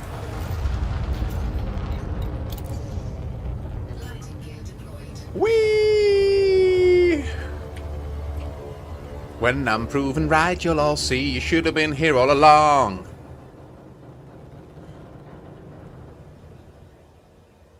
Grulero, I feel you. I'm there with you. 07 Ross, I hope you've had a pleasant evening. What did you get up to? Were you playing Elite? I don't think a person would take interest in this game if not a nerd. Valid. What do you think it's more of a test of? nerddom or neurodivergence? I do. Now, I would also just caveat this and say I have been psychologically assessed by a psychiatrist and told I'm neurotypical. So if you do feel that it's a good gauge of neurodivergence, I would like you to explain what's going on with me. Maybe it is just nerddom, yeah. For a long time, I thought it was a good neurotypical test. It's a test of endurance.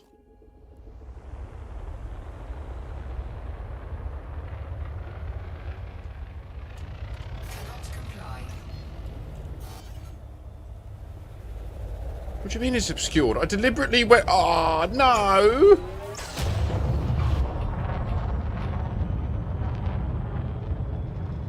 Also, didn't find a first discovered Wolf Riot star. Oh, Grulero, you're having a rough one. You can do it. Whereabouts are you?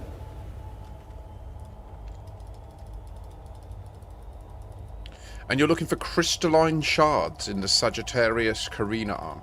So your best bet is to go in the codex and just go and scan one of the existing ones that's been discovered. And then proper just look at the system and be like, right, what can I search for nearby that's similar? And you've got a high chance of finding stuff nearby.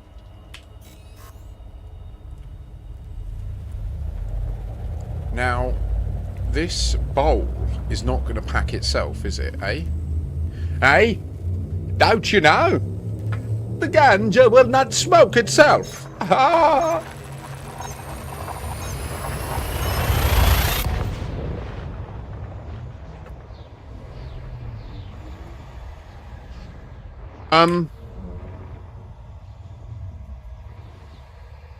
Tomorrow I've got people come into the house, so the probability of me being able to stream is low. Very low. Like, they need to remove the existing insulation from in our cavity walls. I've got a strong feeling that it's going to be a noisy process. And potentially very, very destructive. So, I'm very concerned, to be honest, but...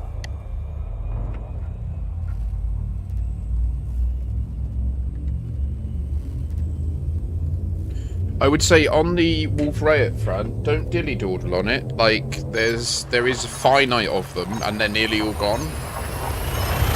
I don't mean to give you simultaneous FOMO and immense pressure, but, like, it is literally... If you ever want to see a Wolf Riot with Commander Grulero on the name of it, you need to fucking go, son. Get your shit together, boy! Because there's like 8,000 in the galaxy or something. 80,000 or something.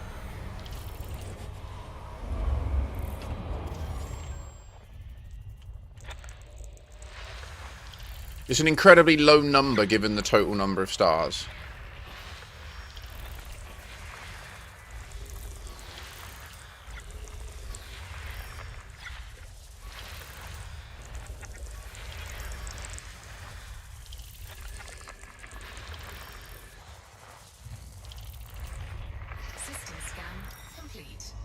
If I remember correctly, I've got no silicon stars first discovered. I've got no carbon stars first discovered.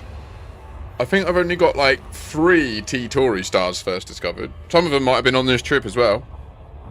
I've got a few extra this trip, I guess, but yeah.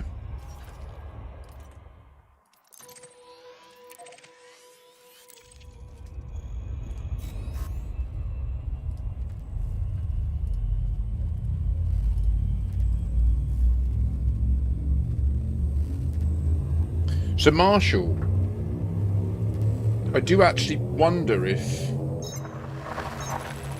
you're not completely wrong as well, mate. Like, don't you think the Fargoid sign looks like a bridge to the Magellan Cloud? I do. What I'm referring to in particular is this symbol here. Load it. See that?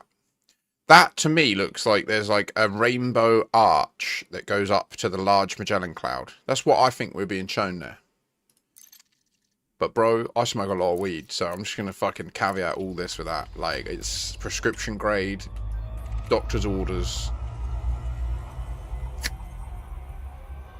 So, if you were, but what I would also say is that what I'm doing there is just being cheeky and a bit funny. And if you do genuinely prejudice me because of that, you shouldn't. Like, it doesn't affect you in that way. Like, it doesn't make you stupid like popular culture wants you to think. It does make you a bit wackier. Like, I won't lie. Cannabis definitely does draw out your idiosyncrasies, but I don't think that's a bad thing. I think that, to most people would agree, a world where everyone's the same is hell. Like, it's the variety and diversity of humanity that is the beauty of existence, you know? It's seeing the contrast and acknowledging that that's not for you. You like it how you've got it, but you wouldn't want to take away that difference, you know? That's what I think is the majesty of our time on this universe. What's this then? Oh, we got the rogue. System scan complete. How dare you come here and say complete? It's not complete, is it? I don't know. That'll be the drugs.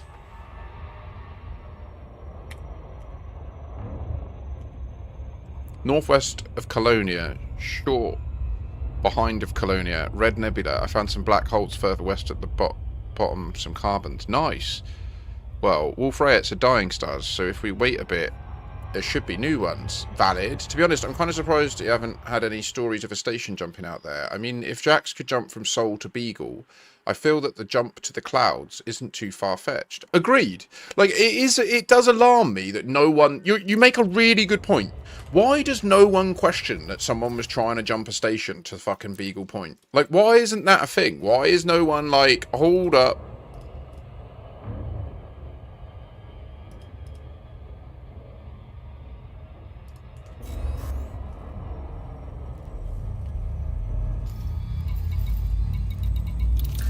$65,000 light year jump. Motherfucker's trying to do.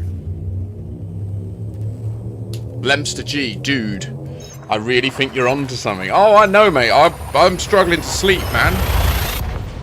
Like, there's a reason that it stops. There's a reason that I stopped making videos about it. Because we hit a point where I was like, fuck. So we've uncovered stuff since those videos that is so wild that it's almost difficult to present to people. Like, genuinely. Like, it's the link between the game and a thing called Cicada 3301. That'll send a man down the wrong path. Get ready, alright? Because just think about that year. When do we time travel to? The 14th of August, 3301.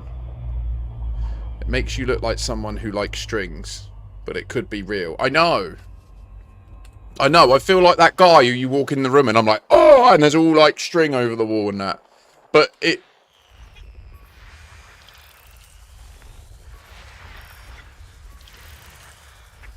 System scan complete.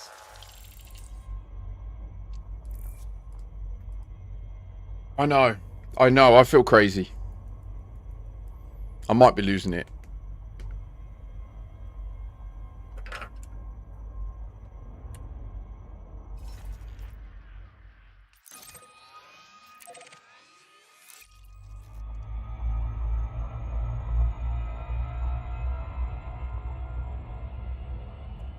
I do completely agree, Lemster. Yeah, I do completely agree. No, like, so far, the steps we've taken were... So we found the time skip literally on the release weekend, or like within the week of the release weekend of HIP 87621. And I explained in my video how I found it, but to sort of surmise it to anyone who hasn't seen them, we didn't go looking for this. Like, I'm quite critical. Like, I love the game. I want the game to thrive. And I'd been away from the game for 4 years. I hadn't played it for 4 years. So when I came back, I'd never done exobiology. I didn't do any Fargoid content. I didn't participate in the Fargoid War at all. I'd never seen a Spire site, right? And I'd never done exobio. So just by coincidence, like having got on top of all of the gameplay that I'd never experienced, I then went and did ExoBio, like the week before HIP 87621 opened up. And so my first time ever seeing a fungoida, like the little mushroom species that you can scan, was literally like 10 days before I saw the radicoides for the first time. And within that time, I also did the Spire sites for the first time. So what I'm trying to lead up to here is the Radicoida release nearly was another event where I stopped playing the game. Like, I went into HIP 87621 after the biggest 2 weeks of my stream ever. Like, when I jumped into HIP 87621, I had like 100 people watching me. That never happens, yeah? And we were doing all the experimenting and the science, and I'll never forget the feeling of gliding down to it and then seeing all the light change. And then looking at it, landing, looking at it. I remember remarking and saying, doesn't that just look like a giant fungoida? And then right-clicking my gun and realising that their functionality is the same as the Fargoid spires. And literally, like, I mentioned this in one of my videos that I've released about it. Like, I was so underwhelmed by what I found there that I literally logged off and didn't play the game for a week. Like, I landed at the Radicoides, and then I logged off and I didn't play it for a week. And so the reason that we discovered the time skip is because it turns out that when you log in at the Radicoides, you immediately time skip. In the same way that once you're logged in, if you visit them, you time skip and then you remain time skipped forever. Like, I just logged in a week later, was at the Radicoides, was like, oh yeah, this fucking thing, whatever. Jumped back to our colony and started hauling with my moderator, Ross, who at the time was still quite new to the game. He'd only been playing a few months, and he was helping me build the home system for our squadron. So, in the process of us hauling, at one point, he just complains that it's dark. He's like, for fuck's sake, I hate landing on the dark side of a planet. But at the same time, I was in his wing, I could see him gliding down to me, and on my stream, visible to him, it was daylight. Like, I could literally see his ship lit by the sun, yet he was complaining that it was dark. And we had like an hour long, I was going livid. I was convinced that he was trying to gaslight me. I was convinced that he was trying to convince me that the game was broken when it wasn't, and that he was trying to waste my time. I got really antsy with him, and it was on the back, because obviously it was on the back of me last week. I'd sort of stopped playing the game because it looked like it was a buggy mess where they couldn't even do the lighting. And then the next week in, we're trying to do some hauling, and now this guy's telling me that it's dark when it's light. Madness. And anyway, thankfully, we had a member of the community watching, Commander Rosen, who's also a member of the New Pilots Initiative. He's one of their high-ups. Like, he brings a lot of new players into the game. He's very knowledgeable about the game systems, and to him it just smelt fucky. He was like, I've never seen anything like this, and I've played the game consistently for a decade. Like, he's like, this is unprecedented. Where have you been today? And then I told him, well, I logged in at the Radicoides, and he was like, alright, give me a sec. And he went up there, and he glided to it, and he went, the light went all funny. Show me the orrery mode of the system you're in. And I showed him the orrery mode of our squadron home. And then he was like, but fuck me, it's different for me. I was like, what do you mean? And then he sent me a screenshot of it, and lo and behold, it was different for him. And the planets are in different locations. And then I logged out and logged back in, and boom, suddenly it's dark for me, and I'm in the same time as Ross. So that was what started the process of us investigating this. We never went looking for time travel. We found what we thought were bugs, and then when trying to investigate it and understand, is it potentially deliberate, it's become very clear that it is 100% deliberate. They are showing us that this game runs on time travel. Watch.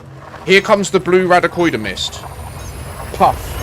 Now it comes over you. Now you trip balls, the galaxy disappears, and now this stuff appears. And now your next conscious experience is you're in this new place. It's a neutron and not a pulsar, by the way, as you could see by the graphic of the star in the distance.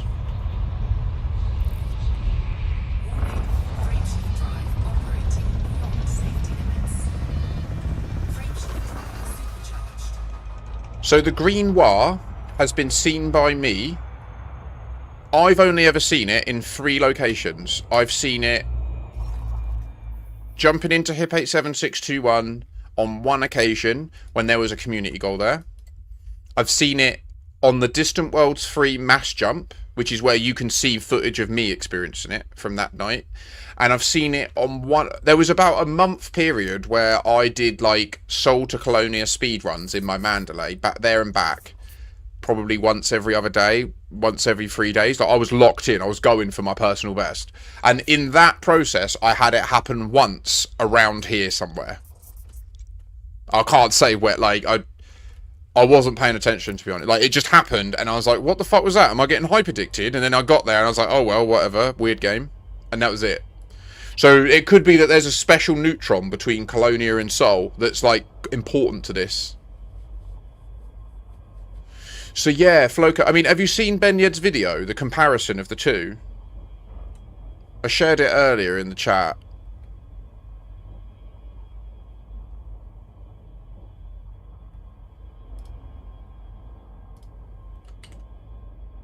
Just for anyone who doesn't know what we're talking about, here's the video from Ben Yed. So this video is from someone in the community that's been involved in the testing, Commander Ben Yed. He very kindly went and both, when we were doing it, so unfortunately when we were doing the science tests for the Green Noir, I didn't experience it myself. I didn't get it happen to me. And I don't know why, other than we struggled with numbers of people. Like, I think we need at the system we were testing, we need a minimum of 10, and then we need control. Like, we need to start with one person jump in for a few minutes, and then add one. And then I think we should follow the Fibonacci logarithmic expansion. So if we can go from like 1 to 100 logarithmically, then we'll very quickly see where the line in the logarithmic scale is that we started invoking it, and whether it gets more and more as we add more people, you know? But if we don't have the people for that, then even just doing one, then adding another, then another. When we did the test last time, it seemed like 6 was the minimum. And that was backed up in our last testing, where we failed to get 6 people at a time. So, I mean, that's all we have on evidence for that.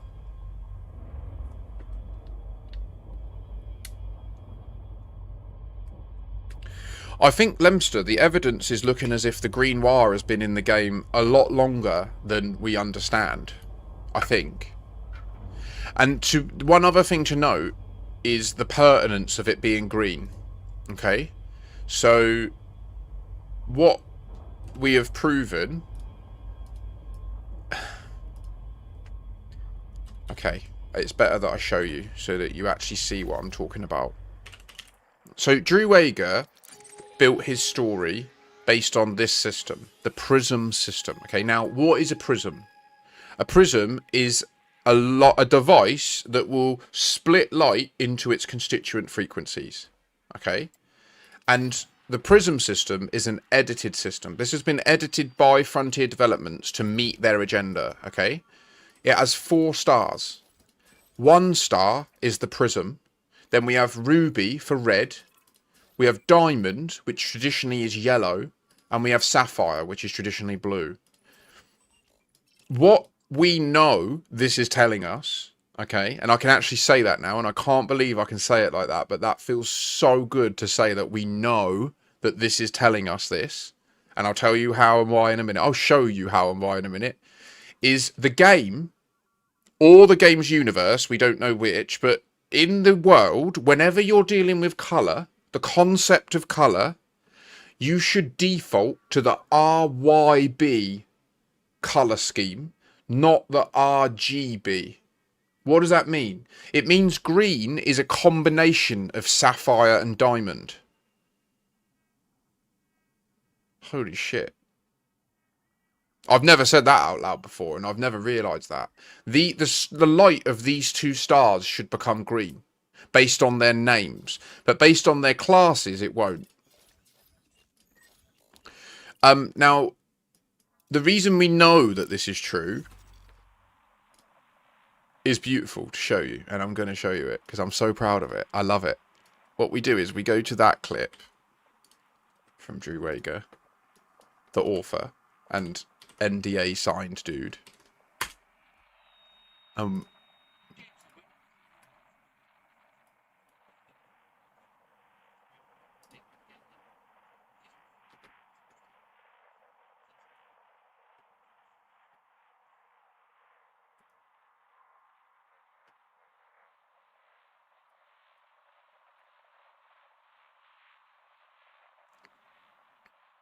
That would be worth investigating.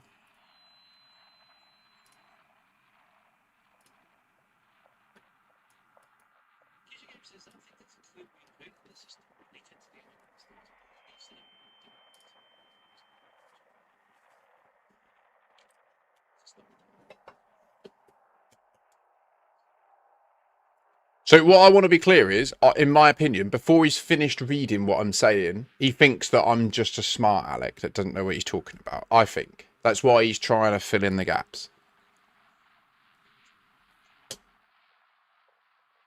Look at the eye.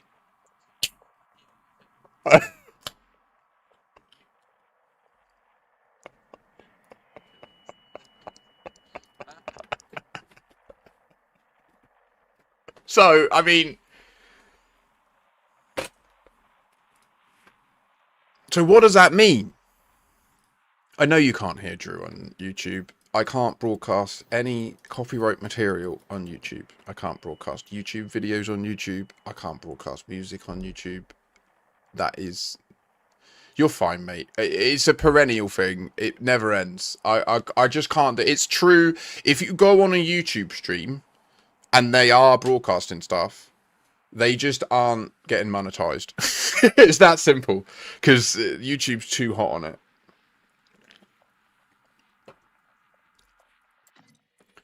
Where shall I share that clip for you all, just so that you can see it yourself?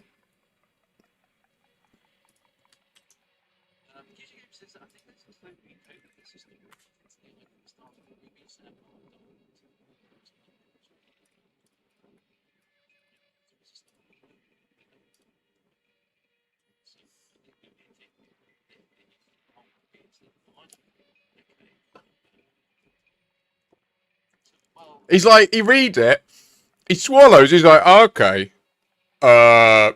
Squinty eye.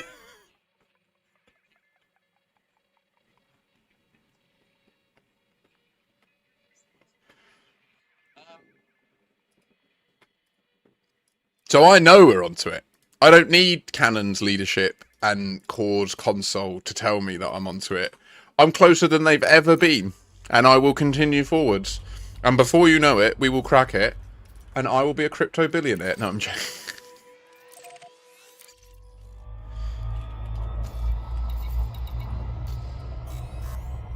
To be honest, I'm only partially joking, but anyway.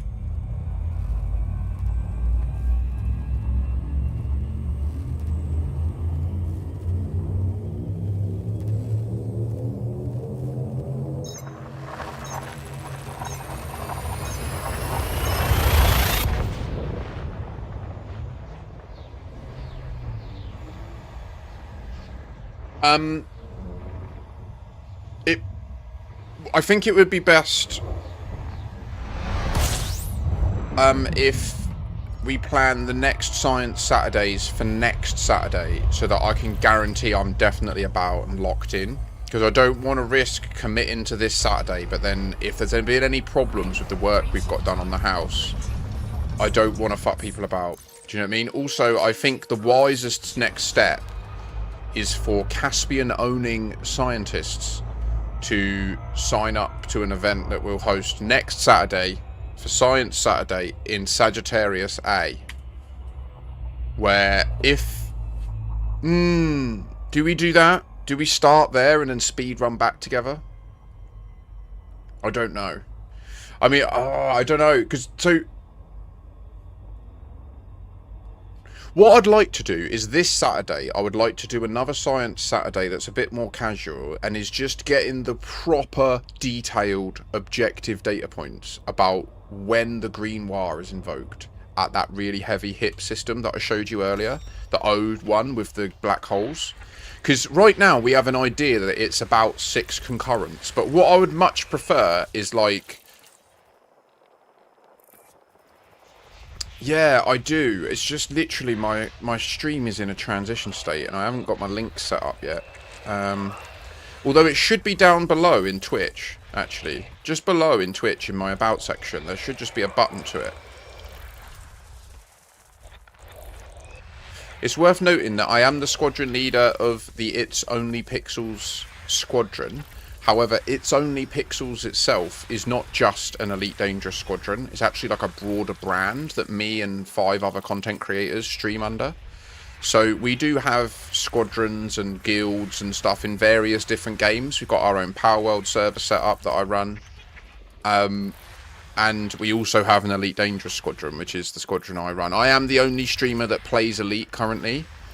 The others play a mix of Tarkov, GTA 5. You can mute them completely, so there's no obligation for you to be involved in a community that doesn't interest you. But likewise, sometimes it's nice to have our little echo chamber rattled a little bit, I think. Armour. The Formadine Rift stuff is related to an old story.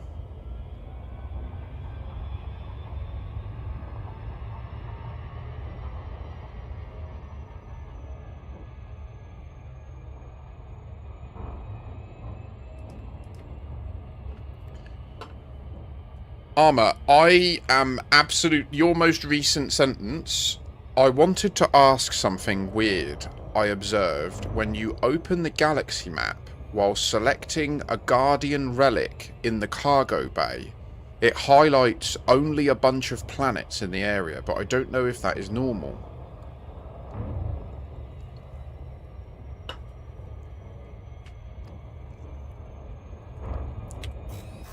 So firstly, yes, I agree, that's highly weird. Secondly, we need to be, I want more specifics. So when you say highlight, do you mean you look in your right panel, you go to inventory, you go to your cargo, and then you hit like space on it, so it opens like the little window where it says like abandon, exactly that, and then in that screen you press a separate button to open the galaxy map from there.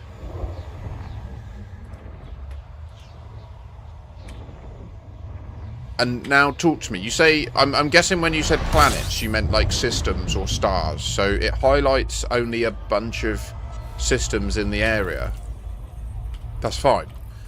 So if you open, when you open the galaxy map, it will reapply any filters that you just had on it.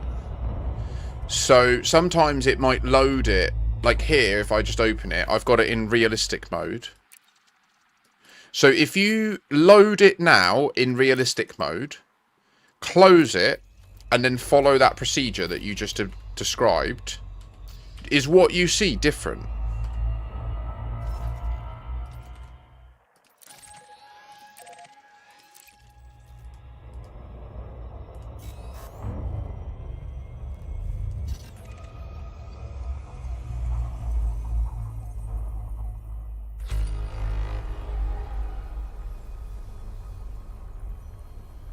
So like when you click the button, it loads and it says that realistic mode is enabled, but it looks odd. And then when you click it again, even though nothing should have changed, the stars then appear.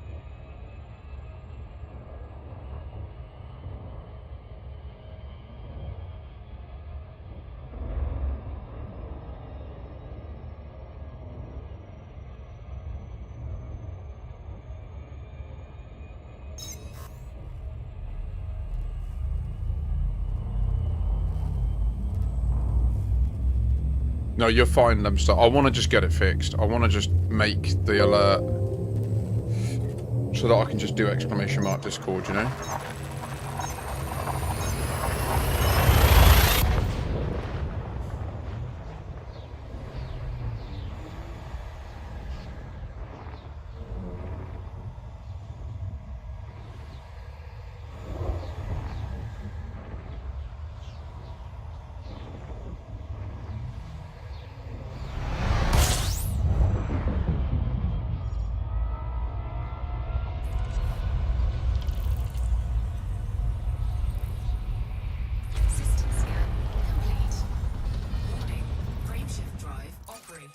beyond safety limits.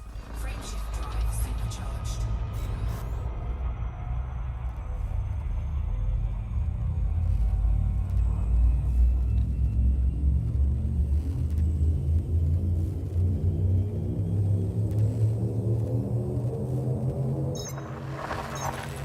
See, the issue is, I just don't know how this works. Is it a command? Is that what I want? Add a command. Name. Discord. Mode. Normal. Commands. Discord.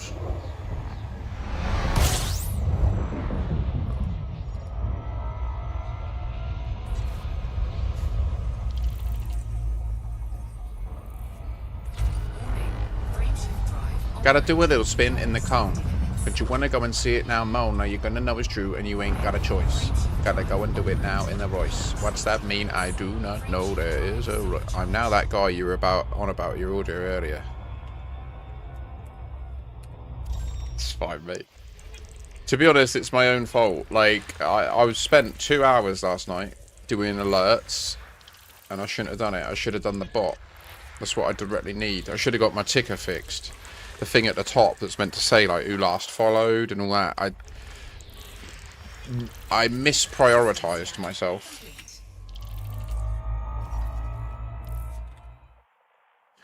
Armor, that would be really appreciated. Yeah, you're in the IOP Discord, right? If you can record it and chuck a video link in the videos channel of my section, that would be sick. Oh, fuck.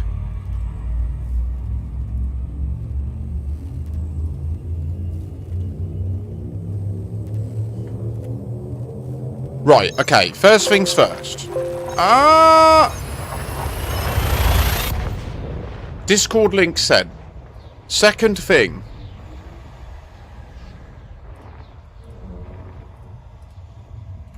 Discord. Enabled. Discord.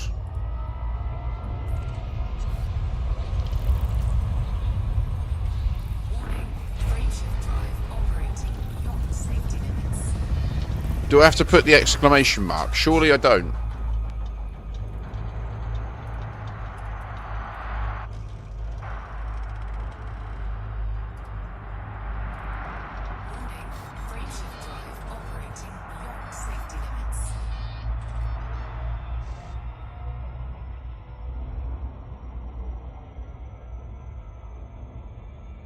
I'm sorry, yeah, I can't do it now. I'm sorry, it's stressing me out well bad. I don't know what I'm doing with StreamerBot, so I just use AI to do it. I'm just going to be honest with you. I don't want to learn it. I just want to tell an AI to do it, and I've run out of credits. So I'll deal with it over the weekend, and I'll get it so that the command works. I'm not going to learn it. I'm not interested in learning it. I don't want to learn how some fucking obscure bot works. I just want to... Do you know what I mean? I know it's lazy, but it's just the truth.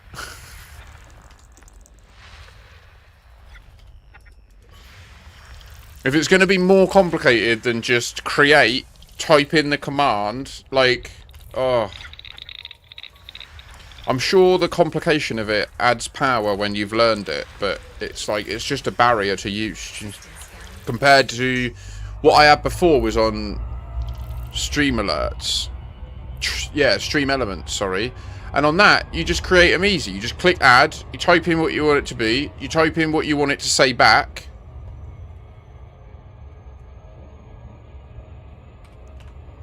You're 100% right, Lemster, yeah. And the hardest bit is a lot of people just expect you to be a master of it all immediately. So it's like the second you start to flunk, they go. It's very rare, actually. I'm probably a little bit dramatic on that point, but yeah. You're all still here, aren't you? 523 light year jump.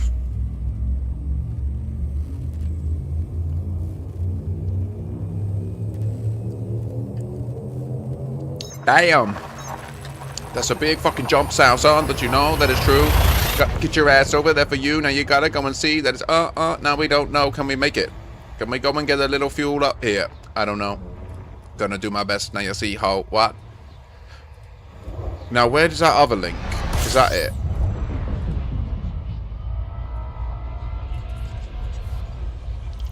It is. 1 sec. System scan complete.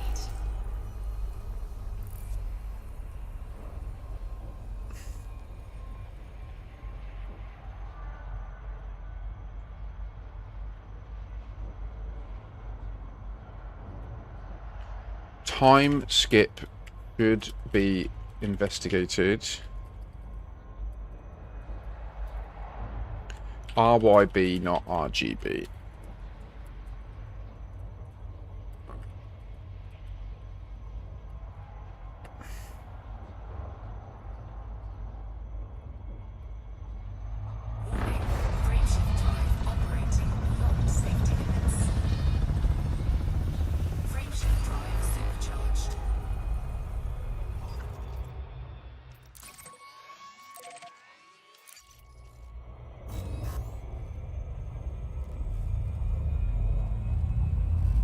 I mean, 499 light years, but look at that fuel bar.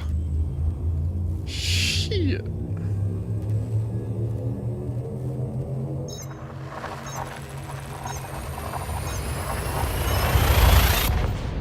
Anyways, back to the rabbit hole. The prison system is the system's actual stellar hierarchy, and honorary geometry is a question my brain's made. Whether Diamond, Prism, and Sapphire form a meaningful spatial sequence when viewed from Ruby. Unfortunately, they don't. Nah. We've tried this. You're not wrong. So, right. But so there was... The reason I was sharing all that was it is part of the broader part that we've been unraveling.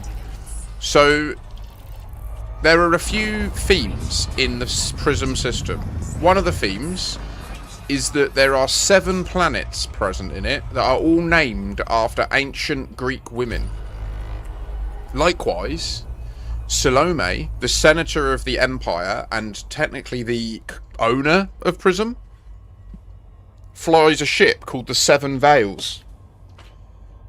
Now, Salome is the name of a play / opera from the 1800s that involves a princess called Salome performing what is essentially the first ever belly dance or erotic dance, or one of the... It's a poignant one at least.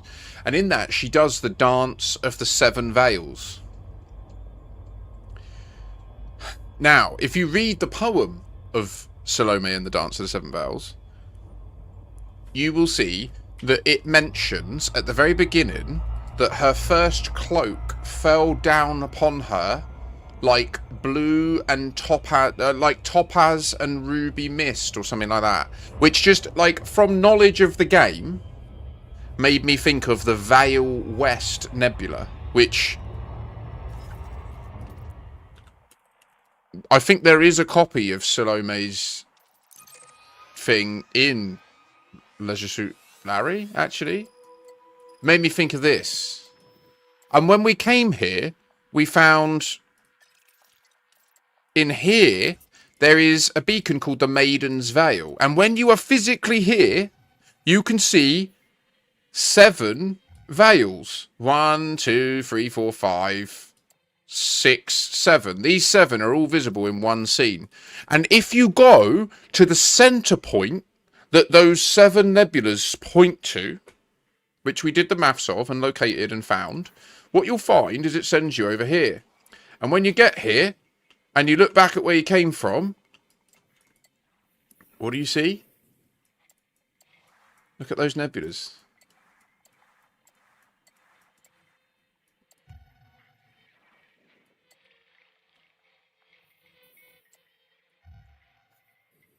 It's a fucking hand.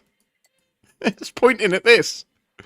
So we went there, and then we found another memorial, and that's where the trail died, and then we took a break. And that's basically where we're at on that. And then we've sort of skipped ahead a bit, because I think there's a link from the Sadder Dark region to the Formadine Rift stuff. Shit.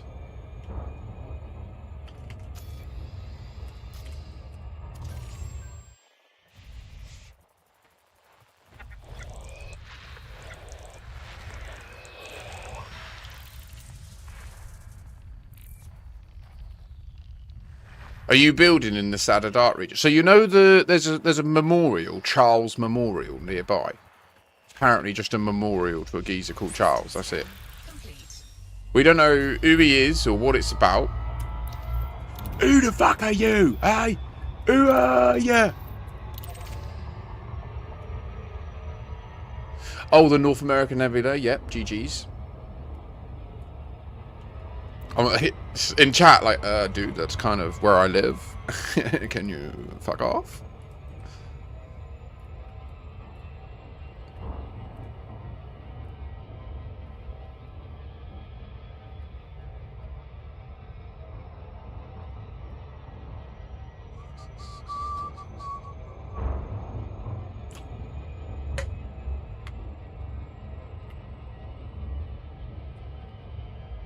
I'm so curious, Armor's design. About your Guardian Relic thing. I'm too far away to get a Guardian Relic, or I would just go and test it myself. That's how curious I am. And if I wasn't already en route to the middle of fucking nowhere, I would have pivoted. But I'm nearly there now.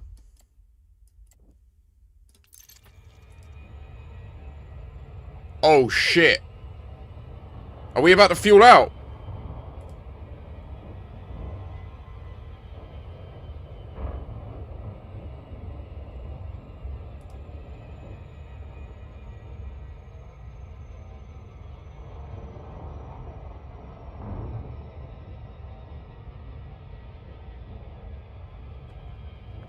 Nice one, Armors. Thank you. Yeah, I'm well curious.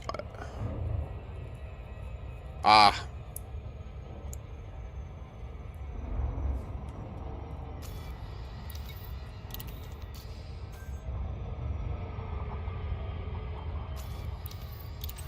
And now, a remarkable development. Having observed Makashi from a safe distance, our subject has chosen to establish a more permanent relationship with the channel. Fascinating. Yeah! That's one of my new alerts! I love it! Armors, thank you so much for the subscription. I sincerely appreciate that. I am indeed a Stores and Bickle user at the behest of the medical professionals in the United Kingdom's medical field.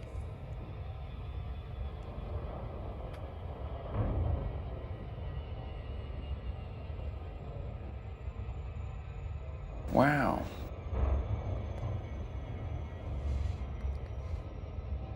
Nice! GG's. Lemster. Oh my god, you're another medicinal cannabis patient. Yay! Ah, you're the first medicinal cannabis patient to find my stream.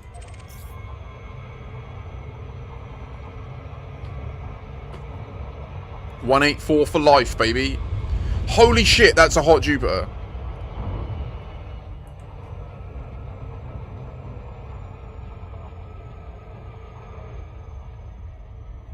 '07 Barram, '07 Wolf Ray at 2.0.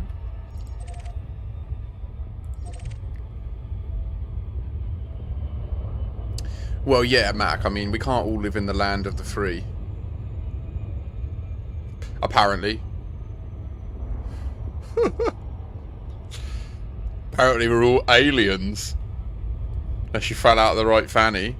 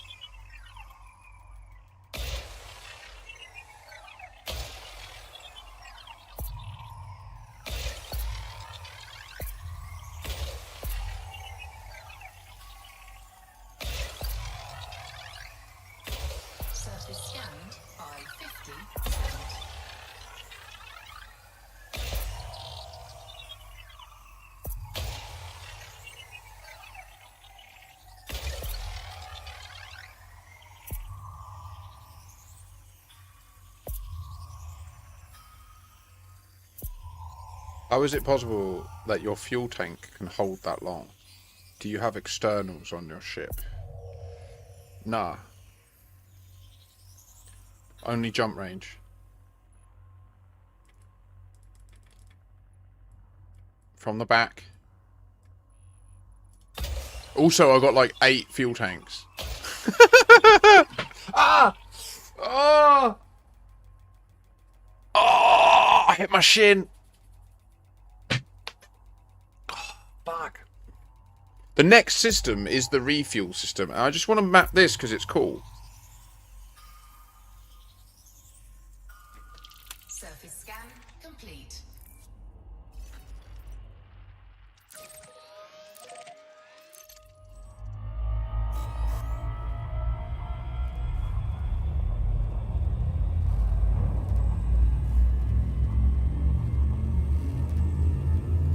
Oh!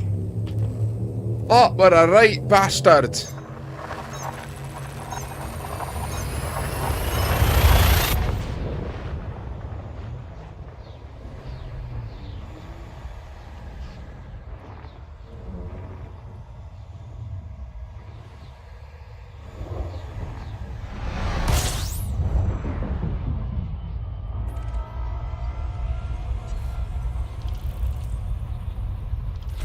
scan complete.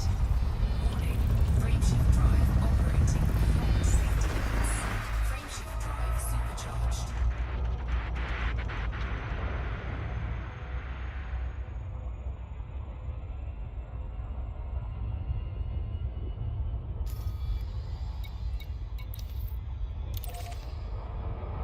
What was that, Lemster? The Salome play. The interesting literary mechanism is refraction. A prism changes how existing light is perceived. A veil changes what can be seen. Radicoida changes the epoch from which the galaxy is rendered. All three concern altered perception or revelation without... Wait, where's the... Give me the shit back. I need the line, sir. No! Fuel scoop disengaged. Fuel scooping.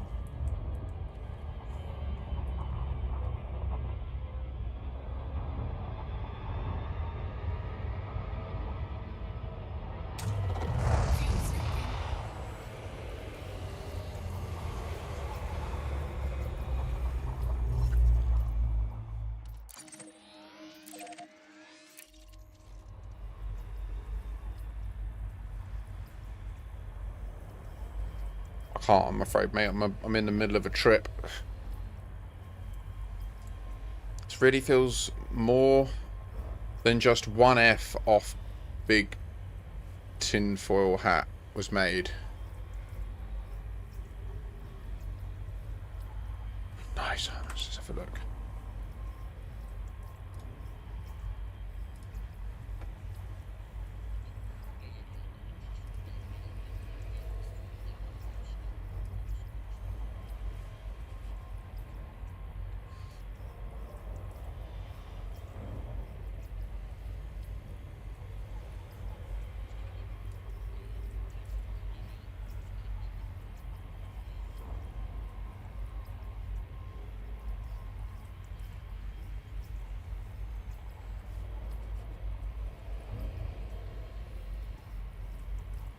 Sorry, it's so annoying hearing me rant about that. Sorry.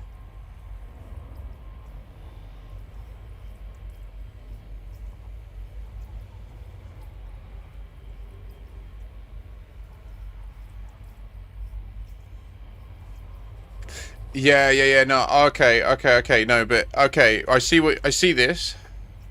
So, can you do me a favor without clicking that button in the item? Do you have a button configured to your... Like, for me, it's full stop. I just click it and it opens it. This is where you set what mode should load. So can you do me a favor and just, like, open the galaxy map, not from any... Just from, like, sat in your cockpit. And set it to realism. And then close it. And then open it again. And make sure that when it opens, it defaults to realistic mode. Because it's showing that you've got, like, a custom filter set. I don't know if it's a visited filter. It looks like it might be. And that you've been visiting them all nearby. I don't know. But when you click that button in the cargo, it looks like it's applying... a filter, but so give that a try, and then if when you do this and just open it blindly, it's in realism mode. Oh, okay. Okay.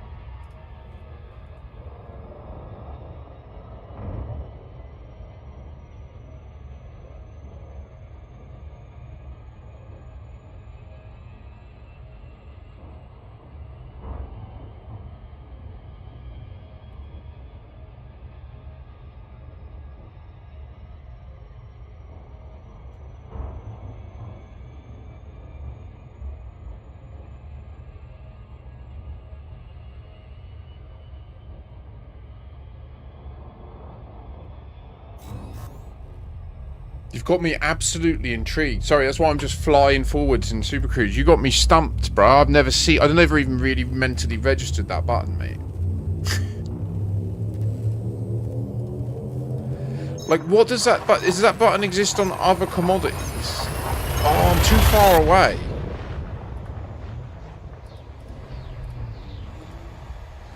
I'm surprised that that alert played for the Prime. Prime should invoke a specific... It exists on other commodities, yes. So, is it like a trade map mode that's filtering to try and sell it? Is that what it is? Like, I don't... System scan complete. And are the systems that it's showing... Frameshift drive operating beyond safety limits. Frameshift drive supercharged.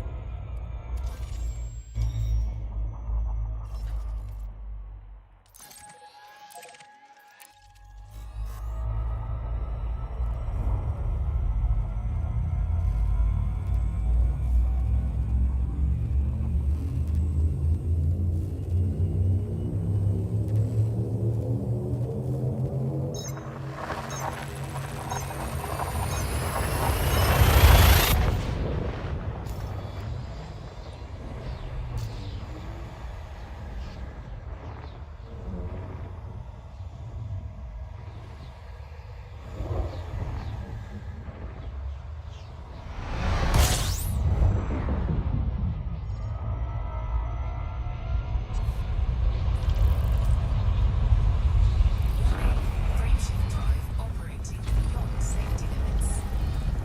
Frameshift drive supercharged. A GG?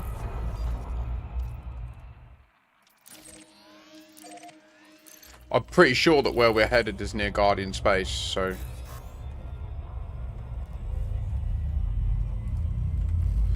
Do I go get it? I might just go fucking... Hey.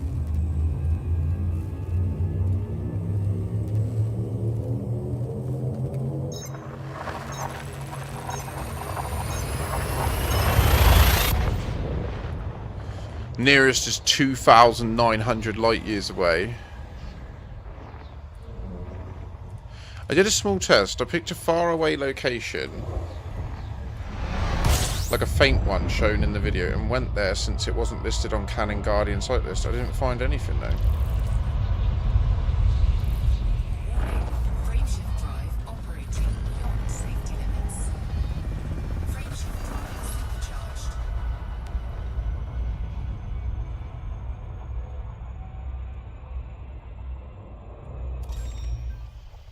So I think the intended functionality of the button that you're clicking, just to be clear to anybody else that's watching, what they're doing is, with like a Guardian Relic in your inventory, look in the right panel, go onto inventory, click on the Guardian Relic, and then in that UI, where you would jettison it,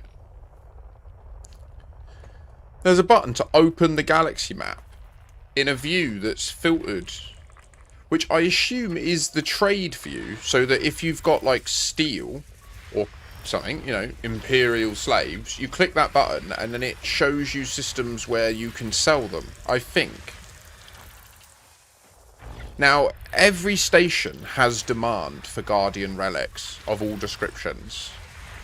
Like, the whole galaxy wants to buy them. And we don't actually know. Like, there are technically infinite Guardian relics available to us. And we don't know if there is any impact of bulk selling Guardian relics to a place. We don't know. Like, it could be that the way to really move the dial on things like happiness or colonization growth or other things could be selling objects like that, and we just aren't aware, you know?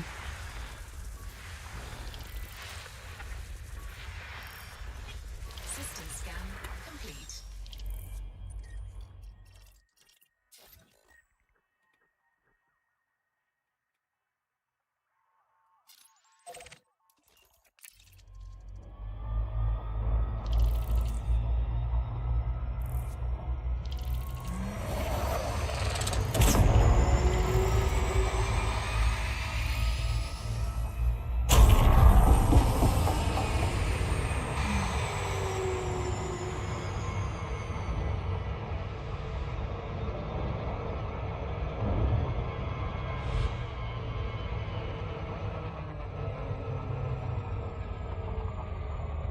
Also, the bodies in Prism, they're all the family of Autolysis.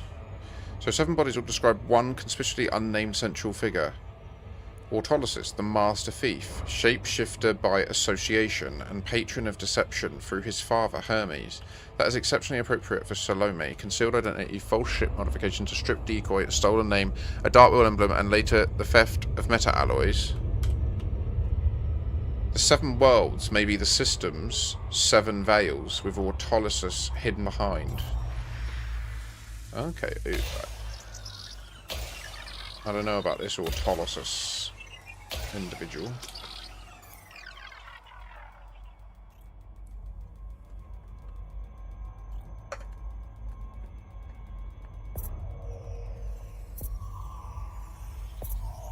Surface scanned by 50%. Surface scan complete. But so, one thing that you have helped me with here, Armors, is we recently had this thing where we discovered that when you go and you scan a comms installation, it causes you, like, when you go into the galaxy map, it's all like and glitchy, and it's kind of like like Josie Rosa does it, Armors time, but I think now I've not tested this since, but the assertion is that all comm stations do it. Now again, I've not tested that personally.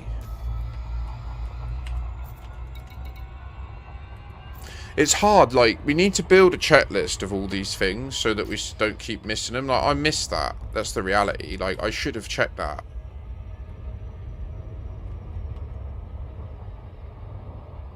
Fuck.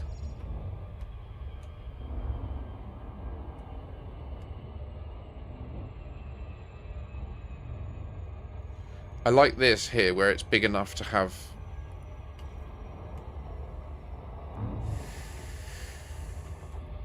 So what you've done here is you've got my mind thinking that, like, what if going there with the item simply changes stuff? What if having a SAP 8 core on you when you go to Josie Rosa is different to having nothing? What if a Guardian relic? What if a Fire... Like, we haven't done all these variations of tests, and it's not easy to. But it is easy to if we just get the right stuff together, you know?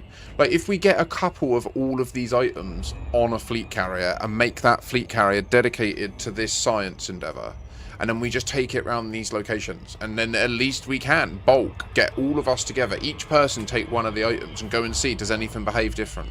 We all follow the same path, check the same things. Like, it's, I think the beauty of the game, and part of the other meta of the story of the game, is it's only going to be solvable if we can find a way to work together at scale in a positive way, you know? Like, I think, or maybe not. Like, I do think that the bubble is gonna burn no matter what we try to do.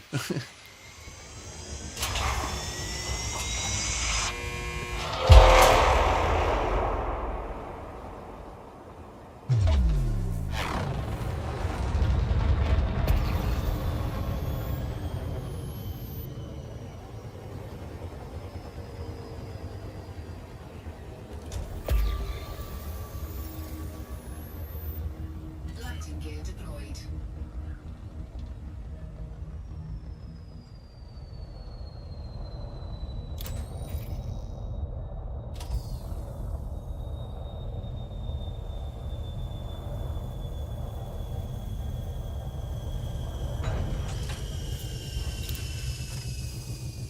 These. Well, Ahmed, what do you need with it? What's your situation? What the fuck have I found? It's emerald and yellow, and what does that mean? Whoa, whoa. This does not look safe.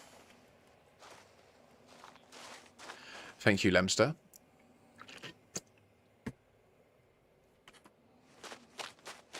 Thing about this game, innit? On the back of all these mysteries, and yet I'm still getting sucked into doing this stuff. I just can't help myself. I just love it. You know, we're so close to cracking this, but I'll still go and do some mad, like, escapade off in the middle of nowhere. I just can't help myself. It's so good. Oi, oi, oi. Is it only down in... No, we can get some in the light. Okay, that'll be good. I'm just keeping my landing gear down. And one of my top tips for anyone that's newer to the game. It's a very pragmatic tip. You can see me doing it there, maybe, and you're maybe wondering why the UI isn't behaving how you expect. I hope everyone knows about this that's watching. I'm sure you do, but if you don't, just go into your ship controls. Go to flight landing overrides, and you just want to, whatever you use as your throttle, like as whatever you use as a surrogate for this hand physically, because that's how the ship works. So for me it's W and S. Like when I'm flying around, I hold W and it's as if I'm pushing forward on this, right? And then I press S to pull it back. Or I press X to just immediately center it. Or I press C to move it from center or wherever it is to 75%. Well, when that's set as I had it to the same as that, then when I deploy my landing gear, it's no longer a continuous throttle. Like it's just the same as when you thrust up, down, left and right. So you just thrust forward and back, and then you can basically turn your spaceship into a little helicopter when you're near the surface, and that's what I'm doing. I can't recommend it enough. It can, once I set that on, it was weird when you set it on your HOTAS and VR because it means that forward is no longer, it's 100% or 0, right? But fucking rules. Wow.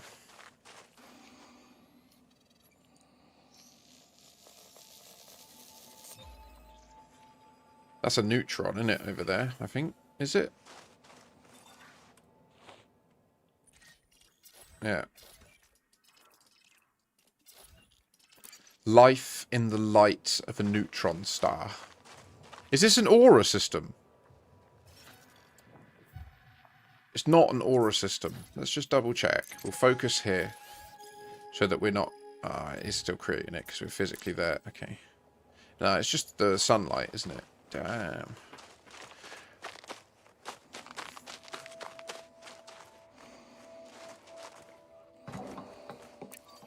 We don't know what an aura system means other than that they exist. And they are therefore technically a category, but we don't know why. We still need to work that out.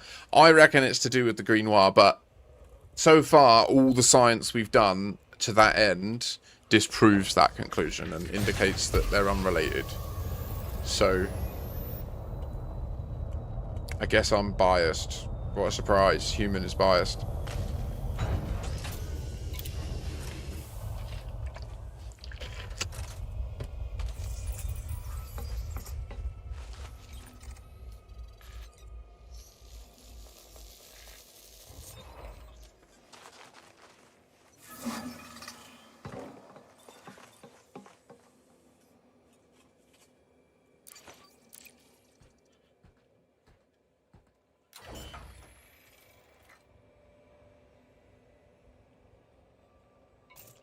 I did it. Okay, cool. Right.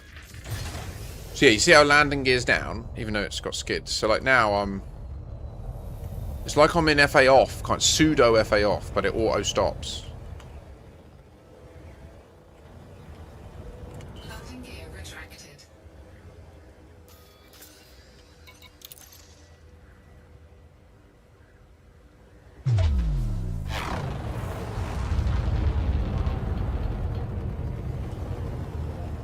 Landing gear deployed. Landing gear retracted.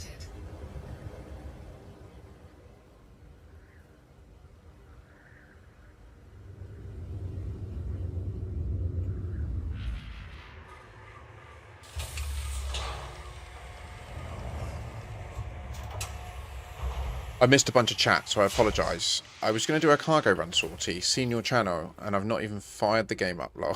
Oh shit. What's a Caspian build for exploring? My Caspian is the mid-tier purchase version. I'm lacking materials to upgrade engineer rep, and then get the proper upgrades to do long jumps. I feel you. Also, I'm yet to practice the planet deep scan. Well, that is my Caspian situation. I take the occasion as a refreshing controls and dynamics of the game. Fair. So, I can share. Have they fixed EDSY yet? I really hope they have.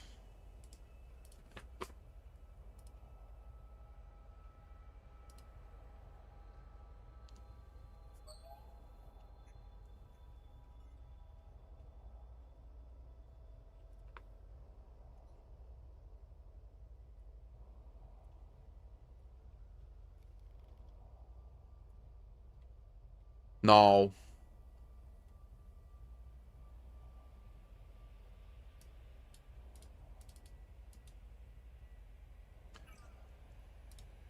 Don't know what to say, man. Can I just minify the URL somewhere else, surely? Is that why they're not fixing it? Because it is just a service that they regret adding or something? I don't know.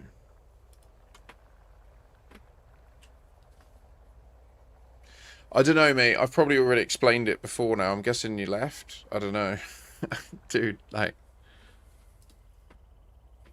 As I said earlier, I think, like... I don't know what you mean. Like, what is my stream title? Because it shouldn't be... Yeah, exactly.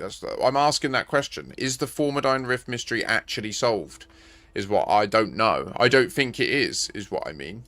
Like, you know, the Zerara, the camps... all the logs at them, what all the logs say. That's what my stream title means. It's not that I know there's a mystery here, come and join me. It's I'm out here checking it, and in the process of doing it, it doesn't make sense. What I now know about how the frameshift drive works means what Salome was trying to expose probably wasn't the Fargoids.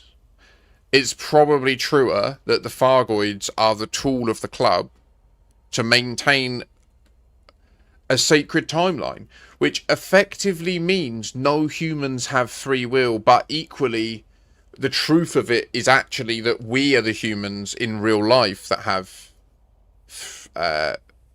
free will, and we're obviously the bit that they can't perceive is impacting them.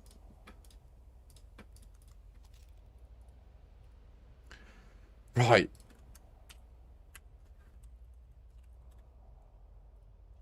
Sorry, I'm getting pulled in lots of direction. Paste. Oh, really? I can give this Caspian.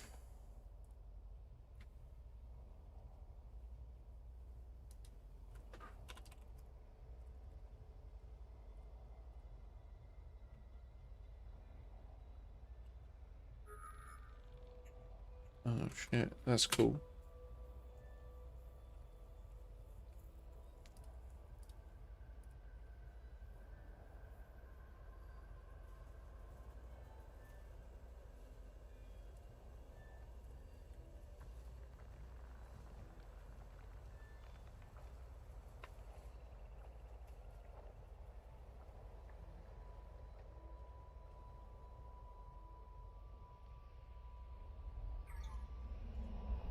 Why am I here? What's happening? Oh, leave. Go, go, go, go, go. Can I see it? I can't see it. It's behind. It's behind, but I can see it. I can't see it. It's through the planet. Okay. Things away. Boost. Leave. Yeah. Yeah. I need water. Hi, Viking.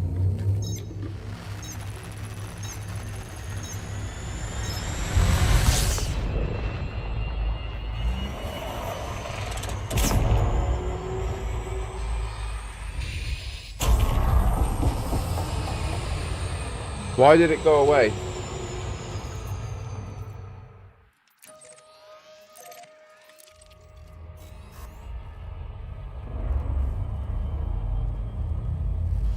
So yeah, I don't think that Canon and the other entities like Core that have investigated this and believe that it ended with the Thargoid War happening, and that the big thing that was being hidden is the Thargoids. I don't think they're correct. I think from my reading of what's presented here, it's about time again. There's different timelines and stories and perspectives being told. And we haven't pieced it together properly yet. So I'm trying to get all the logs together on my account. And just make sure that I visited all the places and checked them for time skips and stuff like that, you know? And I haven't been to all of them at all. I haven't been to the ones in the conflux ever. Never been to them. Didn't know about them. I've flown past them. I've probably even jumped through the systems in the past, but just never bothered.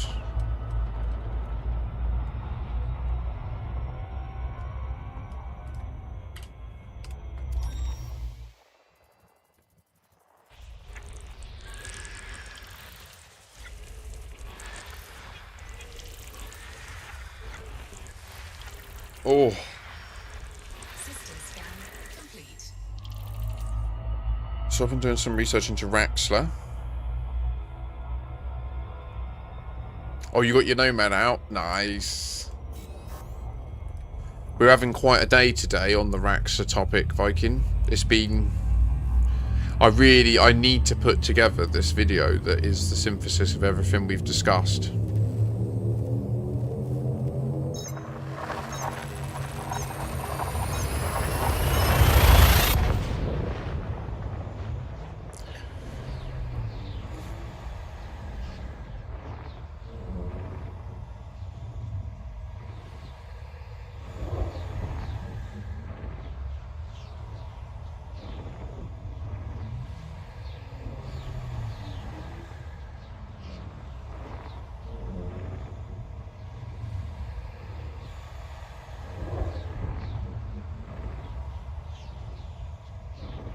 Pulsar, visible by its gem-like appearance in the Witch Space Tunnel.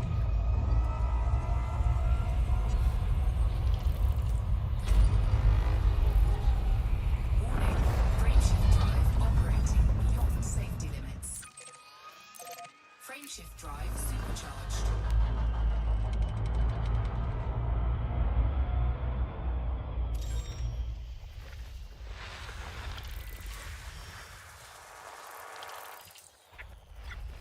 System scan complete.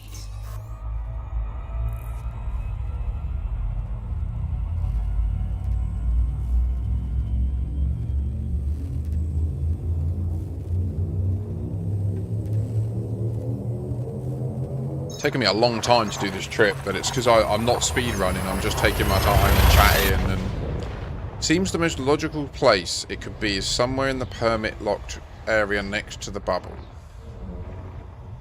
or surrounding non-permit locked systems. I don't know, man. I don't think so. I think Raxler is accessible from anywhere when you know how.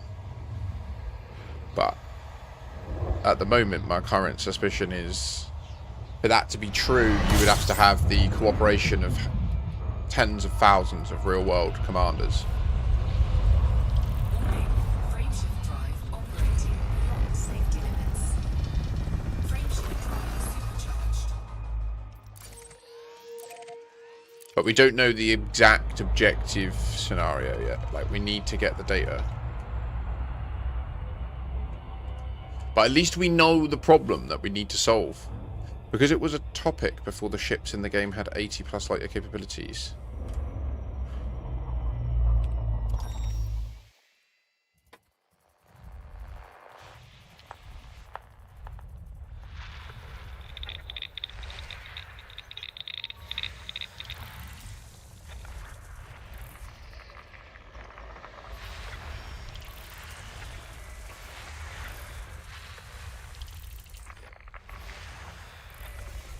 System scan complete.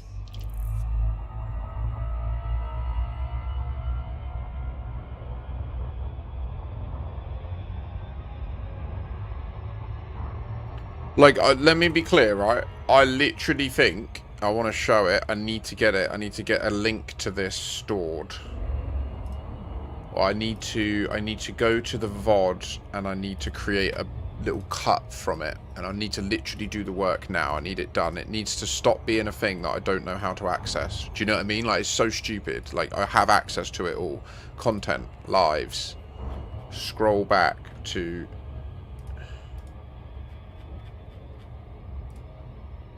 Holy shit. There's a lot of live streams here.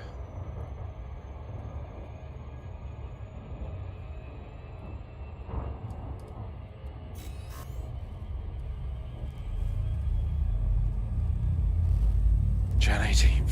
That. And then I want to do editor. Is that a thing? Editor? No. I want to do clips. Create video clip.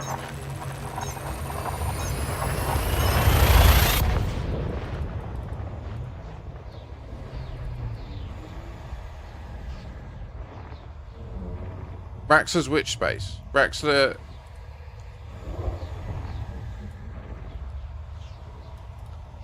Yeah, I think... The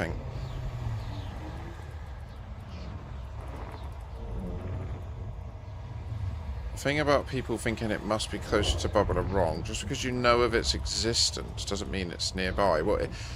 Oh, it's like... To me, it's like... we were in it then, right?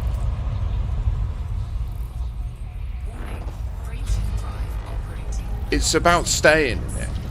That's the bit that we don't know how to do yet. We all know how to go to Raxley. You click Highwake. You go through it. That's what you use. It's how you do it. It is the FSD, like, in my opinion. So it's... Like, there was a time in humanity's development of the technology where we literally did not have access directly to Raxler, right?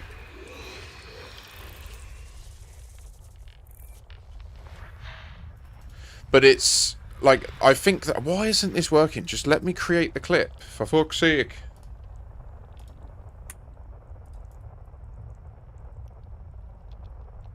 Sorry guys, my machine seems to be struggling today. I'm having quite a few problems my end.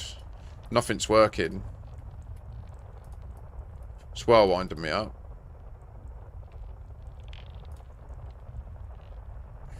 I've got to go all the way through that list again. Fuck's sake.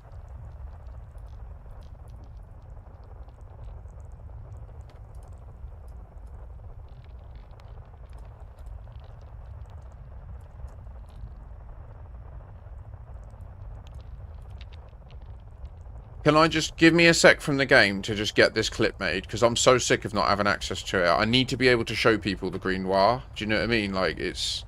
I keep talking about it. Everyone's like, what are you talking about? What are you... And it's like, let me just get it done. So I've got my own clip of it that I can actually show you all.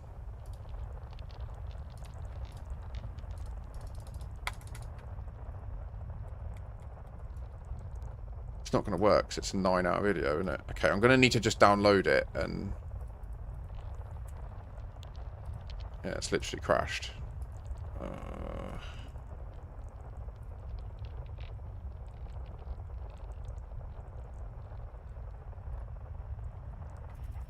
You can see in the screenshot, like literally the thumbnail on YouTube is the green noir, and I believe that literally is Raxler. Like, the star that we're seeing there is named Raxler, in my opinion. And the question of how we get to it is, how do we completely break the hyperspace conduit that we're traveling through? And I'm fairly certain the way we do it is we just hit a high enough jump per minute with enough mass either end of the jump, I think. And eventually people will start getting thrown into it. They won't have a choice, they'll just drop out at it. And then once you're in it, I believe that, as I've stated, I think that you'll find a station with the ability to buy Fargoid interceptors, and you'll be able to target anywhere in the galaxy map, and it will be 0 light years away.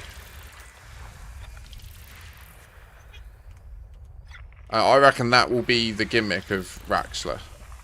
And then there will be, like, because it's accessible from anywhere that's heavy, there will then become, like, goals to migrate humanity out to heavy places to then start creating groups of players, forcing Raxler drops, so then you can attack and expand places from ridiculous distances. Do you know what I mean? Like, you'll have people with groups of Kestrels doing loads of jumps, so that then Kestrels are landing in Raxler and then jumping to attack their friends 20,000 light years away. And it will completely convert the galaxy, because once we know how it works, we'll, like, yeah, it's fucking genius. We just have to see. We just have to see. I don't know. I think that's what it is, but it would be so cool.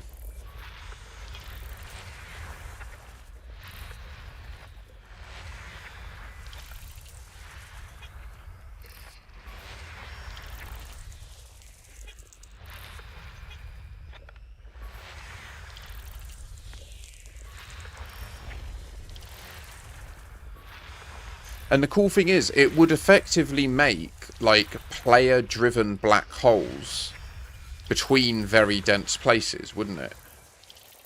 Because you could reliably, if you owned 2 very heavy bubbles, like, say, the pulsar bubbles we've been building, if these particularly heavy and dense locations are important for this effect, then owning multiple of them would allow you to get between your sites reliably, right? You could just have, you could do the calculus and have the right number of accounts and commanders present at each end to always have reliable green wires that kick you to Raxler, which I don't know what that might entail, whether you have to have certain stuff in your hold or items. I don't know. It could mean certain permits. Literally, I don't know. We need to do so much science to discover what even are pertinent variables in this mystery. We still don't know. All we know is, from the things we've solved in the past as a community, the devs make gnarly challenges on the level of something like Cicada 3301. Like, this clearly is of that level, because it's lasted so long. And they've continuously enriched it. Like, it's not like they detract from Raxler. It's not like they say, okay, no, Raxler's a thing from the old book, and now we just do an MMO. They lean into it constantly. Do you know what I mean? So it's... And I think there's a reason for it. I think they know that when it is solved, it's going to make the game huge. It's their biggest hedged bet, I think. I really do. I hope it is. That's why I spend so much fucking time playing the game. It's like Ready Player One to me in the real world. David Braben's that old geezer in that, like, mine palace thing.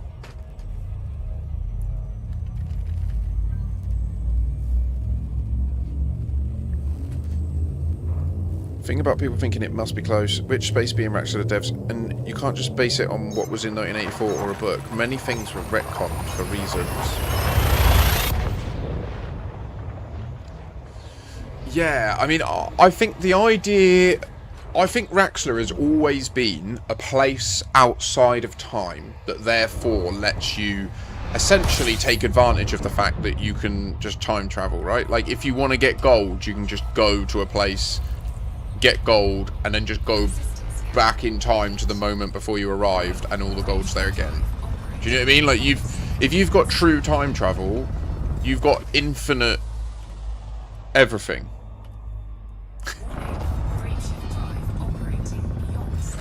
So, yeah. Of course, it's the ultimate power. It's you would kill for it. You would protect it. You would make a sacred timeline where you're the only person who has access to it, and murder every other timeline and remove free will from every human in your universe. Which I think is the Dark Will meta story that we're in. Do you watch Viva la Dirt League? I don't regularly, but I know the video you're referring to that came out in the last day or so. Yeah. As they say in that video, if this is just a sprinkle some bullshit in and wait, it's incredibly unethical.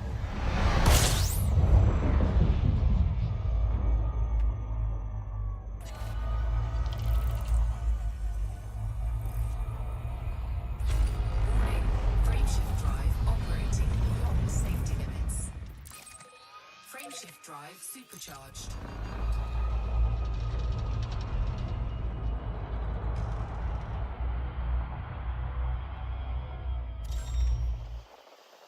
Oh, absolutely. It hit the rounds on Reddit last night. I watched it in bed and nearly sort of fetal positioned myself to sleep, but...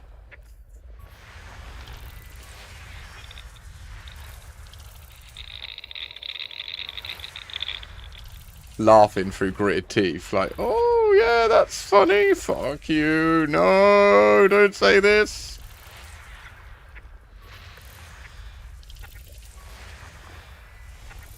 System scan complete.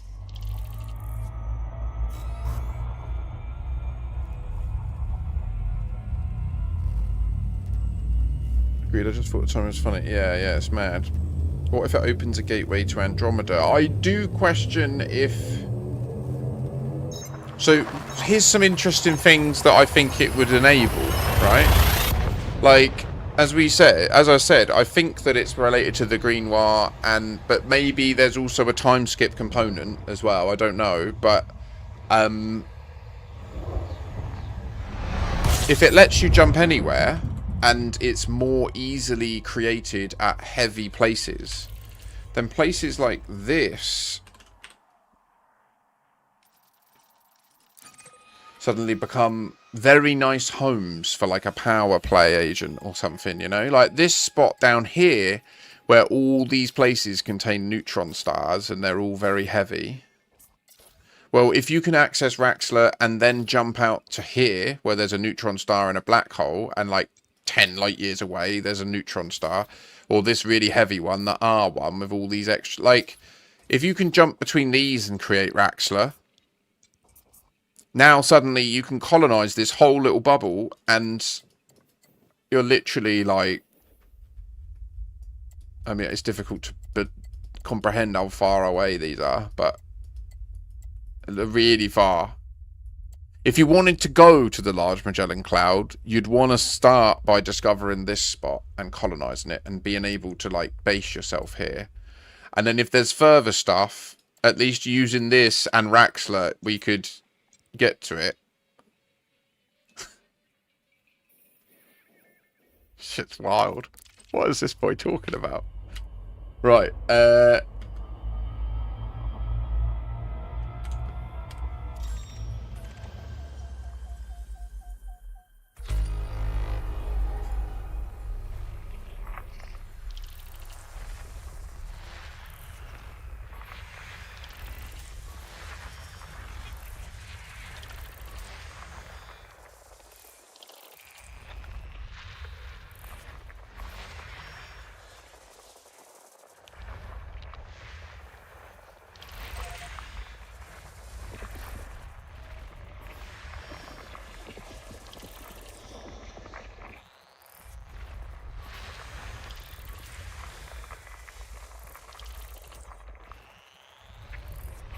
System scan complete. yeah, Lemster, it's... the video is brutal.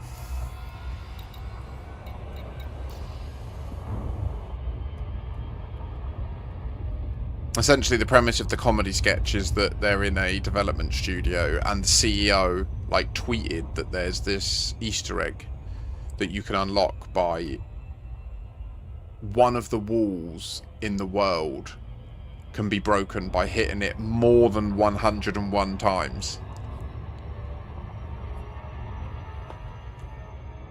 And then that will reveal an Easter egg with a reward.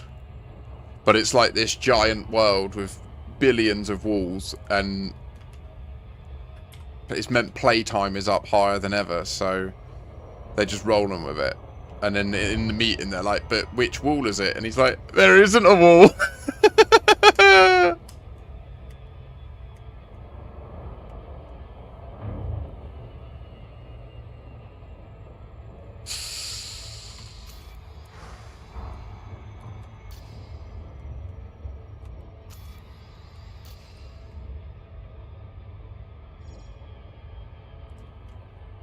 Incredibly unethical to do that.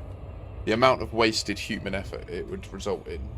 Very unlike David Braben, in my opinion, given where he's put his money in his life and the causes that he's tried to champion and pioneer. Like, that's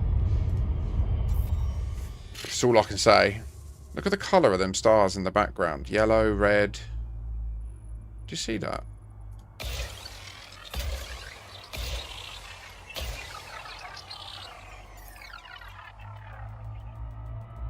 At the current rate, it will take 46,000 years for us to uncover the whole galaxy, yeah. 42? Maybe it's 42. I need a Kit Kat. I need a Kit Kat. I'm going to dock at this place. What the fuck?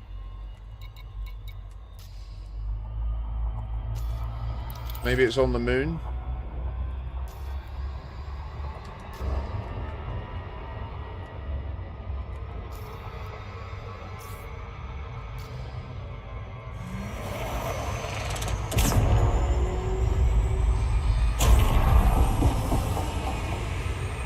Yeah, I mean, at the end of the day, there are so many hints in the lore of this game about the time travel. It's actually unbelievable. Like, one of the biggest ones for me is this one, that I not enough people give credit to, in my opinion. It's well gnarly, and people are like, oh, whatever.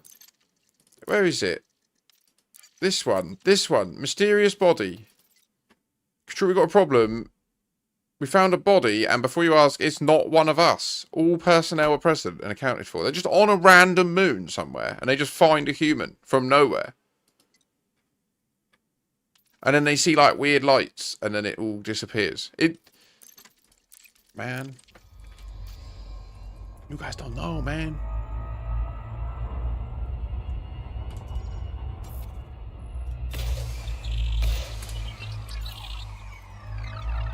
Neither do I, by the way. I think I'm onto something, but I don't know. I mean, I'm obviously sharing a lot of my idea, but people spawn in randomly for no apparent reason. That is funny. Yeah.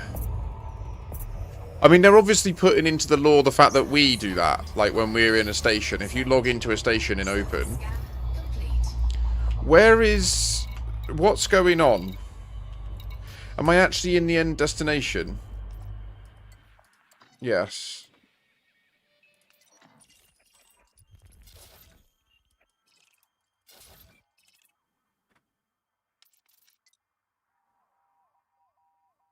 Two other locations on this planet. Okay, but why are they not showing? Oh, don't tell me I have to find it old school.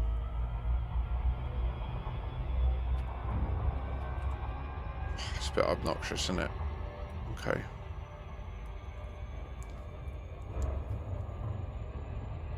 Do I really?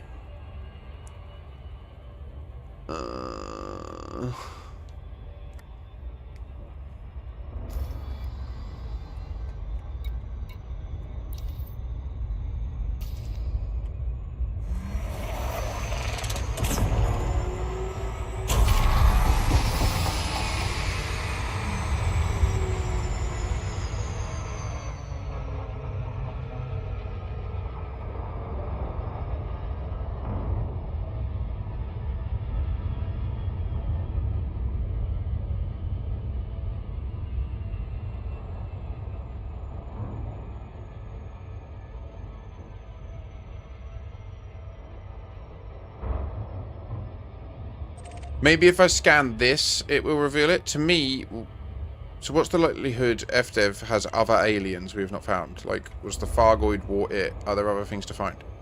I think that it is a 100% certainty that the next thing that... I think what will come next is the Guardian War. And I think you'll have a choice. You can either fight the Fargoids or fight as a Fargoid against the Guardians. I think, or you'll be able to go and fight and protect the Guardians and fight against humans in Fargoid interceptors. And there'll be squads of people that love flying interceptors. And there'll be the anti-Xeno initiative people that hate them, that have fought them for years. That are like, fuck this, I don't care if it ends humanity. It's just a game. I want to kill these Fargoids. And there'll be teams of people that are like, no, you won't. We'll master how to do our shutdown beams. And I think like it would be mental. It would be mental.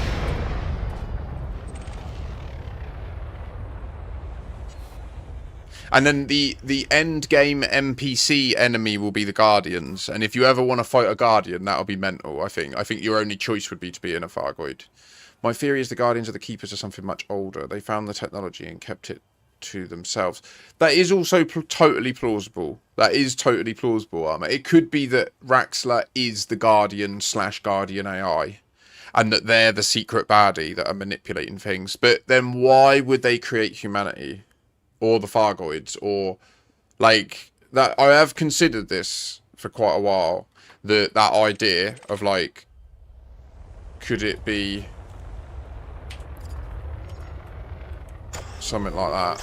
That's why I lean on the side of it being humanity, and that's why it's a bootstrap paradox. Because if it's the Guardian AI out there, it doesn't need to be a bootstrap paradox. It's just that's what it chose, which could also be a good story type device. It could also then mean that we could choose a new path for the galaxy where the Guardians still create humanity but don't get wiped out, or...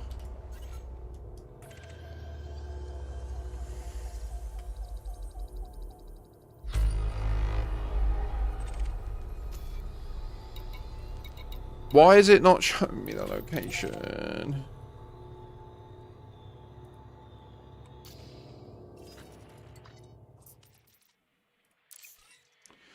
Conflux Alpha.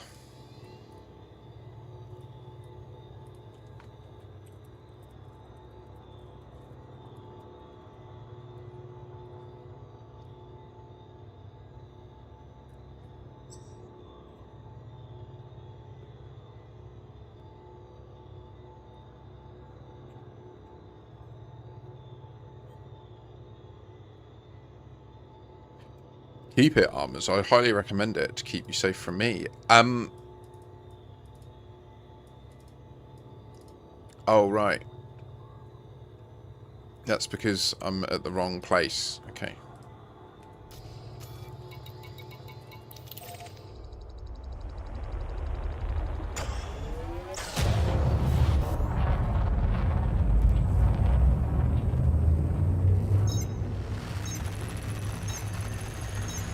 Yeah, Lemster, that's very, very wise. Yes, some sort of tin aluminium sarcophagus. Mac, this is fascinating. So multiple black holes are demonstrating this artifact in at range. Damn.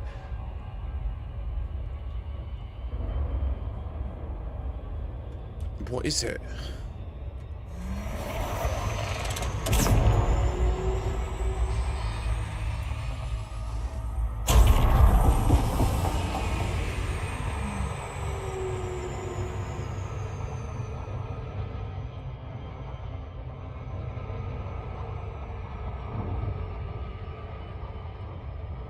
I still need that Kit Kat though, it's not changed. All that has changed is my need has increased.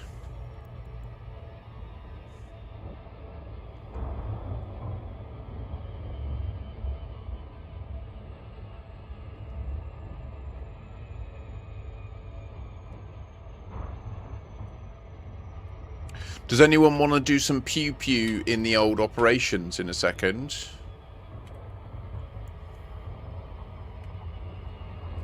Nice armors design, I love that. Yeah, please do. If anyone wants to help me in building this new video, by the way, I'd really appreciate any assistance anyone can give me.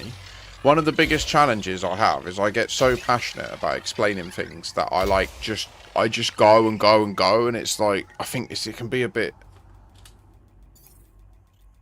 Like, often if I try and listen back, I'm like, oh, alright, mate. Do you know what I mean?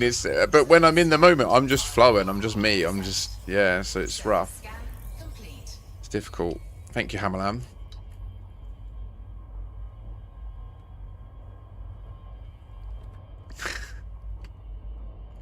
I just love it. We found it! Conflux! Even Mac hates his own voice. Wow. No. It's not that I hate my voice. I don't hate my voice. I didn't say that. What I said was, when I try and listen back to some of my explanations to these things, I find there's varying challenges. It varies. Sometimes I'm too specific about stuff. Sometimes I'm way too, like, unspecific. You know, it's hard to get right. Humaning is hard. Take it easy, Armors. Godspeed. Be safe. Power!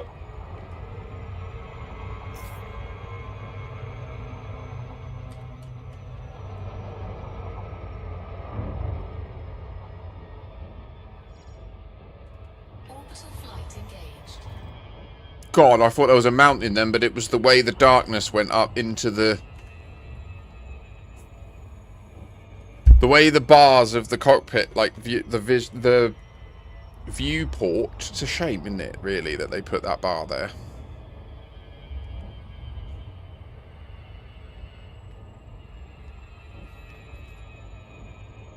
Could be such an incredible view. I highly do recommend the Beluga, even though the Beluga is likely to overheat every single jump that you do, and that does take a whole bunch of outfitting to mitigate. The view from the cockpit is truly unrivaled.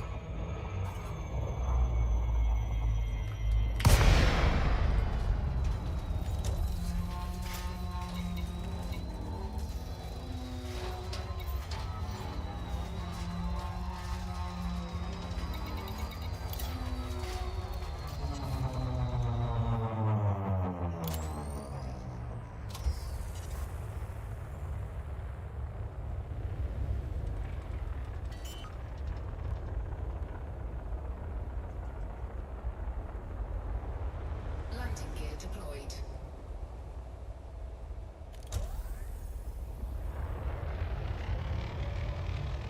For some reason I thought I was immediately down at the surface then, but it was probably because I turned.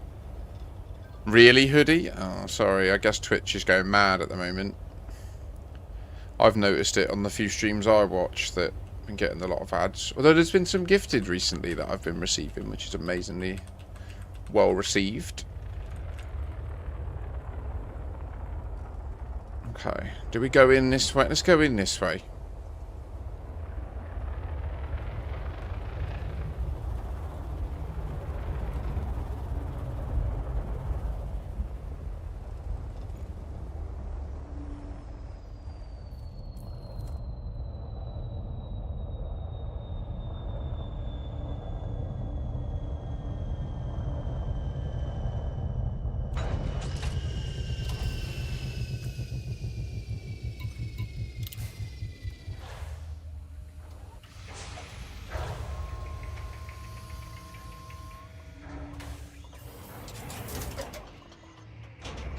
Low gravity warning.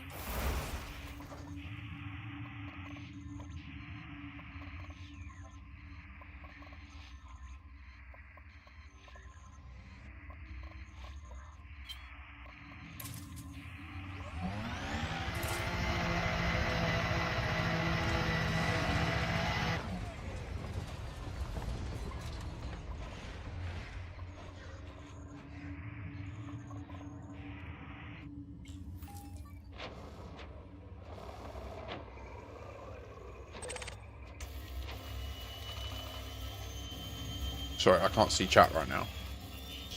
Incoming message.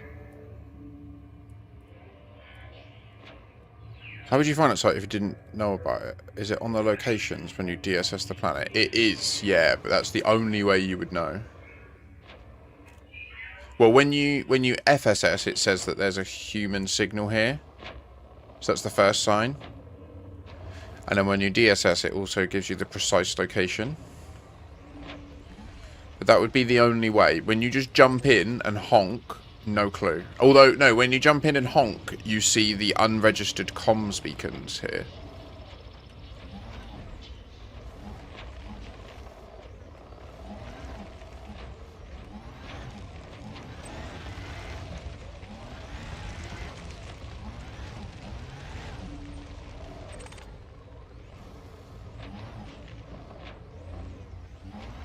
Now, with the latest update with colonization, we can also get access to the invalid state, which these are invalid for colonization, which is also a very useful tool these days that we can use to identify places that the developers would prefer we didn't look.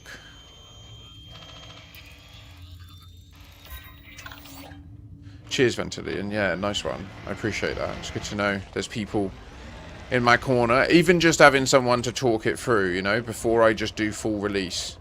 I need to plan it out and think about it and...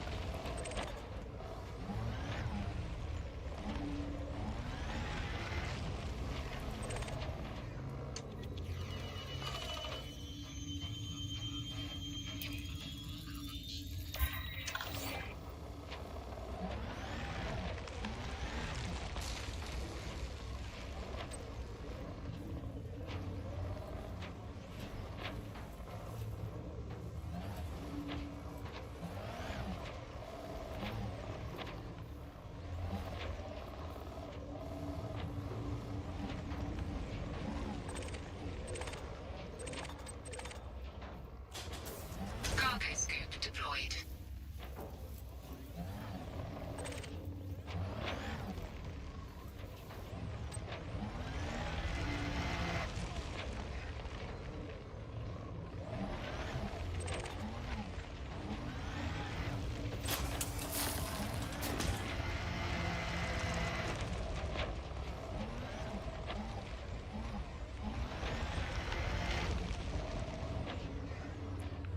Level 2 authorized vehicles only. What does that mean?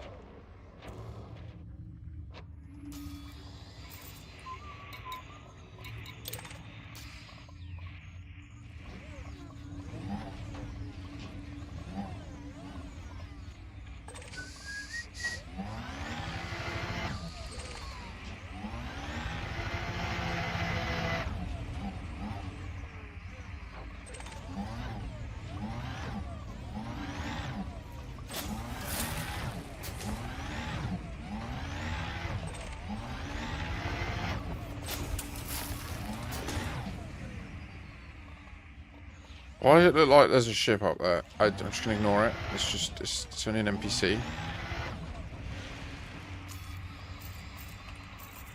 There's a fucking orca here.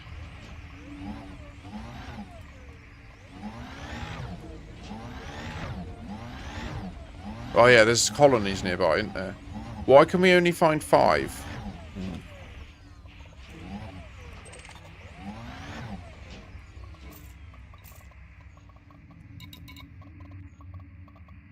Oh, because there's only 4 and we got the extra one.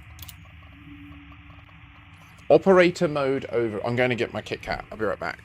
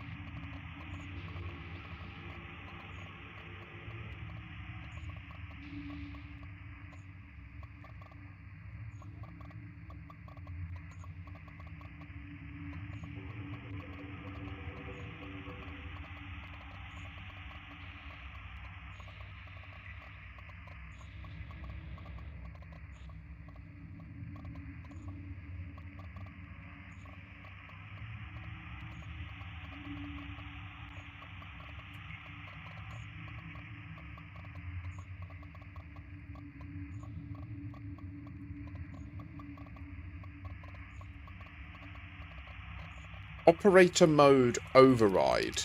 Password locks bypassed. Firmware located. Encryption detected. Decrypting. Okay. Is that because we bypassed the password, thankfully, I guess? Instantiation of legacy firmware patch. Confirmed.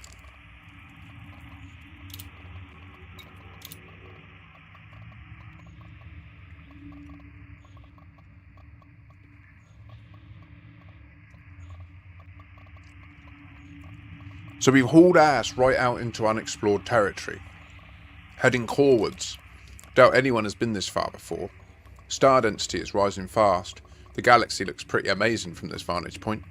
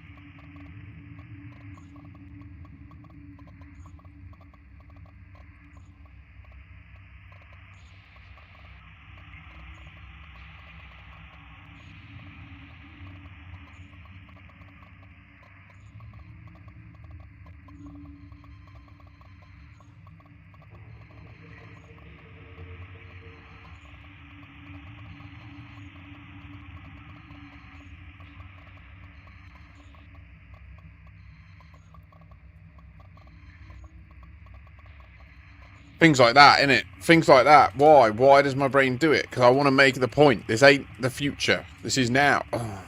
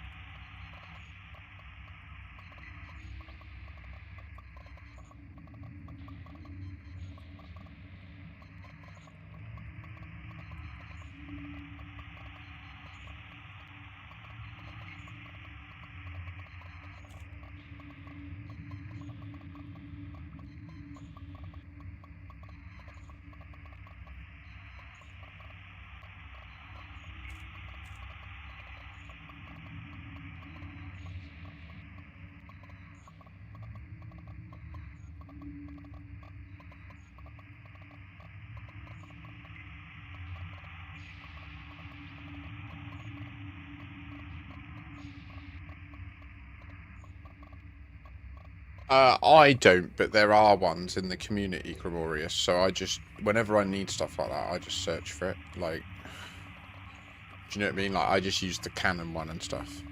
Like, there is a Canon tourist beacon one that's got the confirmed location of all bar 2 tourist beacons. There are still a elite history tourist beacon that is, the location of it is unknown. I'm almost certain it's in Raxler.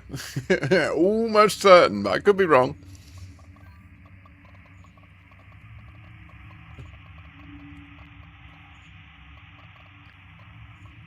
And maybe there's something to learn in the reason that I want to do the subathon with the alt account, where we log in as the alt account, start from scratch, we take off from the starter system, we dock on the Iron Price, we cash out a Caspian, we go into a couple of terminal prosecutions where you lot win it for me and I just sit there and get the reward. And then I use those mats to go, I exchange the mats into what I need to go and max out my Caspian, using the techniques we've mastered to keep the starter permit. I think there's a chance the starter permit is involved.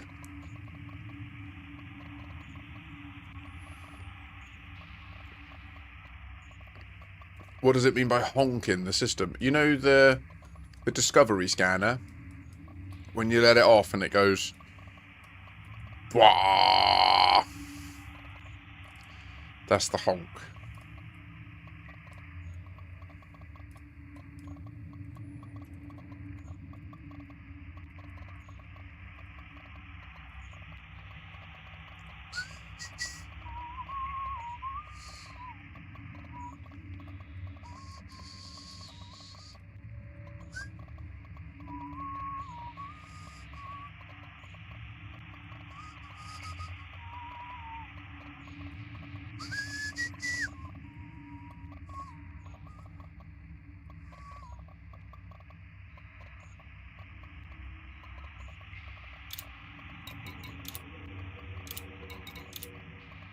I've read it already, haven't I? Right, next one. On the 30th of August, we've been tasked with dropping off these beacons. New tech, it would seem. Looks like long-range comm stuff to me, but I'm no expert. Can't see why anyone would want a beacon this far out.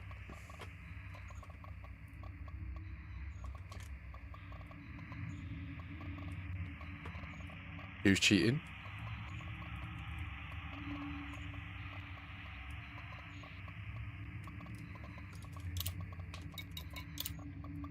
Reckon I have it figured.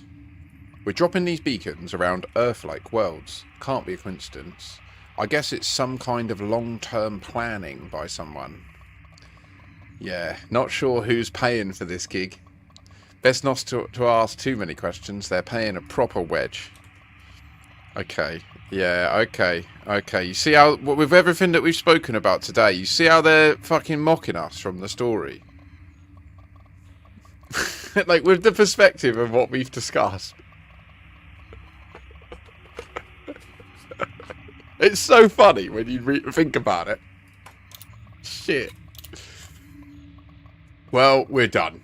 Dropped off the last beacon today. It's going to be a long old trip back to the core worlds, with thousands of light years out. Kind of wish we could keep going all the way to the core. Guess someone else will have that little bit of glory. Well, and that's it. This person's just had a merry old time. So the Alpha site, Echo Zulu.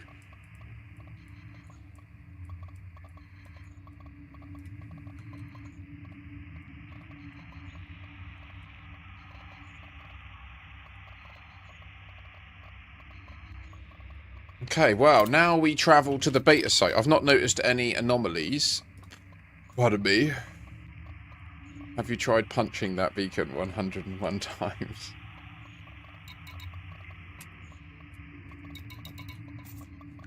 What I do worry about is that the Green Noir actually is about server load. But then what they've essentially done is created a gameplay response to a DDoS, which would be like, I am conscious that what our testing methodology is essentially a distributed denial of service attack. Like, it's not, because we aren't going to use programmatic means to emulate API requests, are we, anyone? No. We will not. We will pay the iron price. We will multiply, we will scale horizontally our hours used per hour by humans and the viewership of this stream, which is a lovely coincidence for me.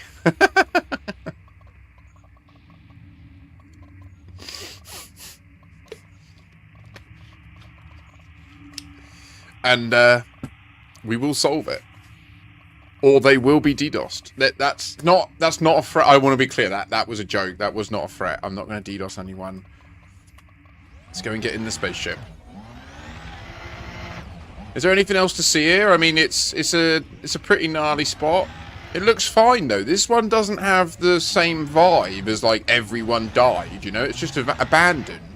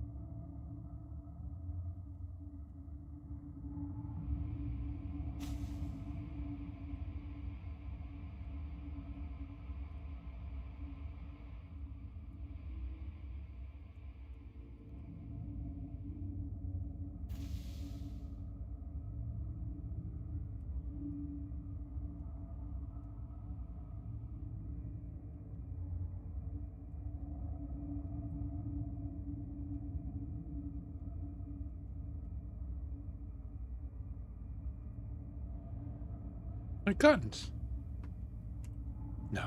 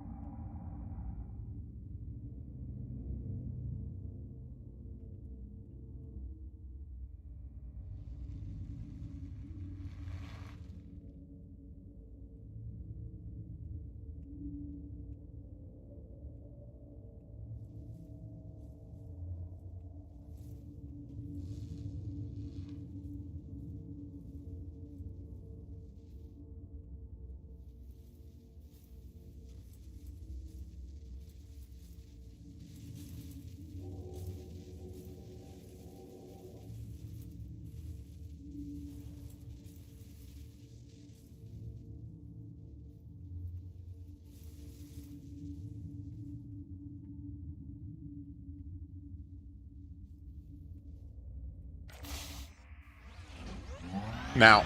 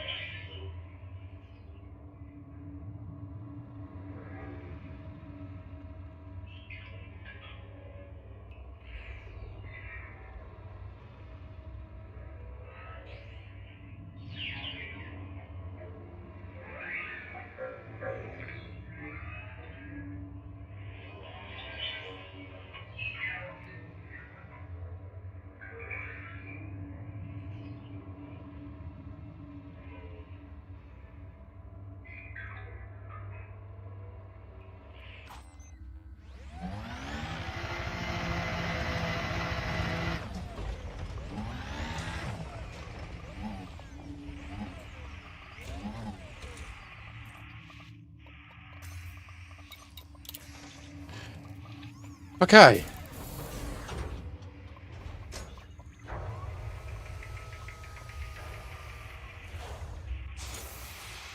Cargo scoop retracted.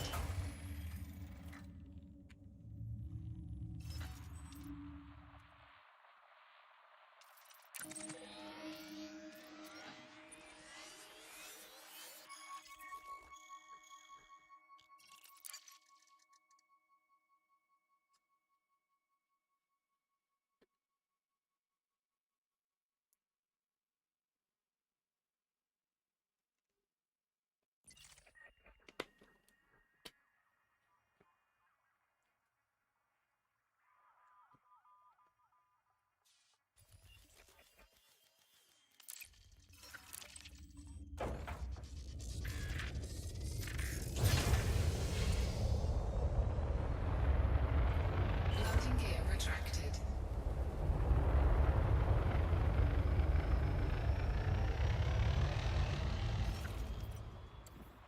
So in order to find these things these days, we do now have access to this tool. Well, forgive me, I thought round here was colonised, but it's not. Is there a fleet carrier here? No.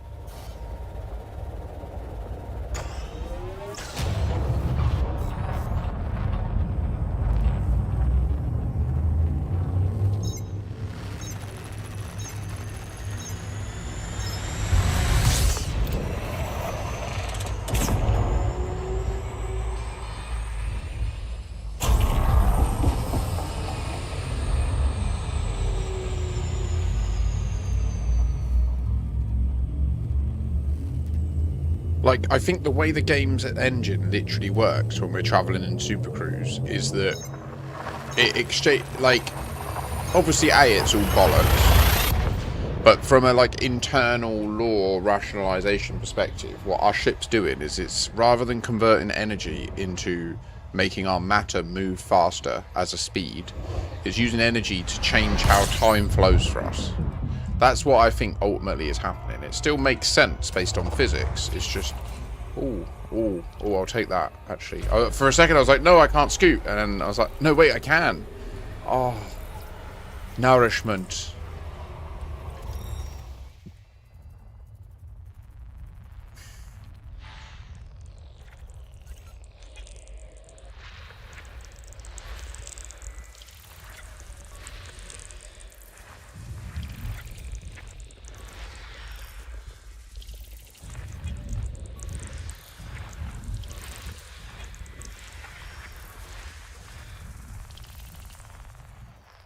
Fuel scooping complete.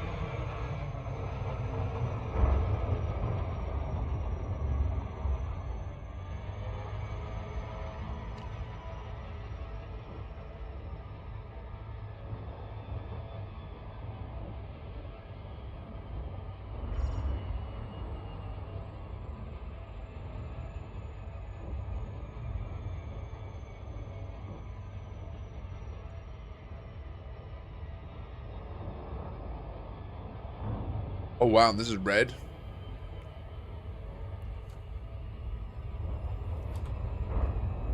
Holy shit. That's some red ass you got there, boy. Mm-hmm.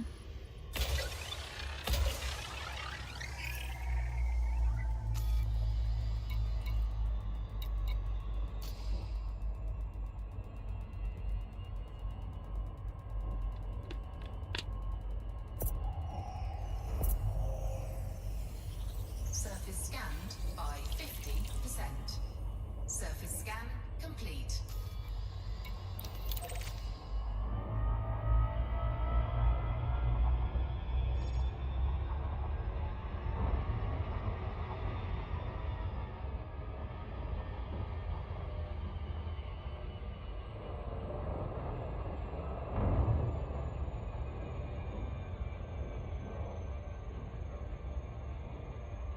Orbital flight engaged.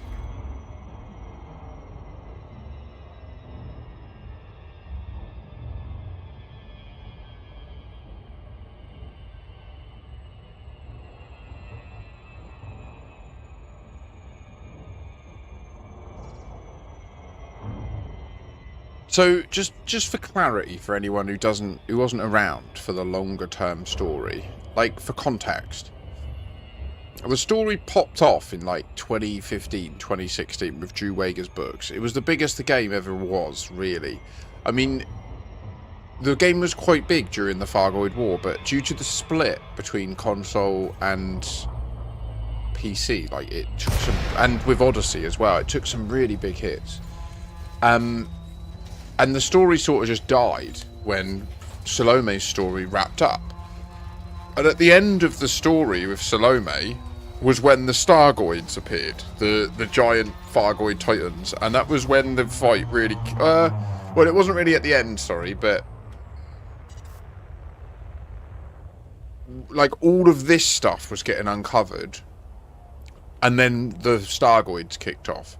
And that was when the war was proper underway, full-blown. Like, whole systems were being held by the Fargoids. You couldn't even fly around in them because you'd just get interdicted by an interceptor and just detonated. We didn't have Guardian weapons. We didn't, like, it was fucked. Landing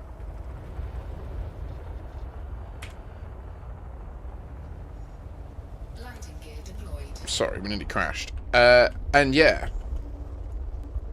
Drew Wager doesn't directly or openly offer anything for the game now. But he's still subjected to all of his same contractual agreements, right? Which is why he says things like, I'll have to take that offline if you say the wrong things to him on his stream.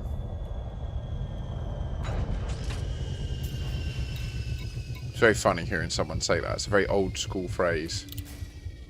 Do you know what I mean?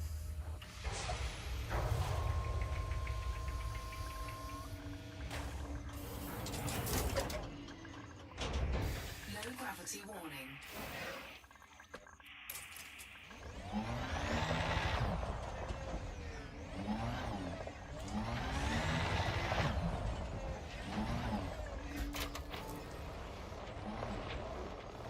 Hello?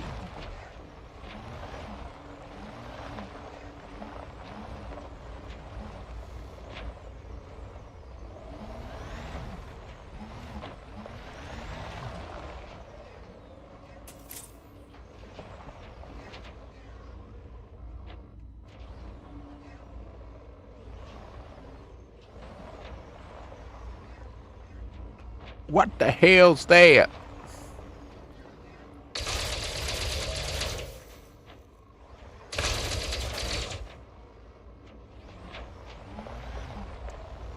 Can confirm scientifically it does not react to being shot.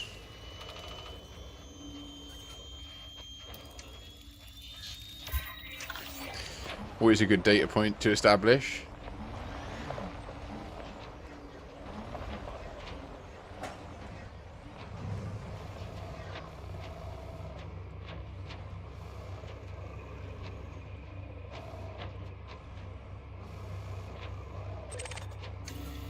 If it's possible to be cleared, I have all the permits.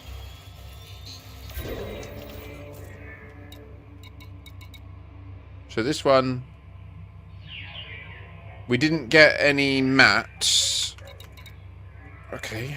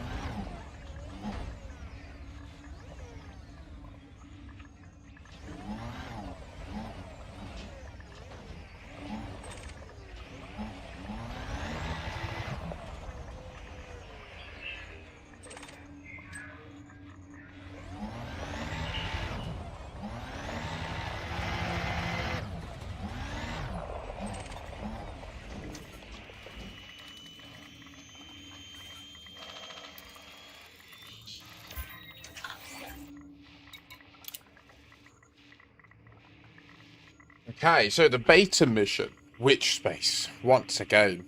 We're almost to our destination in the conflux area now. That's odd. Looks like...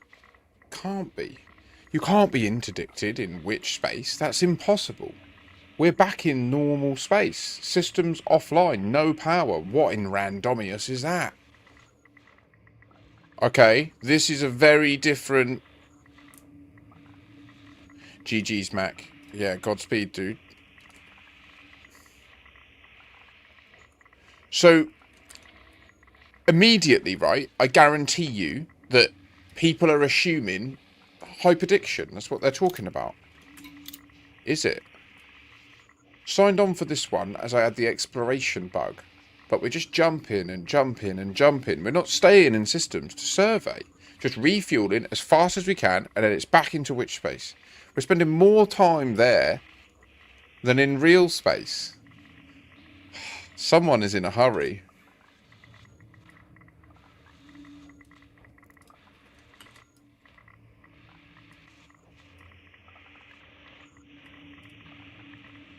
Because the whole time you're in witch space, it's no time. Like, reminds me of what my father told me about witch space. It's haunted.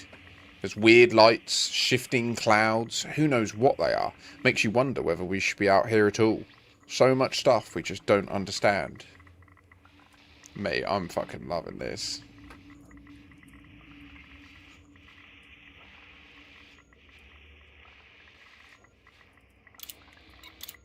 Witch space is different out here. Wait, what? There's something odd. Those lights we were seeing are less frequent now. But they seem to be hanging around, almost as if they're following us. Maybe I'm going nuts.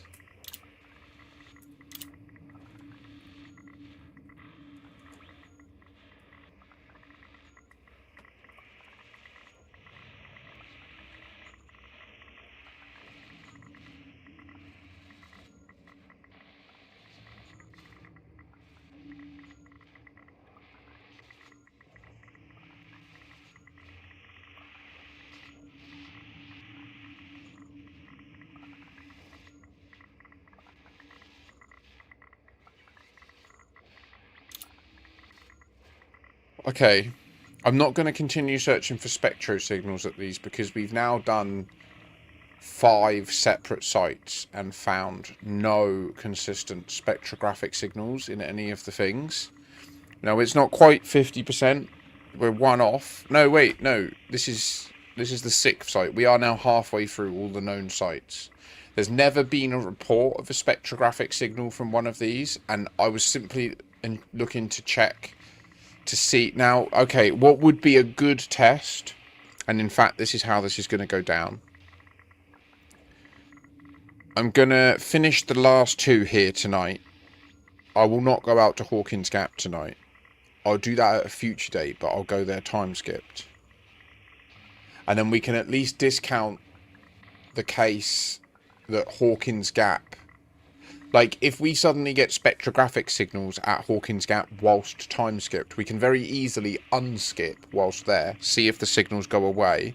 If they do, we then know we need to test these other sites while time skipped to see if they also give spectrographic signals. But right now, what we've shown, I think, is with pretty decent confidence that these sites don't emit spectrographic signals. I've checked 50% of them pretty exhaustively. I've had it running the whole time in the background on my other monitor, and I've not seen anything. ED Compass hasn't highlighted any anomalies. Well, it does highlight anomalies here and there, but they're not patterns. They're not consistent things like what we're used to finding, you know? I know what's...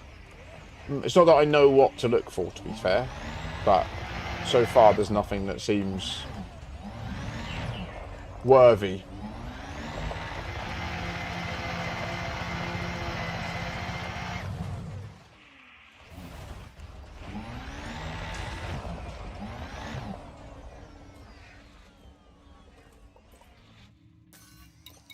So what I'll probably do, get the last 2 bunch of logs.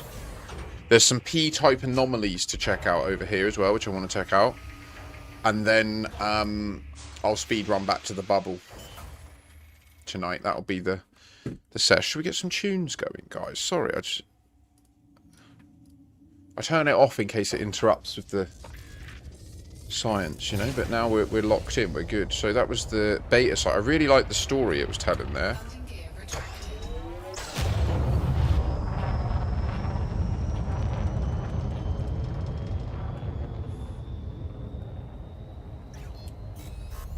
There seems to be 2 separate flavours as well. That there seem to be some log entries that are quite content and happy they've done this, and others that are like terrified and getting killed.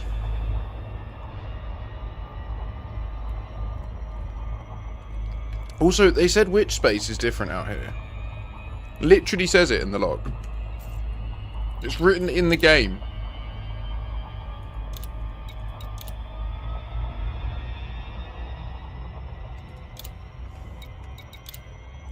Which space is different out here? There's something odd.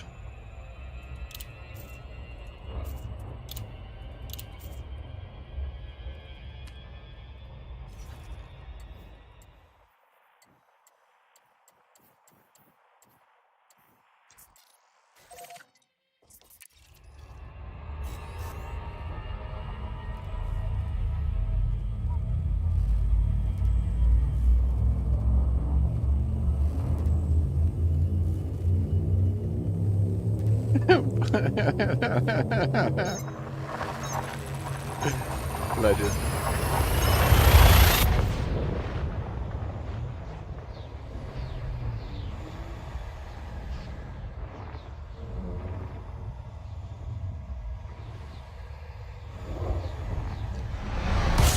Oh.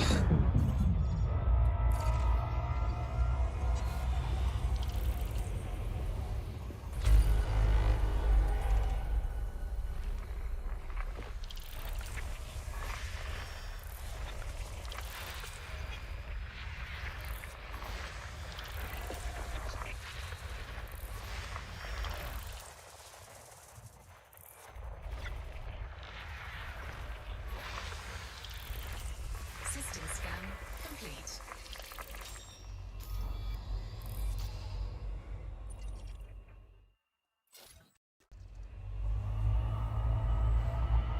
With a Caspian, is the frame shift drive the thing that's best to get engineered for long jumps? 100%. Yeah, if you were restricted for engineering and materials and you just wanted to be able to get out, do a bunch of exobio, do a bunch of exploration, I would say just focus on only increasing the jump range by applying the increased jump range, the blueprint, to grade 5, as well as the mass manager, and that will send you on your way nicely.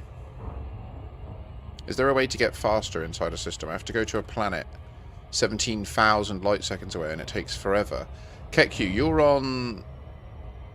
So, you're on PC, right? Which is Odyssey in that, if I remember correctly. So, you should have Super Cruise Overcharge, which is this. I'm going to briefly do it. So, it lets you accelerate and ignore gravity wells. But it is its own type of frameshift drive. So there are FSDs and there are FSDs brackets SCO. Like, it's literally a different type of module. So it depends what ship you're in and what you've got fitted. If you've got the SCO fitted and you just don't know how to use it, it's the boost button. Whatever you'd normally use for boosting when you're flying around and fighting, hit that once and then you have to cancel it by hitting it again.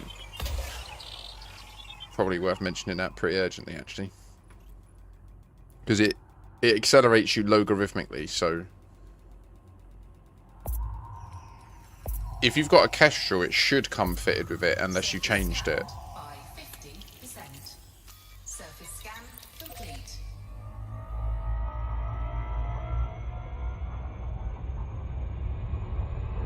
The Kestrel is SCO optimized, which means it comes with an SCO frameshift drive as standard. Unless you were in a port that just didn't have them. That is possible.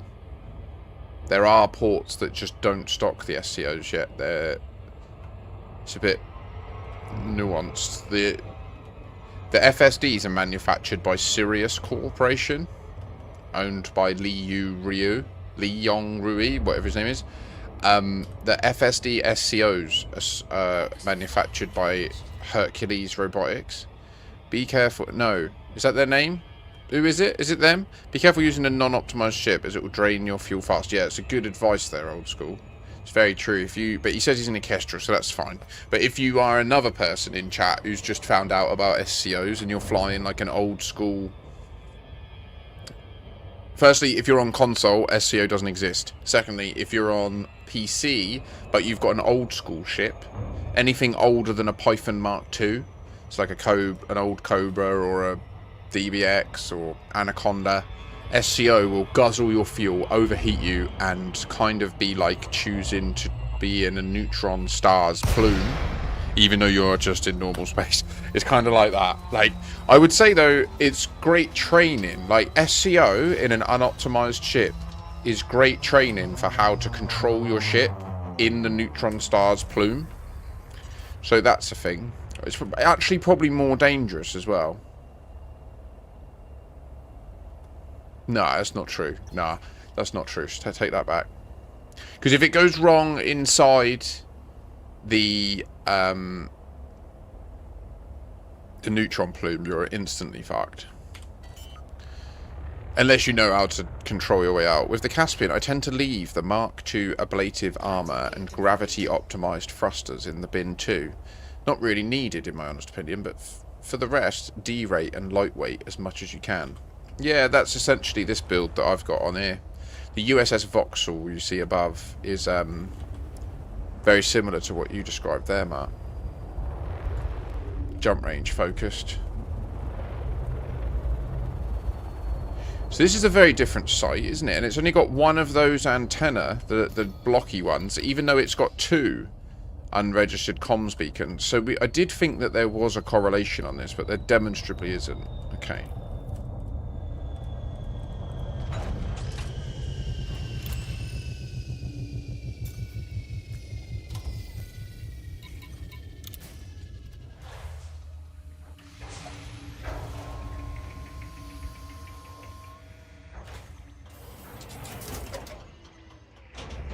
Low gravity warning.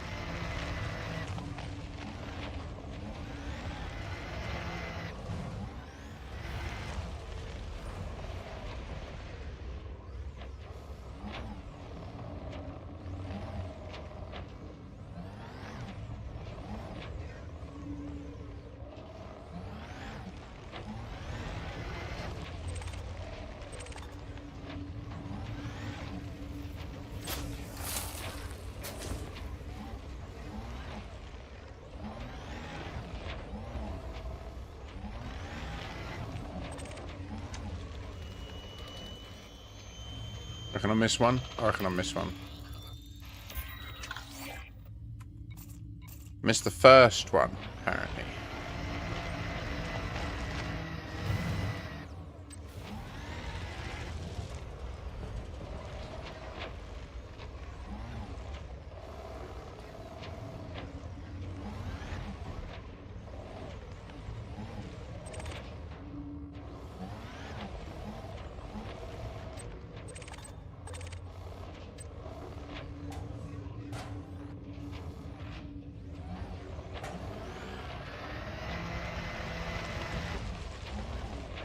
Powered through it. Sweet. Okay.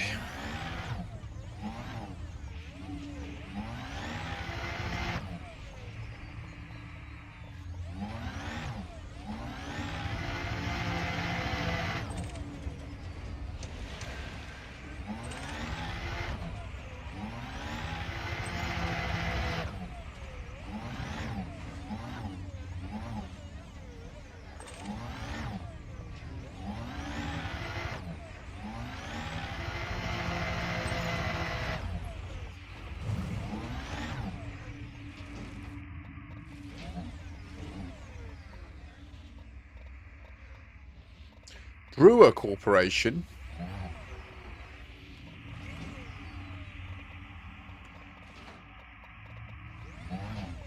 Really, Liam? They've got unengineered ships.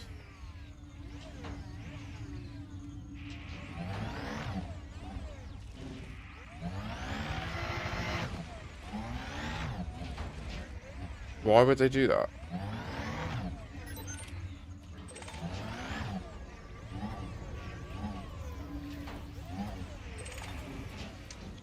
Fun suckers, man.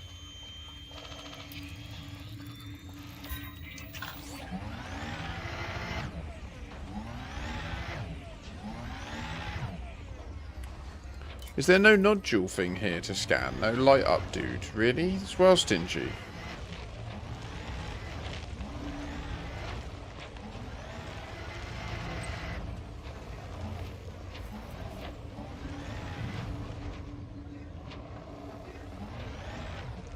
%, Liam. That sucks, man.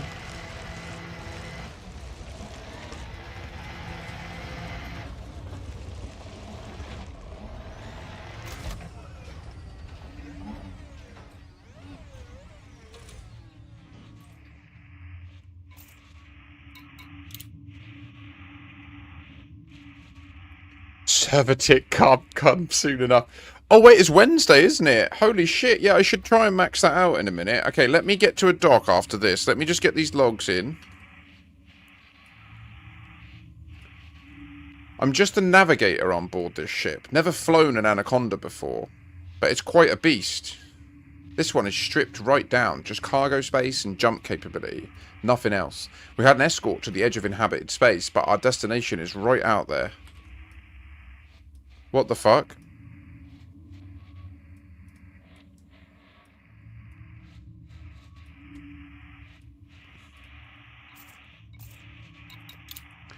Thousands of light years. Fortunately, the ship has behaved itself. We've passed countless systems, but we're not stopping to survey anything. I've just been asked to plod on as fast as we can go. We're aiming for a zone known as the Conflux. It's sure a long way out. Can't help wondering why we're doing this.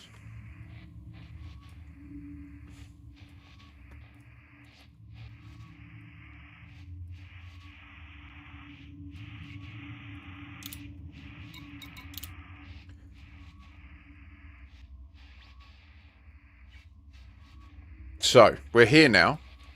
Took us 5 months to reach this part of the galaxy. A team of hired spacers are out there now, dropping off of some kind of cargo. Looks like beacons from what I can see. But some guy in uniform came and switched off the scanner. Best not to ask too many questions. Might not be wise to be logging this, to be honest.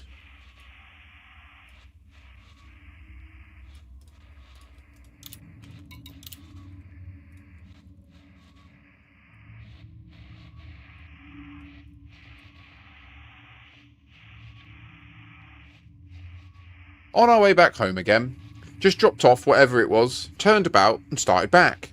5 months out, probably 5 months back again. Managed a quick scan of the site when no one was looking. Definitely beacons. Why would anybody want a beacon right out here in the void is beyond me. Not my problem though.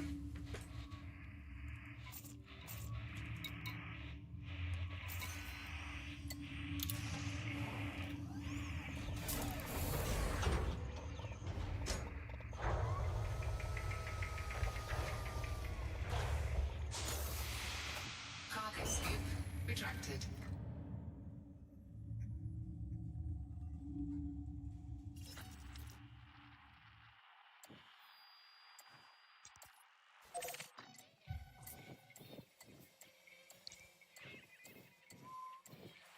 It's weird that they all have this alignment as well. Isn't it? Is that the same as your line, Dusty? It's not, is it? It's steeper. It's more like the 42-degree rainbow line. Landing gear retracted.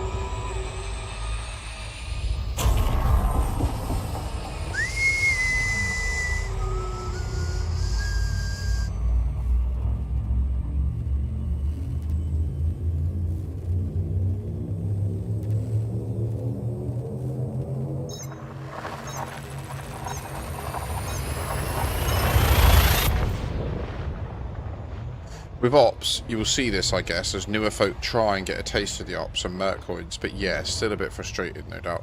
It would be really nice if there was...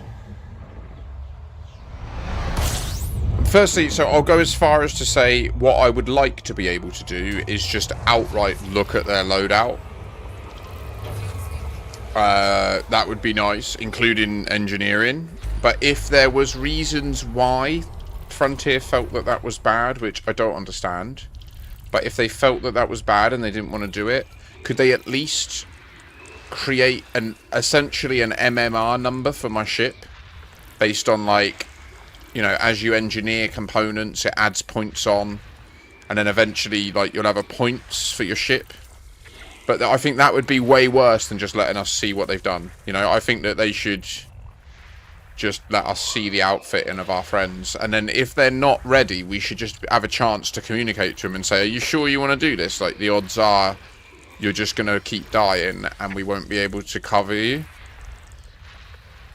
And then at least if they insist, you can then choose to leave before you waste your time, you know?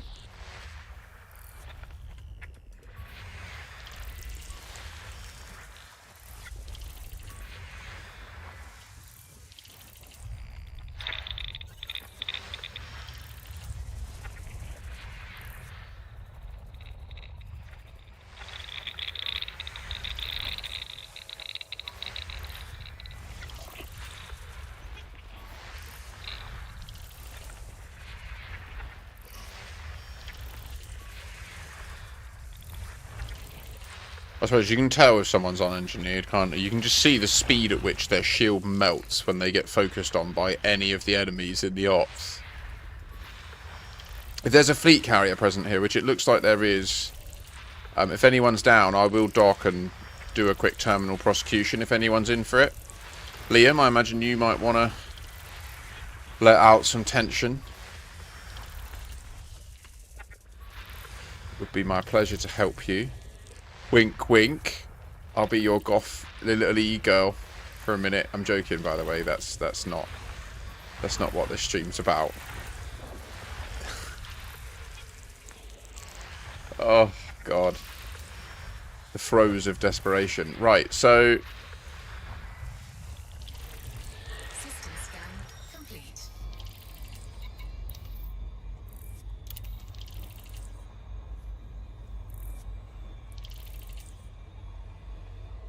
Oh, Mark, fair.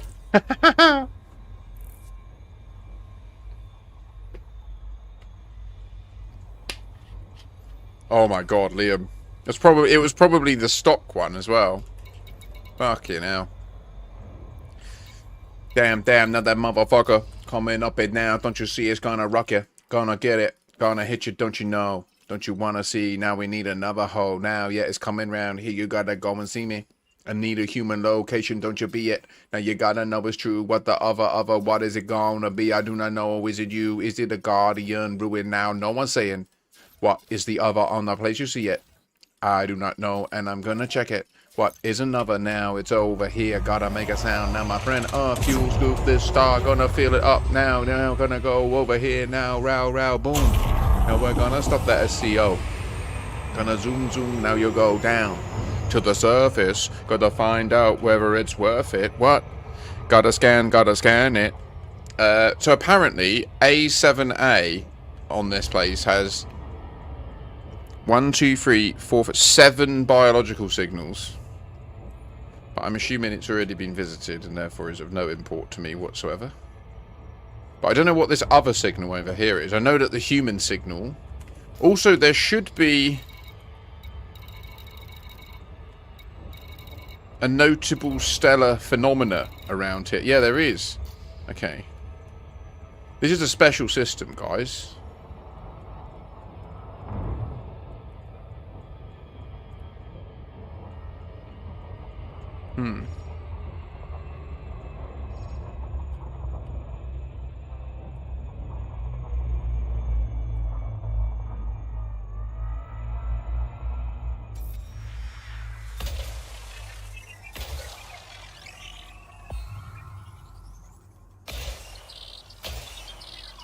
Surface scan complete. Damn, shake it down. What you got in the ring, don't you see? Now you gotta make a thing. What's it gonna be? There is one planet hotspot. Oh my goodness me. Wee. So, oh, the other is the unregistered comms beacon. Fuck. Okay. Oh well, it was cool to confirm that. Complete. Yeah, there's nothing there, right? Bastard bitch.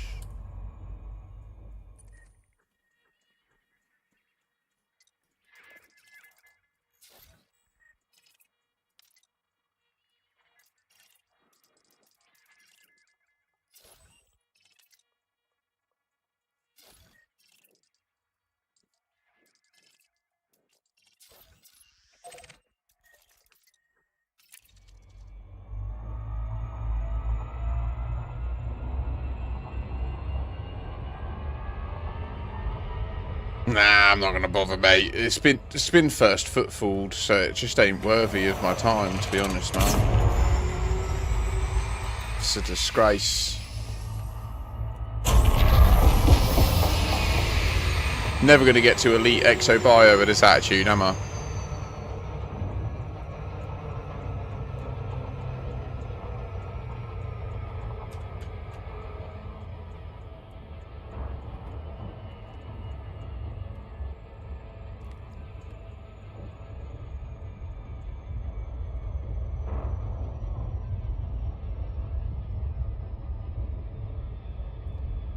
I used SRV Survey, Lemster. Someone's peed on it. Move on. Essentially, congratulations, Percival. That would mean that you're now invited to meet Felicity Farseer, our little occult nutjob. But that's another story for another. The planet moves. The moon moves before my eyes.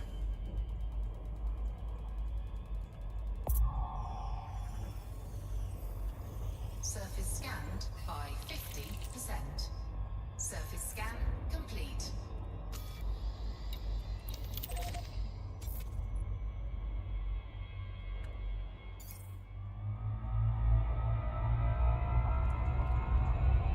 You ain't going anywhere, pesky moon. Get your ass back.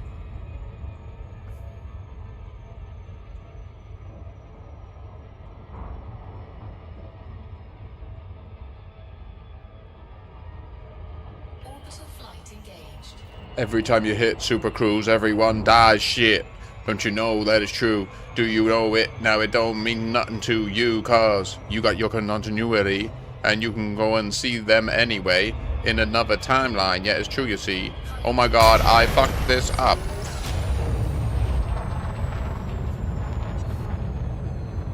Field number 1, 2, 3, 4. What's it got to mean? I don't know more. Oh my goodness me, there's a little old school dude. Sorry. Right, forward and down.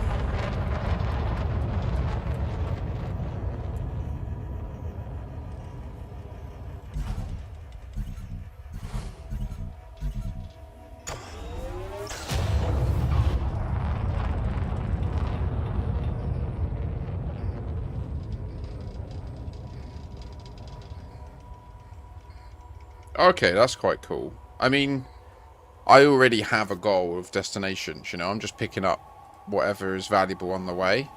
So SRV Survey looks at the data that you get when you FSS, and then it uses, like, the science of the game to make guesses about the value of what could be there.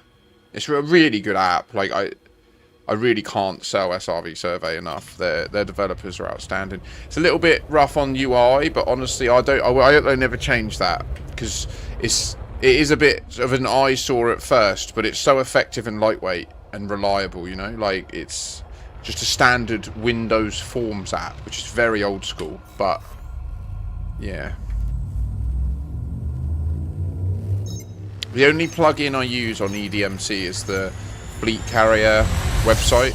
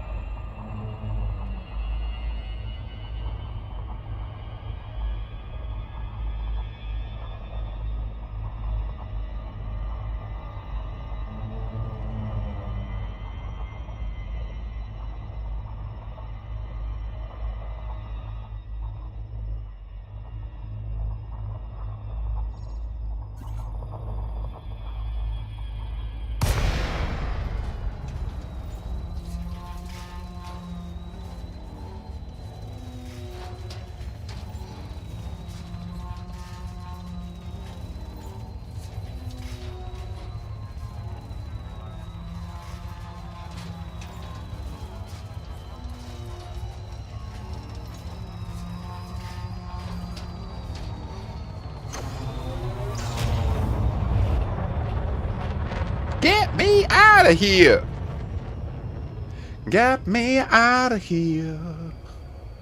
Baby, go!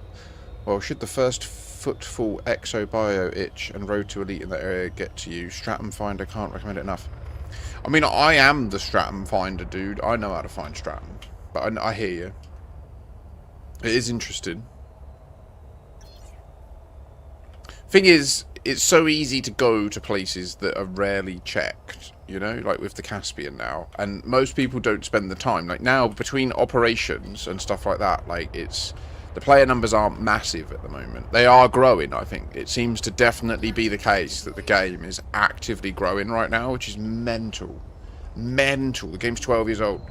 Crazy. 14 years old, technically. It started in 2012. They started actively developing this game in 2012. They released it in 2014. 12 years later, they're gaining sales. But not just sales, they're gaining, like, franchise fans. Do you know what I mean? Like, people that will fall in love with the game to the degree that their kids know about Elite. And when they're older, they may even be persuaded to give it a go. That's how this thing continues. I love it. It's the generations of us passing it forwards. It's amazing.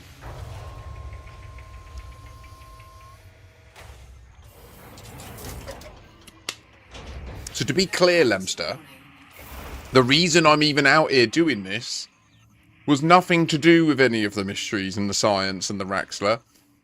It was that I had the first footfall exobio itch and I wanted to start kicking off my road to elite on exobio. That was why I went out to the Formadine Rift. I was like, it's the opposite direction most people go in this scenario. I know I want to go out there. I want to finish off the beacons. So what I'll do is I'll speed run to the Heart and Soul.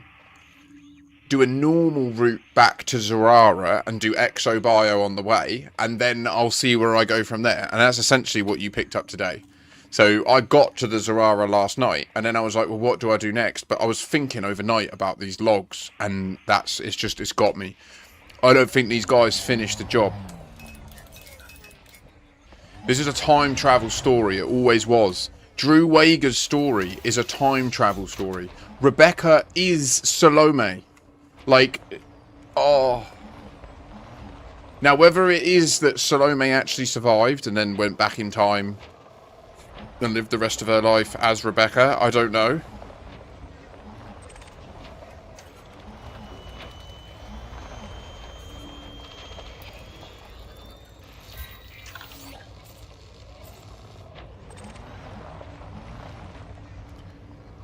And you know what? Even if they did, at least you can verify it and put it to bed. Yeah, yeah, absolutely. I mean, so far though, I really don't. Yeah, all the evidence suggests no. That it's like the timing of it all just meant that it was reasonable for them to stop then. I'm not saying that they were lazy back then at all. Like, there isn't a slight on them to say that they stopped and gave up. There was very little evidence back then that the secret was time travel. It was very reasonable back then to dismiss it offhand. Now there isn't. Now, with the Radicoid time skip and the implications of it,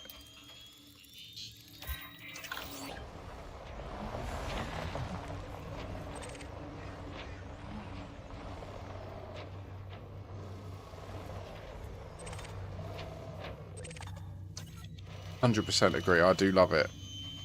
Especially these old logs. It's crazy, some of the stories they tell.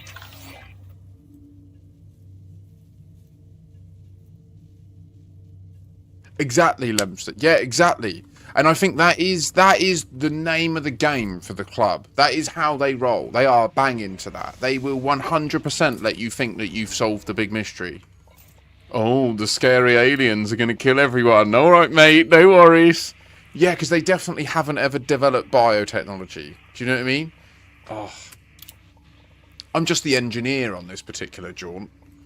I was advised to prep the ship for a seriously long haul out into the void, so I'm loaded up with as many hyperdrive spares as I can cram in. When I asked why, the captain just responded with, "Don't ask."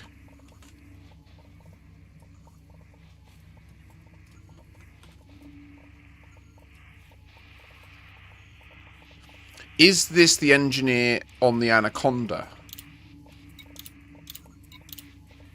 It's putting a strain on the ship, that I can tell you. I've asked for some downtime so I can run some maintenance, but the captain says we have to hit a schedule.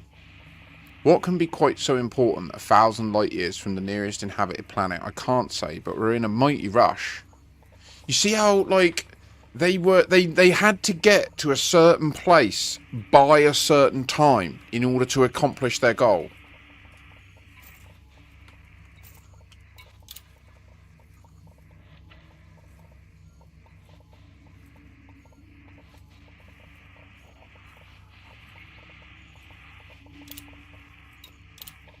I warned them.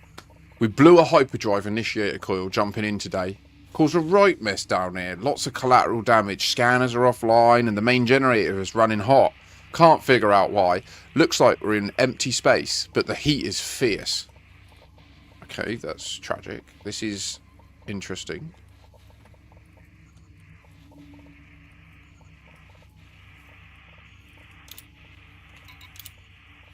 We figured it out. Gravity. We've dropped out near a neutron star. Can't see it, but we can feel it. The ship is cooking around us. No way we can jump out before it gets us. We're being pulled in.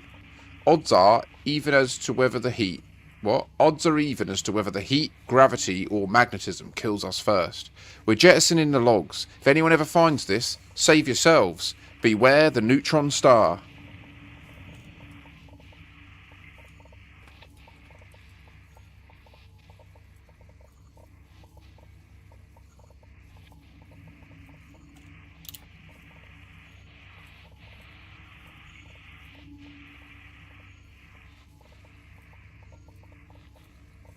So,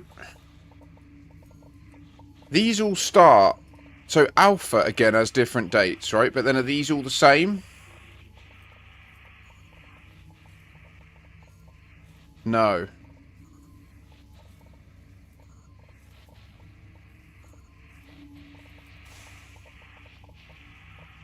Wait, what? These are out of temporal order. What? Is this right? Am I...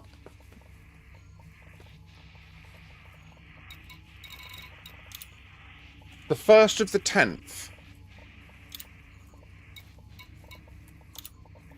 30th of the 8th.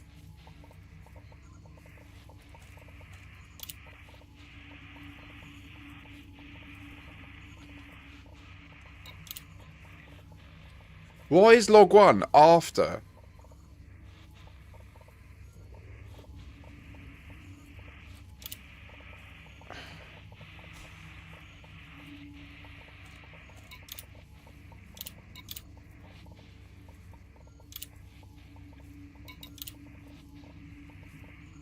They're literally showing you that this person went on this journey, but the first log entry that they left was after the other events, and it was them being...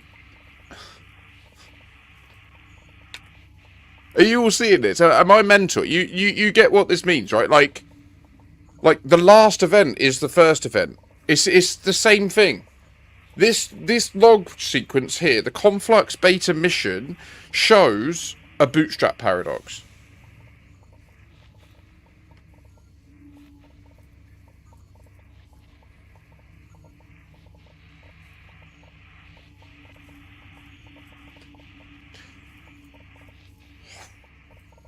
Crazy stuff.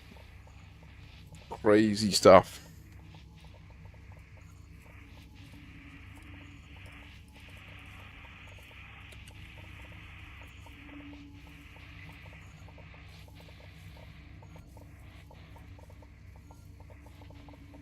Okay, so currently the earliest date we know of is the 21st of the 8th. Do we have any earlier dates than 21st of the 8th at the Conflux sites? No. No. No. Okay, what is the earliest date in the Conflux sites? It looks like it's the 30th, 21st of the 8th. There, okay. Conflux Alpha. Right.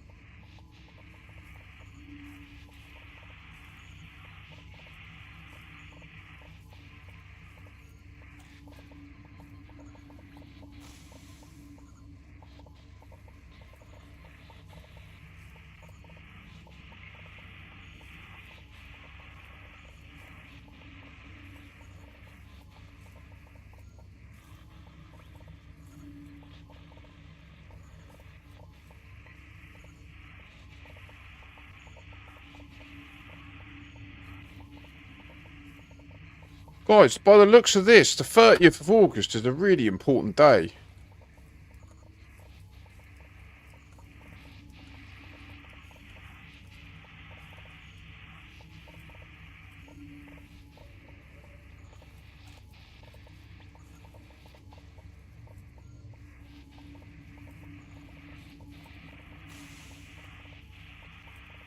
You know that meme where you walk in the room and the guy's got like all the pictures and the letters and the news articles and there's all bits of yarn linking them together? Well, this is just one of the items on that board that we've got here at the Cash Games. There are others. There is the whole board. You haven't seen it yet.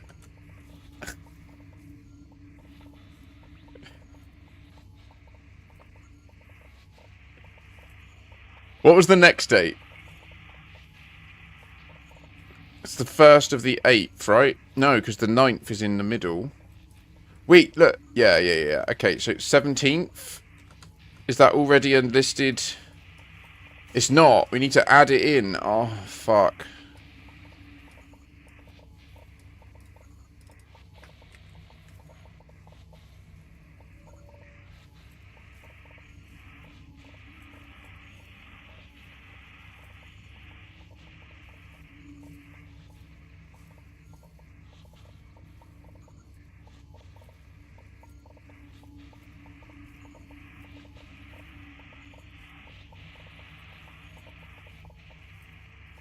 And then the 14th of the 10th. Again, also not currently included in our dataset.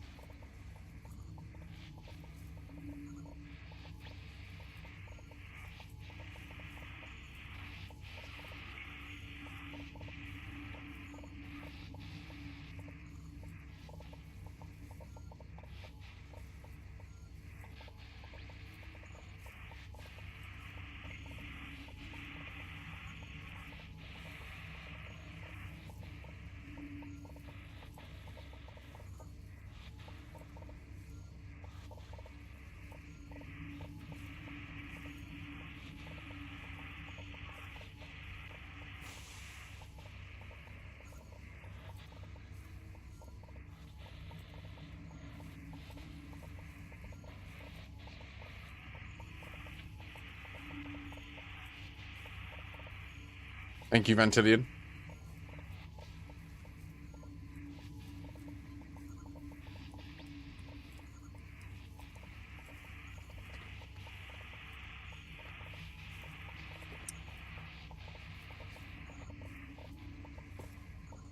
I'm happy with this work. We got one more site that's been found so far to go to. I am feeling fairly confident that there's another one. I think there's another site in the Sanguinis Rim.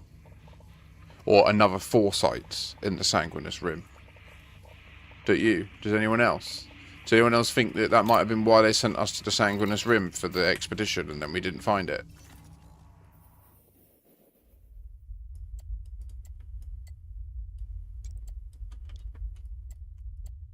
One, 2, 3. You telling me they didn't send one out here? Do we actually have a new thing to go and search for in the Sanguinis Rim? Imagine Raxxla is only a planet that exists in the past.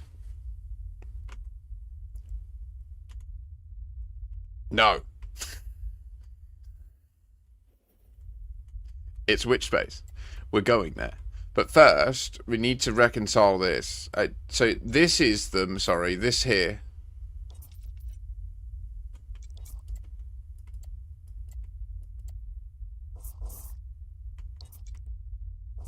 How far from Sol are we right now? 9,000.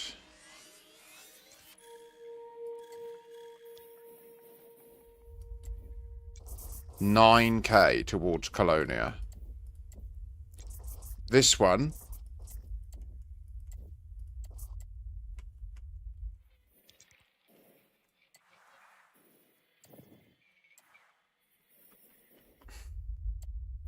It was 7K, wasn't it? 7, 9. What's this distance? Is that 12? Is that 12K? That would be 2 difference, 3 difference. It would imply that if we were to go 15,000 light years in this distance from Sol, we would find the other one.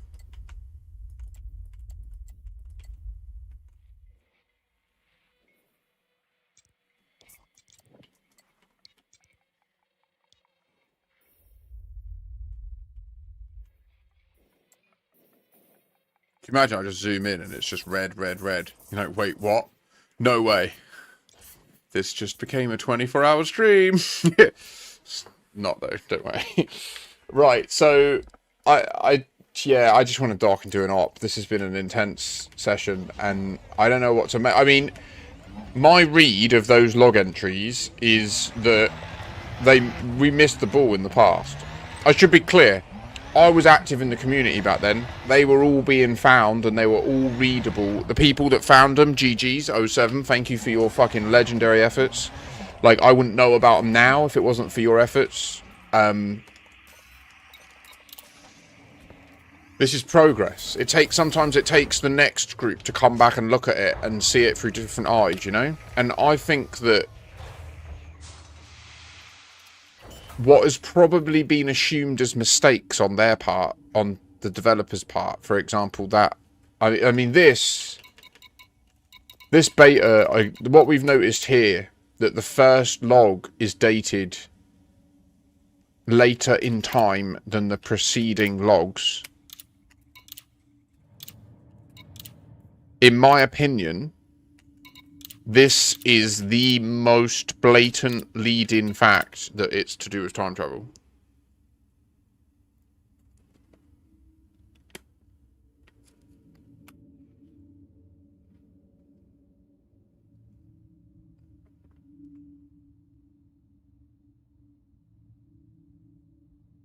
There are many mysteries, although, to be fair, most of them are solved.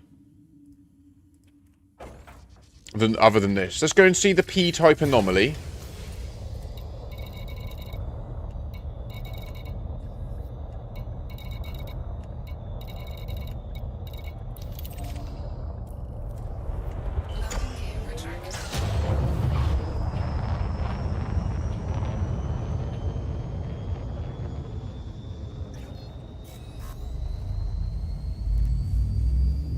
Now, they did keep mentioning strange lights in some of these logs. We should just quickly check that we haven't time skipped at any point in this before we go to this new, potentially alive thing.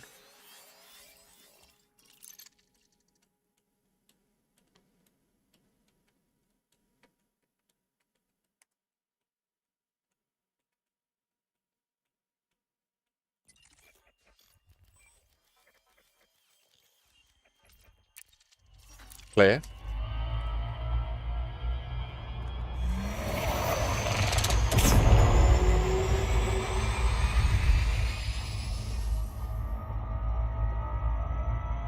Power! Yeah. Yeah, I fucking love it. You knew it was coming. There's just no way that I can click that button and not yelp power. Whee!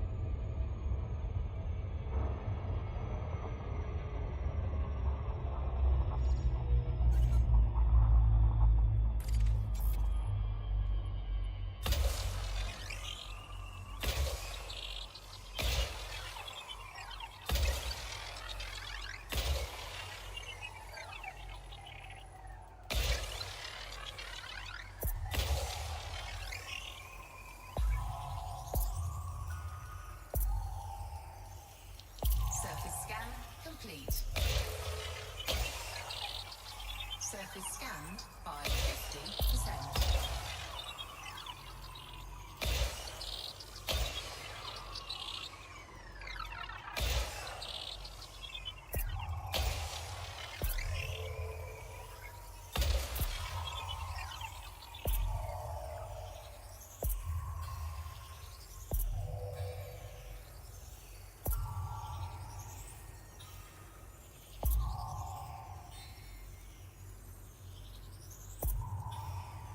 Hell yeah, that's the Geechee! Complete.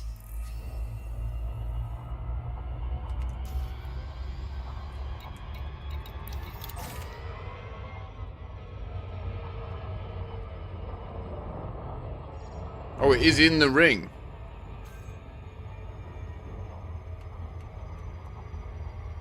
Next to a platinum hotspot.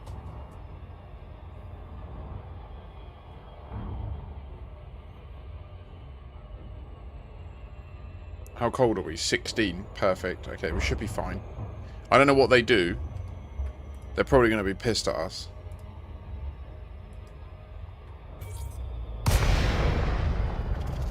Oh. Oh.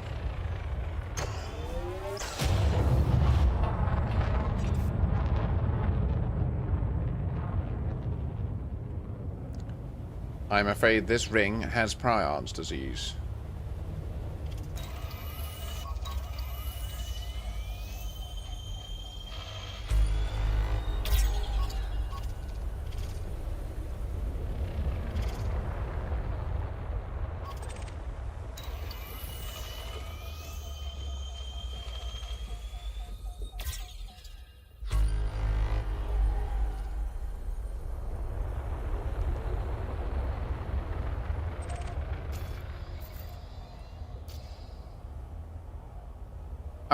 Aha, I see you.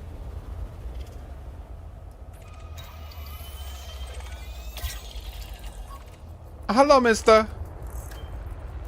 Are you happy, boy? Oh, no. Oh, no, no, no, no, no, no. Very unhappy, boy. Now are you happy?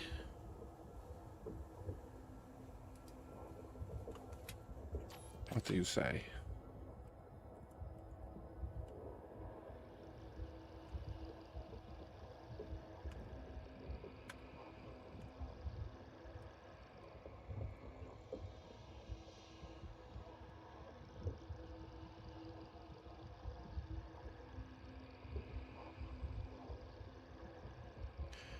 This is a P-type anomaly. I've never seen one before. I do not have my science suite with me, so we can't do anything more than perv on it and hope that it doesn't blow me up, because it doesn't fuck about.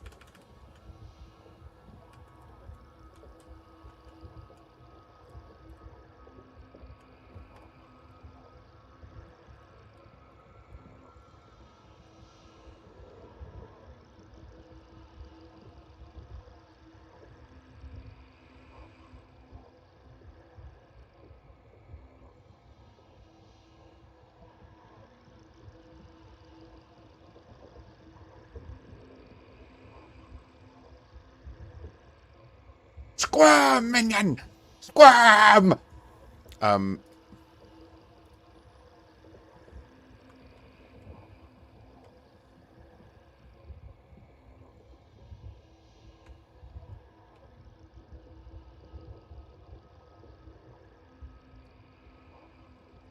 you think this angle is important?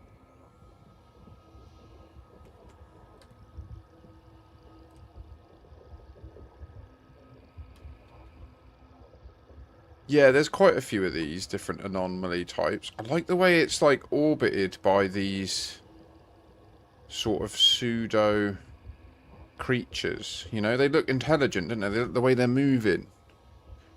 Do you know what I think? I think these things are whatever we see in witch space. You know, around us. Doesn't this look like the green noir right now? Don't that look like I'm in the green noir? Wait for it. Hang on. Let me do this. Let me go over here. Is there a view I can get where there's no... Oh, yeah, look. Ready?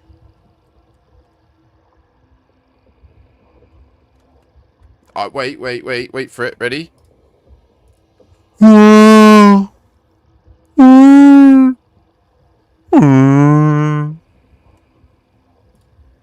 You see?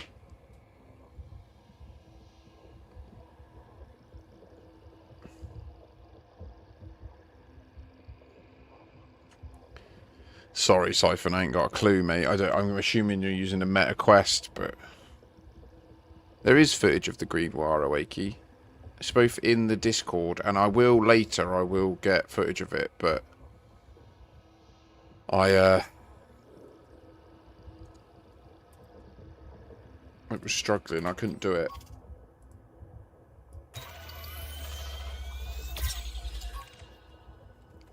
P01 type anomaly.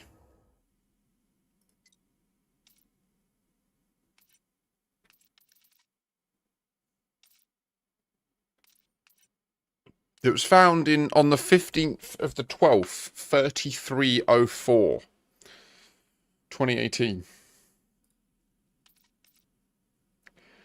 And 8 years later, I confirmed it.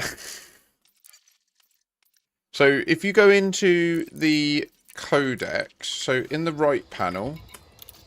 Wait, what was that? Let me get back. Are we getting hurt? Right panel, codex, discoveries, and then you can click on different regions, but it defaults to the region you're currently in. And then it will show you all the various things that have been discovered by the community over the years. So, like, I knew about this. This wasn't unknown to me. I've just never come out here.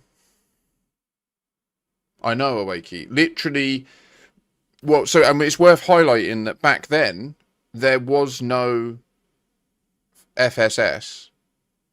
Like, the way this person found this, the way Blade Gwyn found this, that's not how you pronounce it. Is there any Welsh in chat that can tell me how the DD is pronounced? I can't remember. Zenith, where are you when I need you? But they would have had to have, like, and this is 11:30 at night as well. So on the 15th of December, 2018, at 11:30 at night, this person was playing, and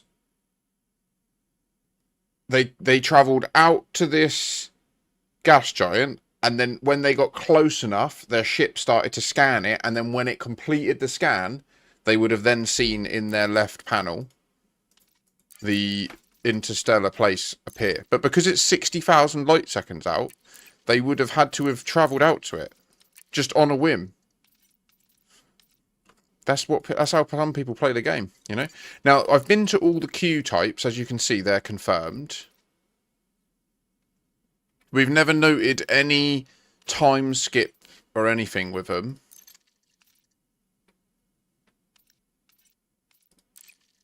Apparently, I've never visited a geyser.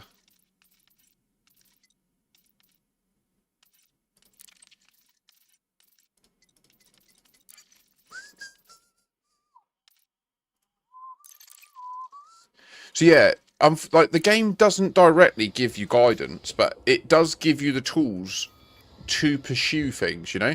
If you said, like, I want to go and visit one of every previously discovered, like, anomaly, everything like that is in the codex. And there's a whole galaxy of regions. Like, you can literally click up here and see that there's all this stuff that's been found, that there's going to be so much more stuff that no one's found. Like, it's unreal. I guarantee you that there's anomalies, like Lagrange clouds, and anomalies like what we just saw in every galactic region that we've never discovered before. There's so much to discover in the game. Like, I don't think people get how obscenely massive it is.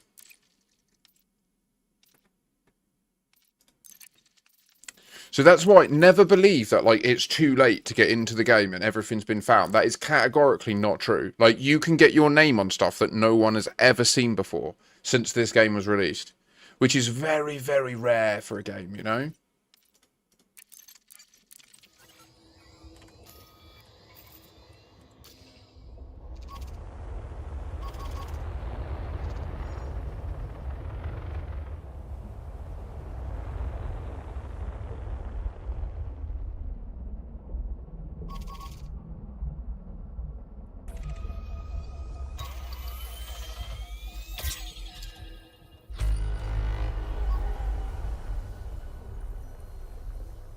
I do. I mean, not on the codex. No, I haven't got my name on a single new thing on the codex. But yeah, within the broader like exploration gameplay loop, yeah, there's quite a few things that have got Makashi written on them. The thing I'm most proud of is that Earth-like. I'm really not sure. I think this is my most proud discovery.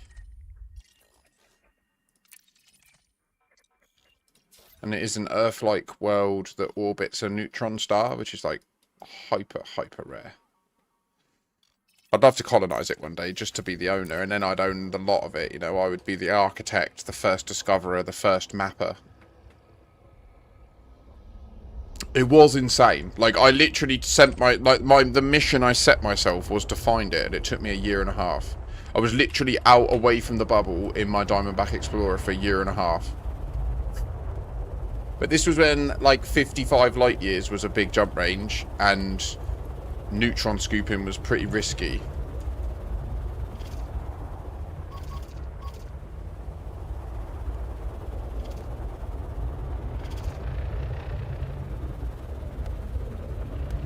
Not in the Caspian.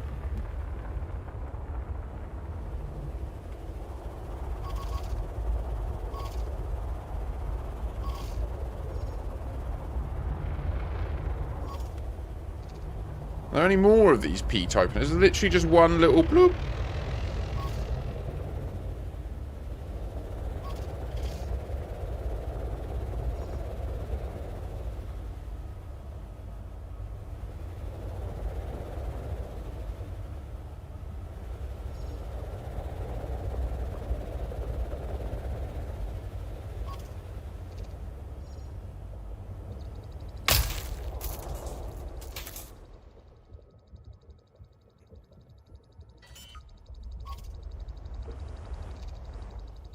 Okay, they're really hard.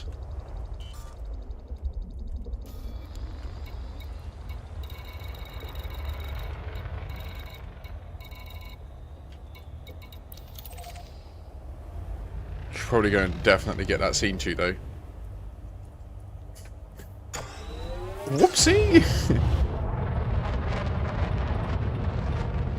Did we time skip?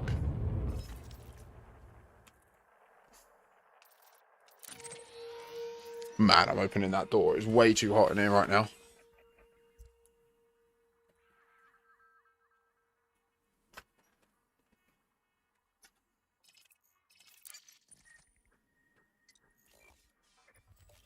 No. No. Cannot comply.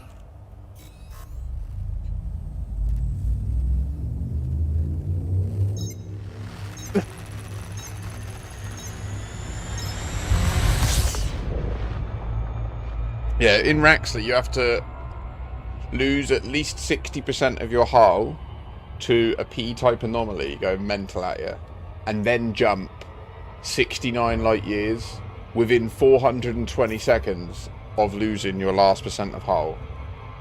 And then you will be greeted with the beauty of the great star, Brabham himself. What if that is what it is? Like, the Raxley is where you eventually do a jump where you get to a system where the star is just David Braben's head floating in space.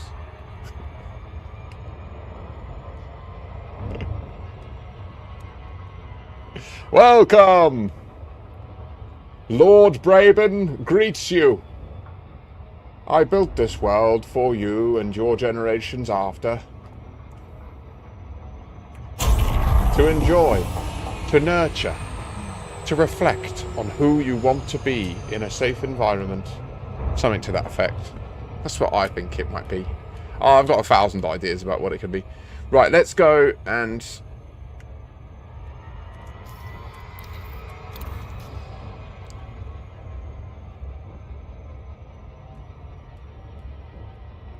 How does witch space actually work? Dude, I'm sorry, mate, but I've gone over that about 8 times today and I'm a bit tapped out. It's been an 8-hour day, so I'm afraid I'm going to have to refer you to a future video or stream. But No, I'm not. That's bollocks. I'm sorry. I'm not going to do that. I love saying it. I'll just say it in a more succinct way. Which space is a place where there's no time. So when you go into it, you... Vantillion's right. Vantillion's right.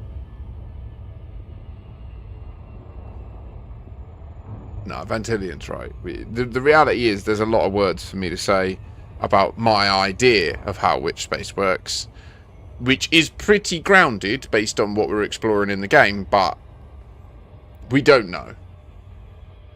We do know. It is time travel. It's unquestionably time travel. For example, you can see a signal source appear like 150,000 light seconds away and then SCO to it and drop out. And if you actually think about the amount of time that's passed, like, by the time you arrive and drop out, physically the signal wouldn't have left it and reached where you were before. Do you know what I mean? Like, it isn't possible, but it's a game. It's time travel. Which also isn't possible, by the way. Yeah, that's what I think. I think they bundled all that isn't possible up together, and then built the story around that. Your business as a carrier commander. Please enjoy your stay with us.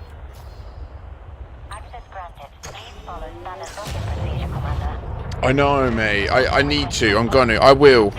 You're right. It is being literally requested from me. I've got to make this video. If people are actually asking me to make it, I should make it.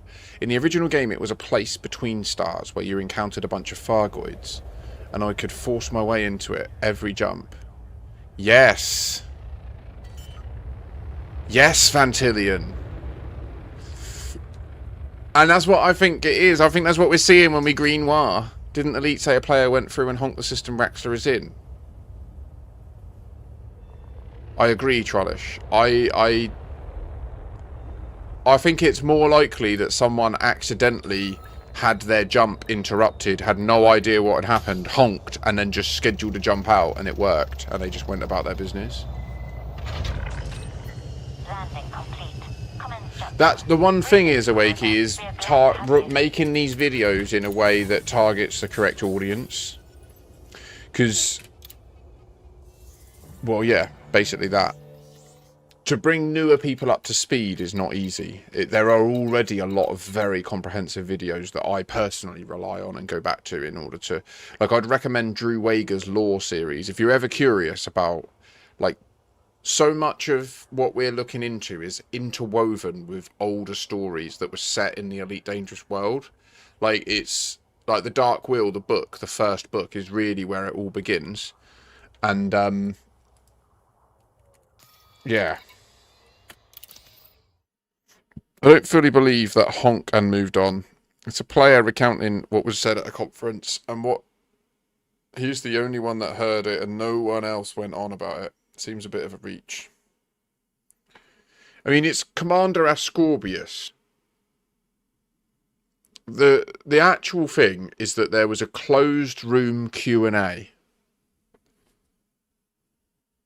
So it wasn't allowed to be recorded. You were allowed to go into the room with them and ask questions, but no documentary recording of it could be brought out. So they're allowed to talk about what was said in there, but they're encouraged not to. And Commander Ascorbius says that in that Q&A, David Braben or Michael Brooks was asked, is Raxler in the game? And they said yes, and someone has been there. And they honked it and left. Now, I mean, yeah, as far as I'm aware, that was it. Let me just double check. Let me...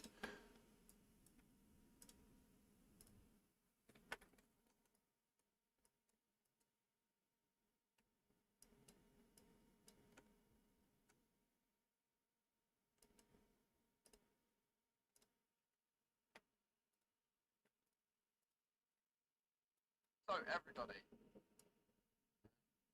So, it is for the second time tonight. I suspect many people will enjoy it just as much the second time around. I present the interview I carried out earlier this week with Michael. Enjoy.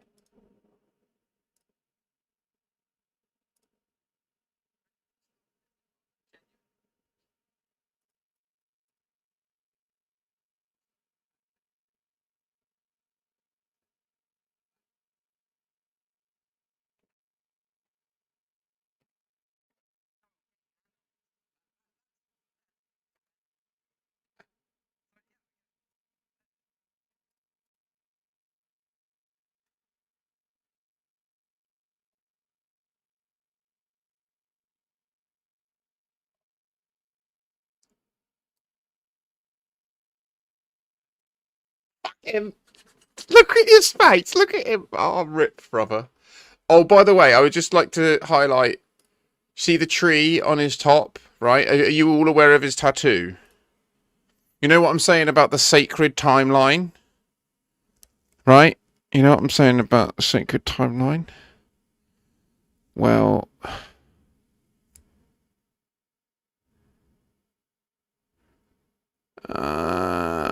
where is it? Where is it? Where is it? Why are you doing this?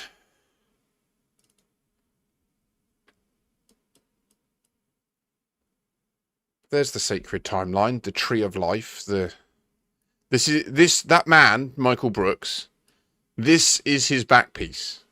Was his back piece, I guess, bless him. He's unfortunately no longer with us. He is the architect of the mysteries of this game. He publicly stated that this tattoo contains the story, the in-between space.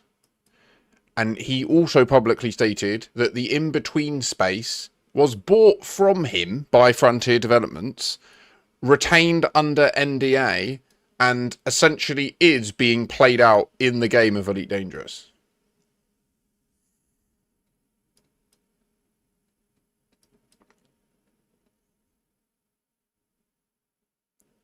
That there is a pulsar.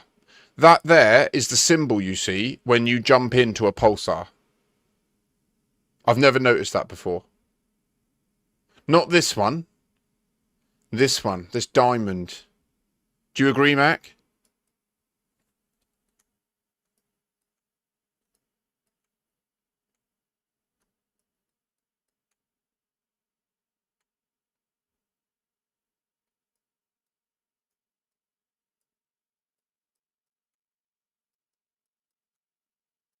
Pulsar on Michael Brooks's love handle, right there. Whoa, look at that. Whoa.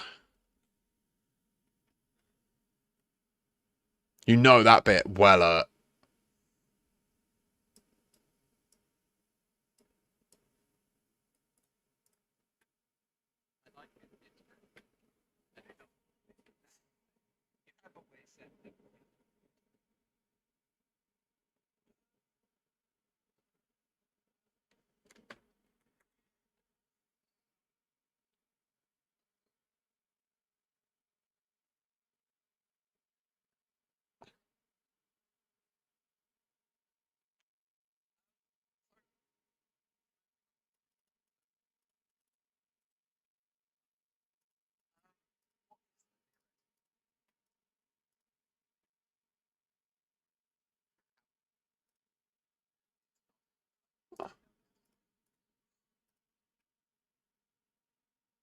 Does this guy still play Elite?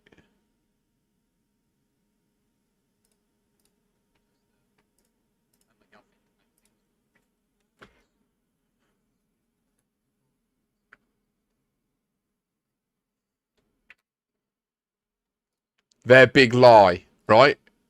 I've never heard this before. I want to be clear. I've never clicked this link in that document and listened to this interview, and sit down for the next half hour. We're getting a bowl together.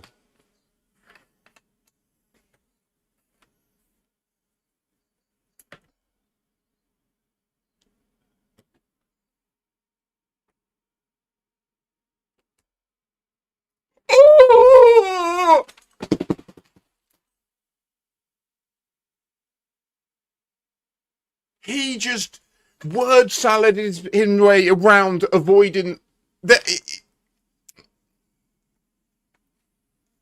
Did you hear that?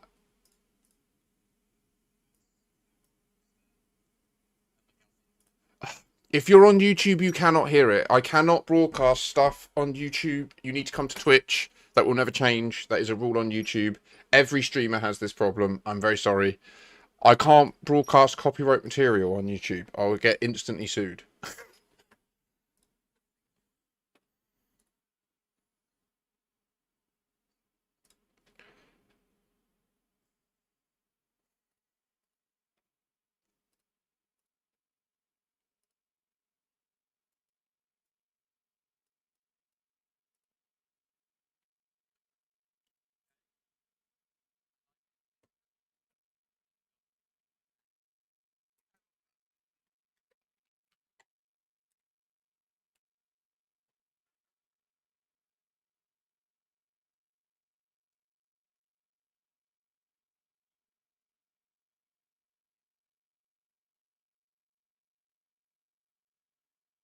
So you just, I think there's no like captions or anything. So you just have to come to Twitch. I'm sorry. If you're on YouTube and you want to hear it as well, there should just be a link in the about section below.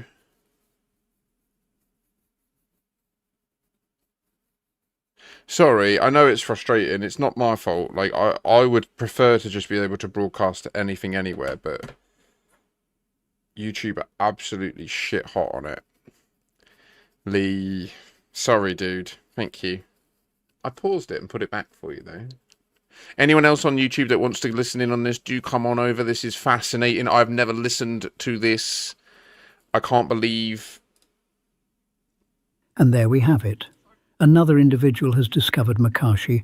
Quite why remains unclear, but for now, they have chosen to stay.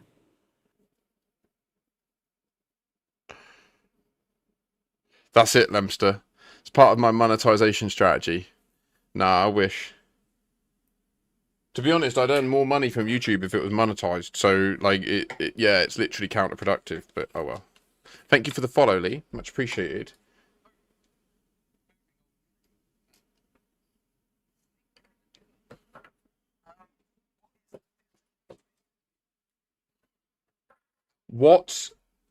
What is the theoretical basis behind the frameshift drive? Was the next question that he came in with.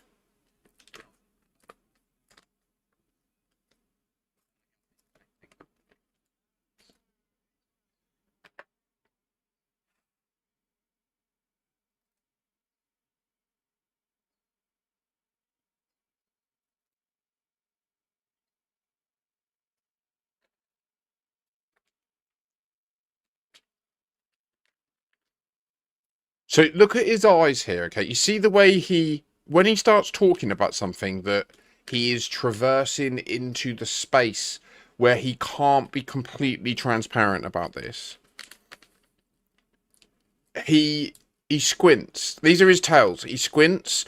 You can tell that he likes being the person in the conversation that knows the truth, right? Like, this is me being proper psychoanalytical here, but I've watched a lot of his talks, and the second he gets into this place, it uses higher dimensions to compress the presence of the ship within real space, was the words he just said. So what you can imagine is what it's like the PIM molecule, but it's not. It's like, I think by shifting your frame of reference in time, you are no longer physically present where you were.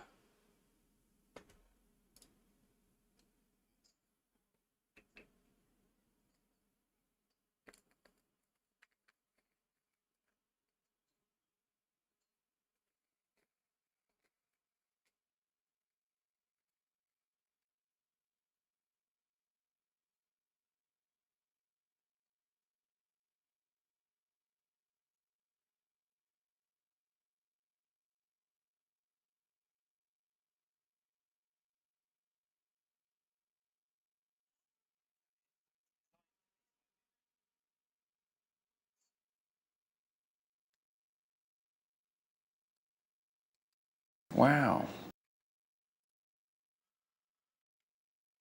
He just, in that there, he's alluding to the green wire, and DJ Truthsayer had no clue what he was talking about. Do you agree?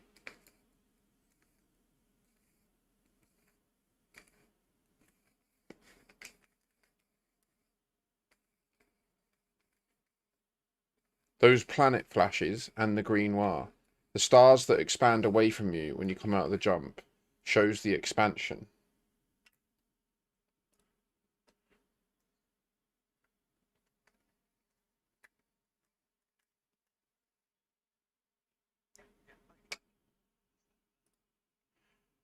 So that bit there, I actually do wonder if that was a little bit...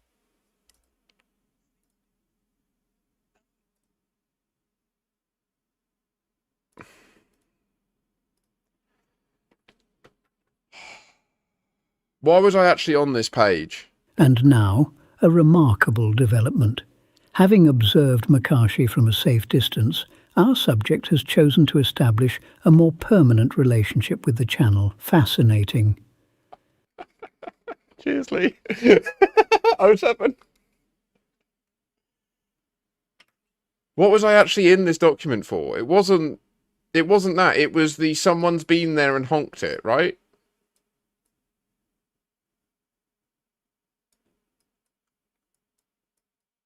By the way, this is the actual Tarn wall, and it's not mine. Bwah!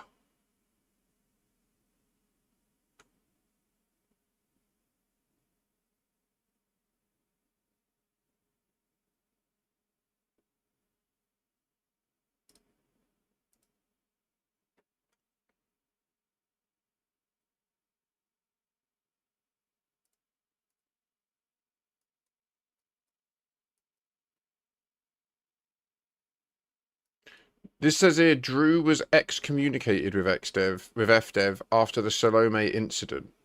Drew would have an NDA on many things, so would not be able to speak the truth about Reactor without having legal consequences.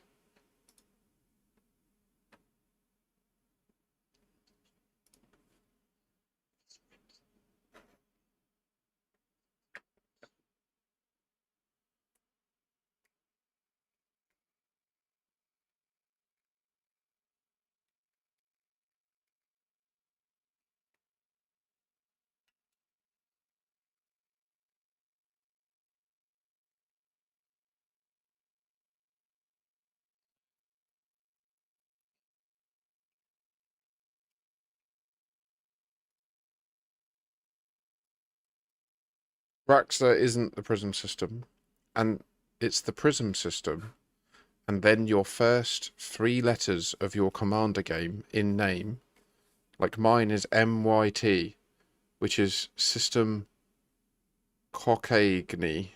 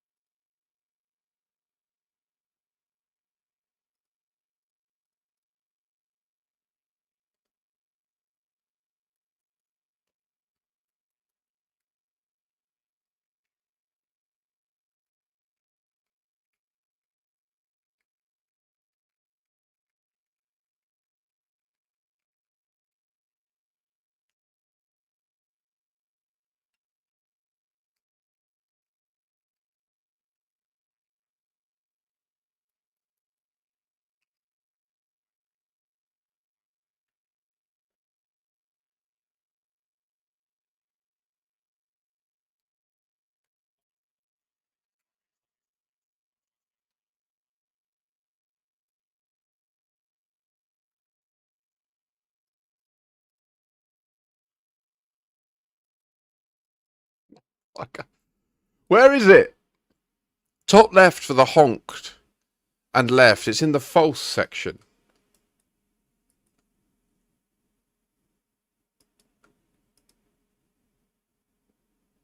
Right. A player has visited the system of Raxler, honked, and then left. Two content creators claimed that Michael Brooks said in a closed Q&A session that was not recorded in any way during LaveCom, a commander has been to the system Raxler is in, but they only honked and jumped away.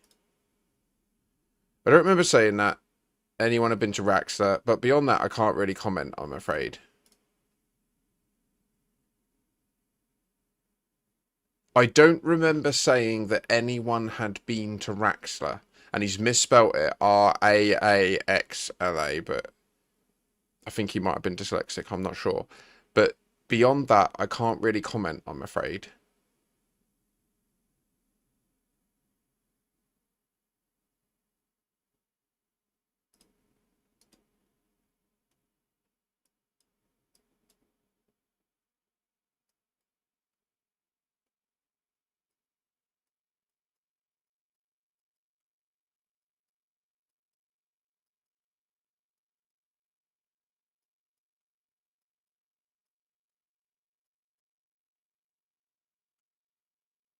It doesn't say it in the fact bit.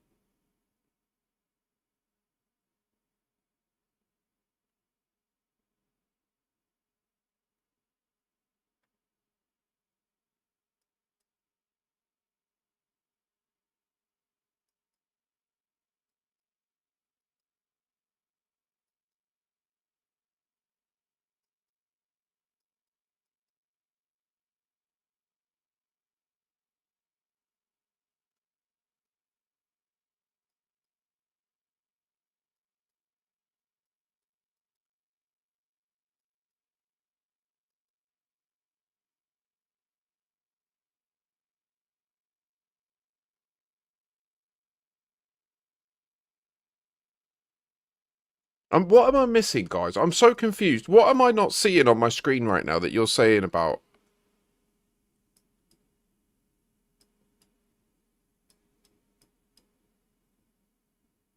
What?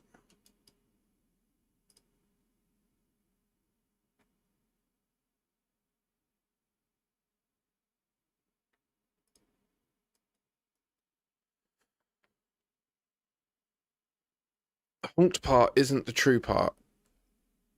You should also try systems HD125. I am Commander Mythology Legend 420 07 Command the Green Flames Brigade.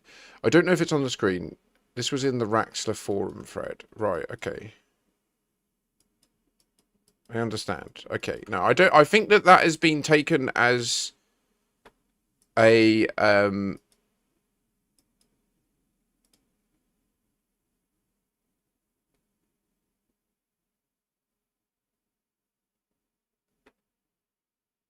yeah, you see this, I think what we're getting into is misjump territory. This is from the rules of in Elite Dangerous at the beginning, early game designs. It consistently mentions misjumps and dark systems. There's a whole section on this.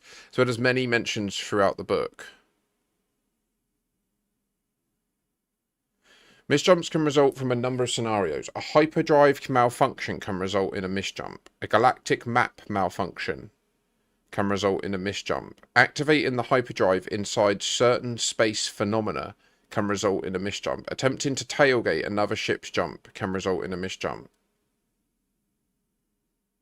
A misjump transports the ship to a new destination. This distance between the new destination and target destination is a random value based on the distance travelled. The longer the jump, the greater the misjump range potential. The misjump destination may be the outer limits of an inhabited system or a dark system. Such systems may not yet be in the player's galactic map. Very rarely, a misjump can result in turning up somewhere else. After a what's somewhere else? After a misjump, the hyperdrive automatically runs a diagnostics test for a duration before it can be charged again. There is no way to force a misjump other than directly sabotaging the hyperdrive module to guarantee a malfunction.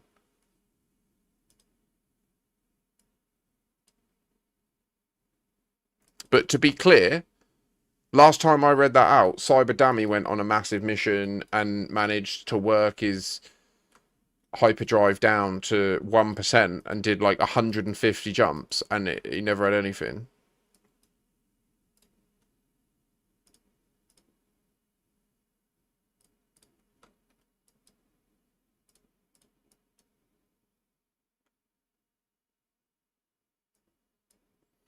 I agree with this, by the way. If Raxa did not exist in game, Frontier Developments would be held legally responsible for something like false advertisement. I agree with that.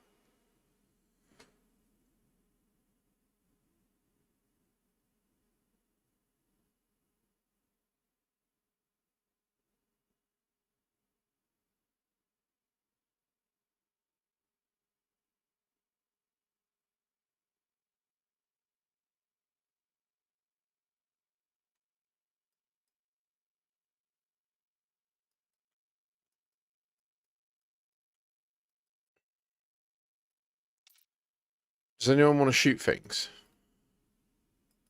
Where's the Brooks interview gone?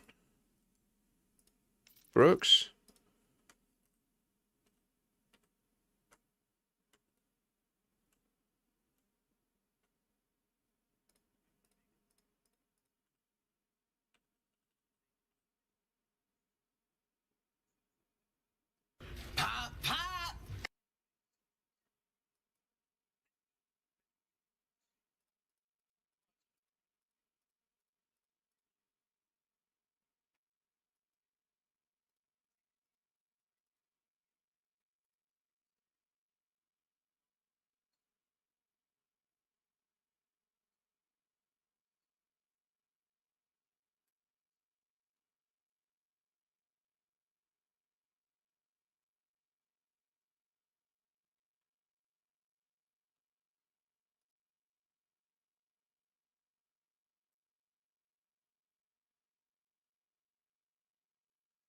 I'm a bit confused with what's being discussed in chat, guys, to be honest. I'm a bit confused.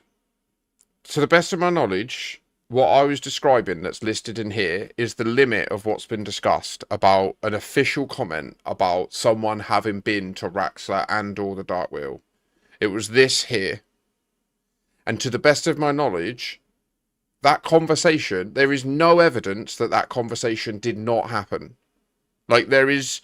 The evidence suggests that that conversation did happen, and Michael Brooks in this is saying it happened, but he says, I don't remember saying that anyone had been to Raxler, right?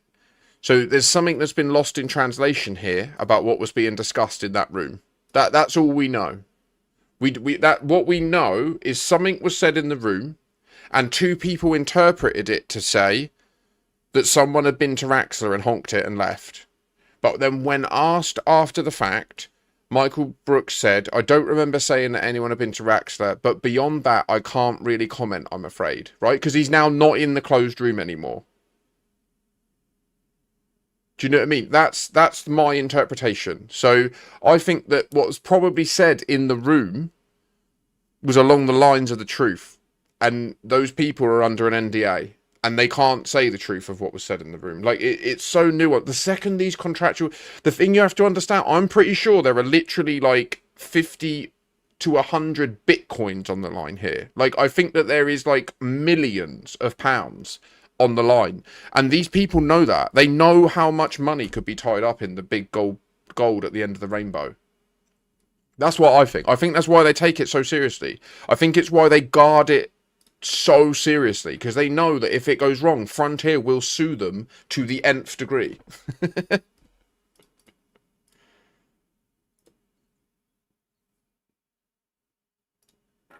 That's what I think. That's what I think. I think that what is at the end of the rainbow of this big mystery that they've spent all this money and effort to build and last for 10 years, I think it is eventually like a genuine financial prize for the person that first lands there. And then whether they want to share it with people or not will be down to them. Do you know what I mean? Like, that's what I think. That's why at points I get a bit guarded about it, because I want to be the person that docks.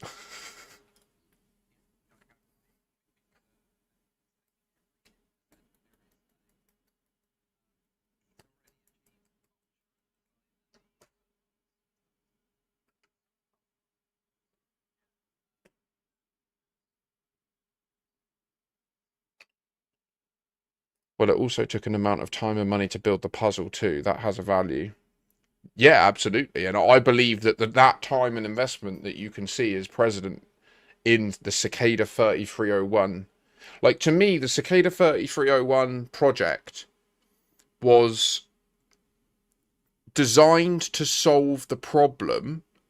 How do we successfully embed this in the game so that it lasts 10 to 15 years and isn't solved? That, but is technically solvable from day one. So we can say in good faith that there is a mystery for you to solve, but at its core, they knew that they'd set the bar so high that it was never feasibly going to be solved by any of us anytime soon. And, like, I feel like the only way we could have even started down this path of starting to realise the truth of it is if people back then had noticed in Soul that Soul is reversed. And that is almost impossible to notice. Like, it...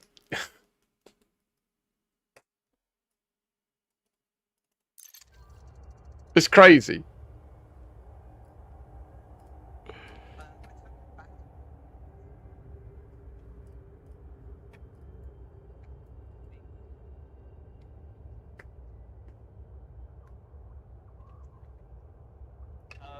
And so, yeah, I tend to. So look, notice there, like, when DJ Truthsayer says, because there are things out there, understand that 10 years ago, if I remember correctly, so we're 2016, the Fargoids aren't revealed yet, are they? No, the Fargoids aren't revealed yet. Like, DJ Truthsayer thinks that he's the one in the know because he knows about the Fargoids. Like, there's such elegant storytelling, because even when you think you know the truth about the Fargoids being out there, the reality is you're just another mug that's being blagged to. You think that the big baddie's the Fargoids that are being hidden, when really that's the tool they're using to make you think that you know the true conspiracy. Like, it's...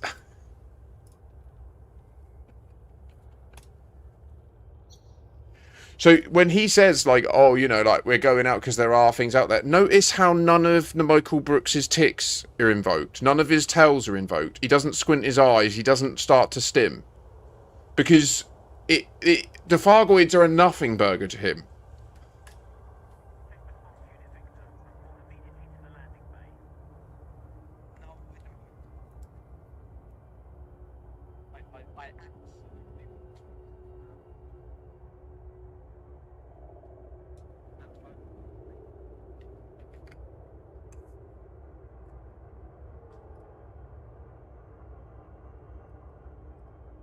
Because, like, he knows from the get-go that the Fargoids are coming. Like, there's no question about that. The second that we start prodding at the deeper mysteries, he knows that they will then release the Fargoids to distract us and give us a war. You know? Like, he knows that without a doubt, because the Fargoids are really cool. Like, they always were going to develop the Fargoids. The Fargoids from the first game, they're the big baddie. But he knows that the story they're telling is bigger and more nuanced than just yucky, stinky alien race come hurt us. Raxor is a myth, but you can't search for the word myth in the galaxy map search bar. But you can, however, search for myth.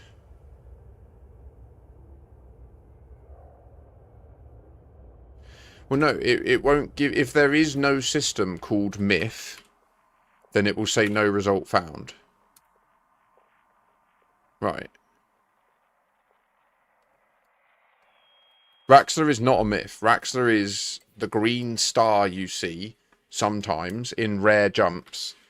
And we are barreling close towards being able to drop out of that jump into Raxor. We're processing it.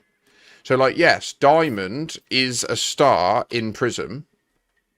But what the Prism system encodes isn't what you're saying. The Prism system encodes that the game's underlying engine uses RYB instead of RGB. It's telling you that Ruby Red, Diamond Yellow, and Sapphire Blue, if you were to have a prism and split light in the Elite Dangerous universe, you would see the RYB spectrum, not the RGB spectrum. And I know that's true because I've asked Drew Wager that the literal author of the books about the prism, and he shut me down and said that he couldn't talk about it because I was onto something and he would have to take it offline.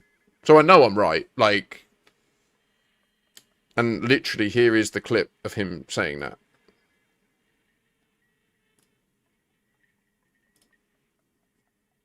Why isn't it loading?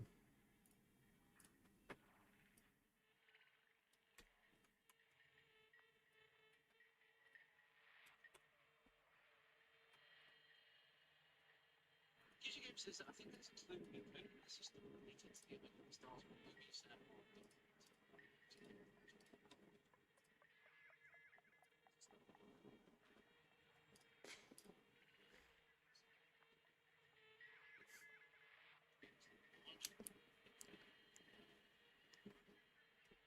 Well, yeah,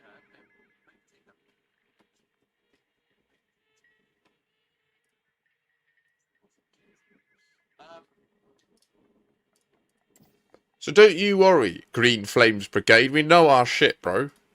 Raxler is not a myth. Raxler is a thing that we can reach in the game. 100%. I literally think I know how to do it, but we need to get the Science Saturday scheduled and booked and enough people together so that we can confidently give it a stab. Mark Gamer, I agree. It is very Ready Player One-esque. I think that is partly they were partly inspired by that idea. I really do.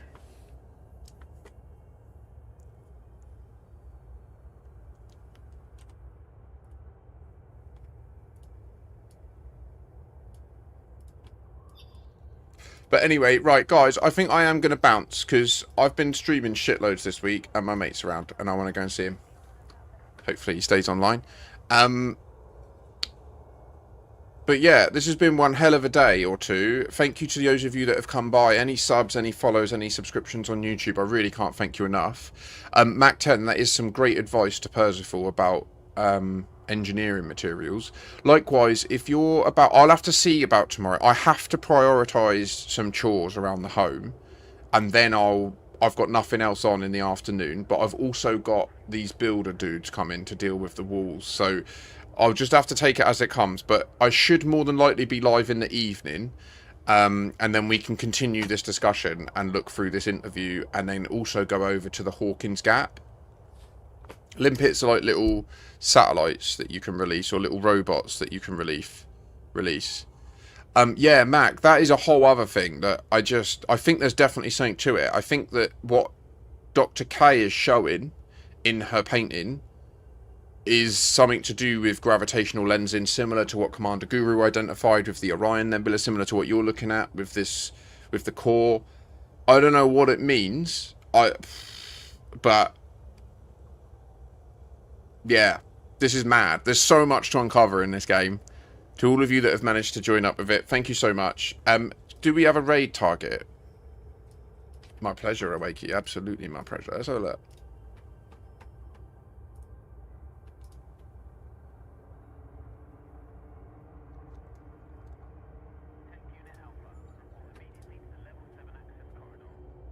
Perfect. Let's go see Commander Starcat. She's one of the Frontier partners. I like watching her stream quite frequently of my own volition. She'll be used to seeing me in chat.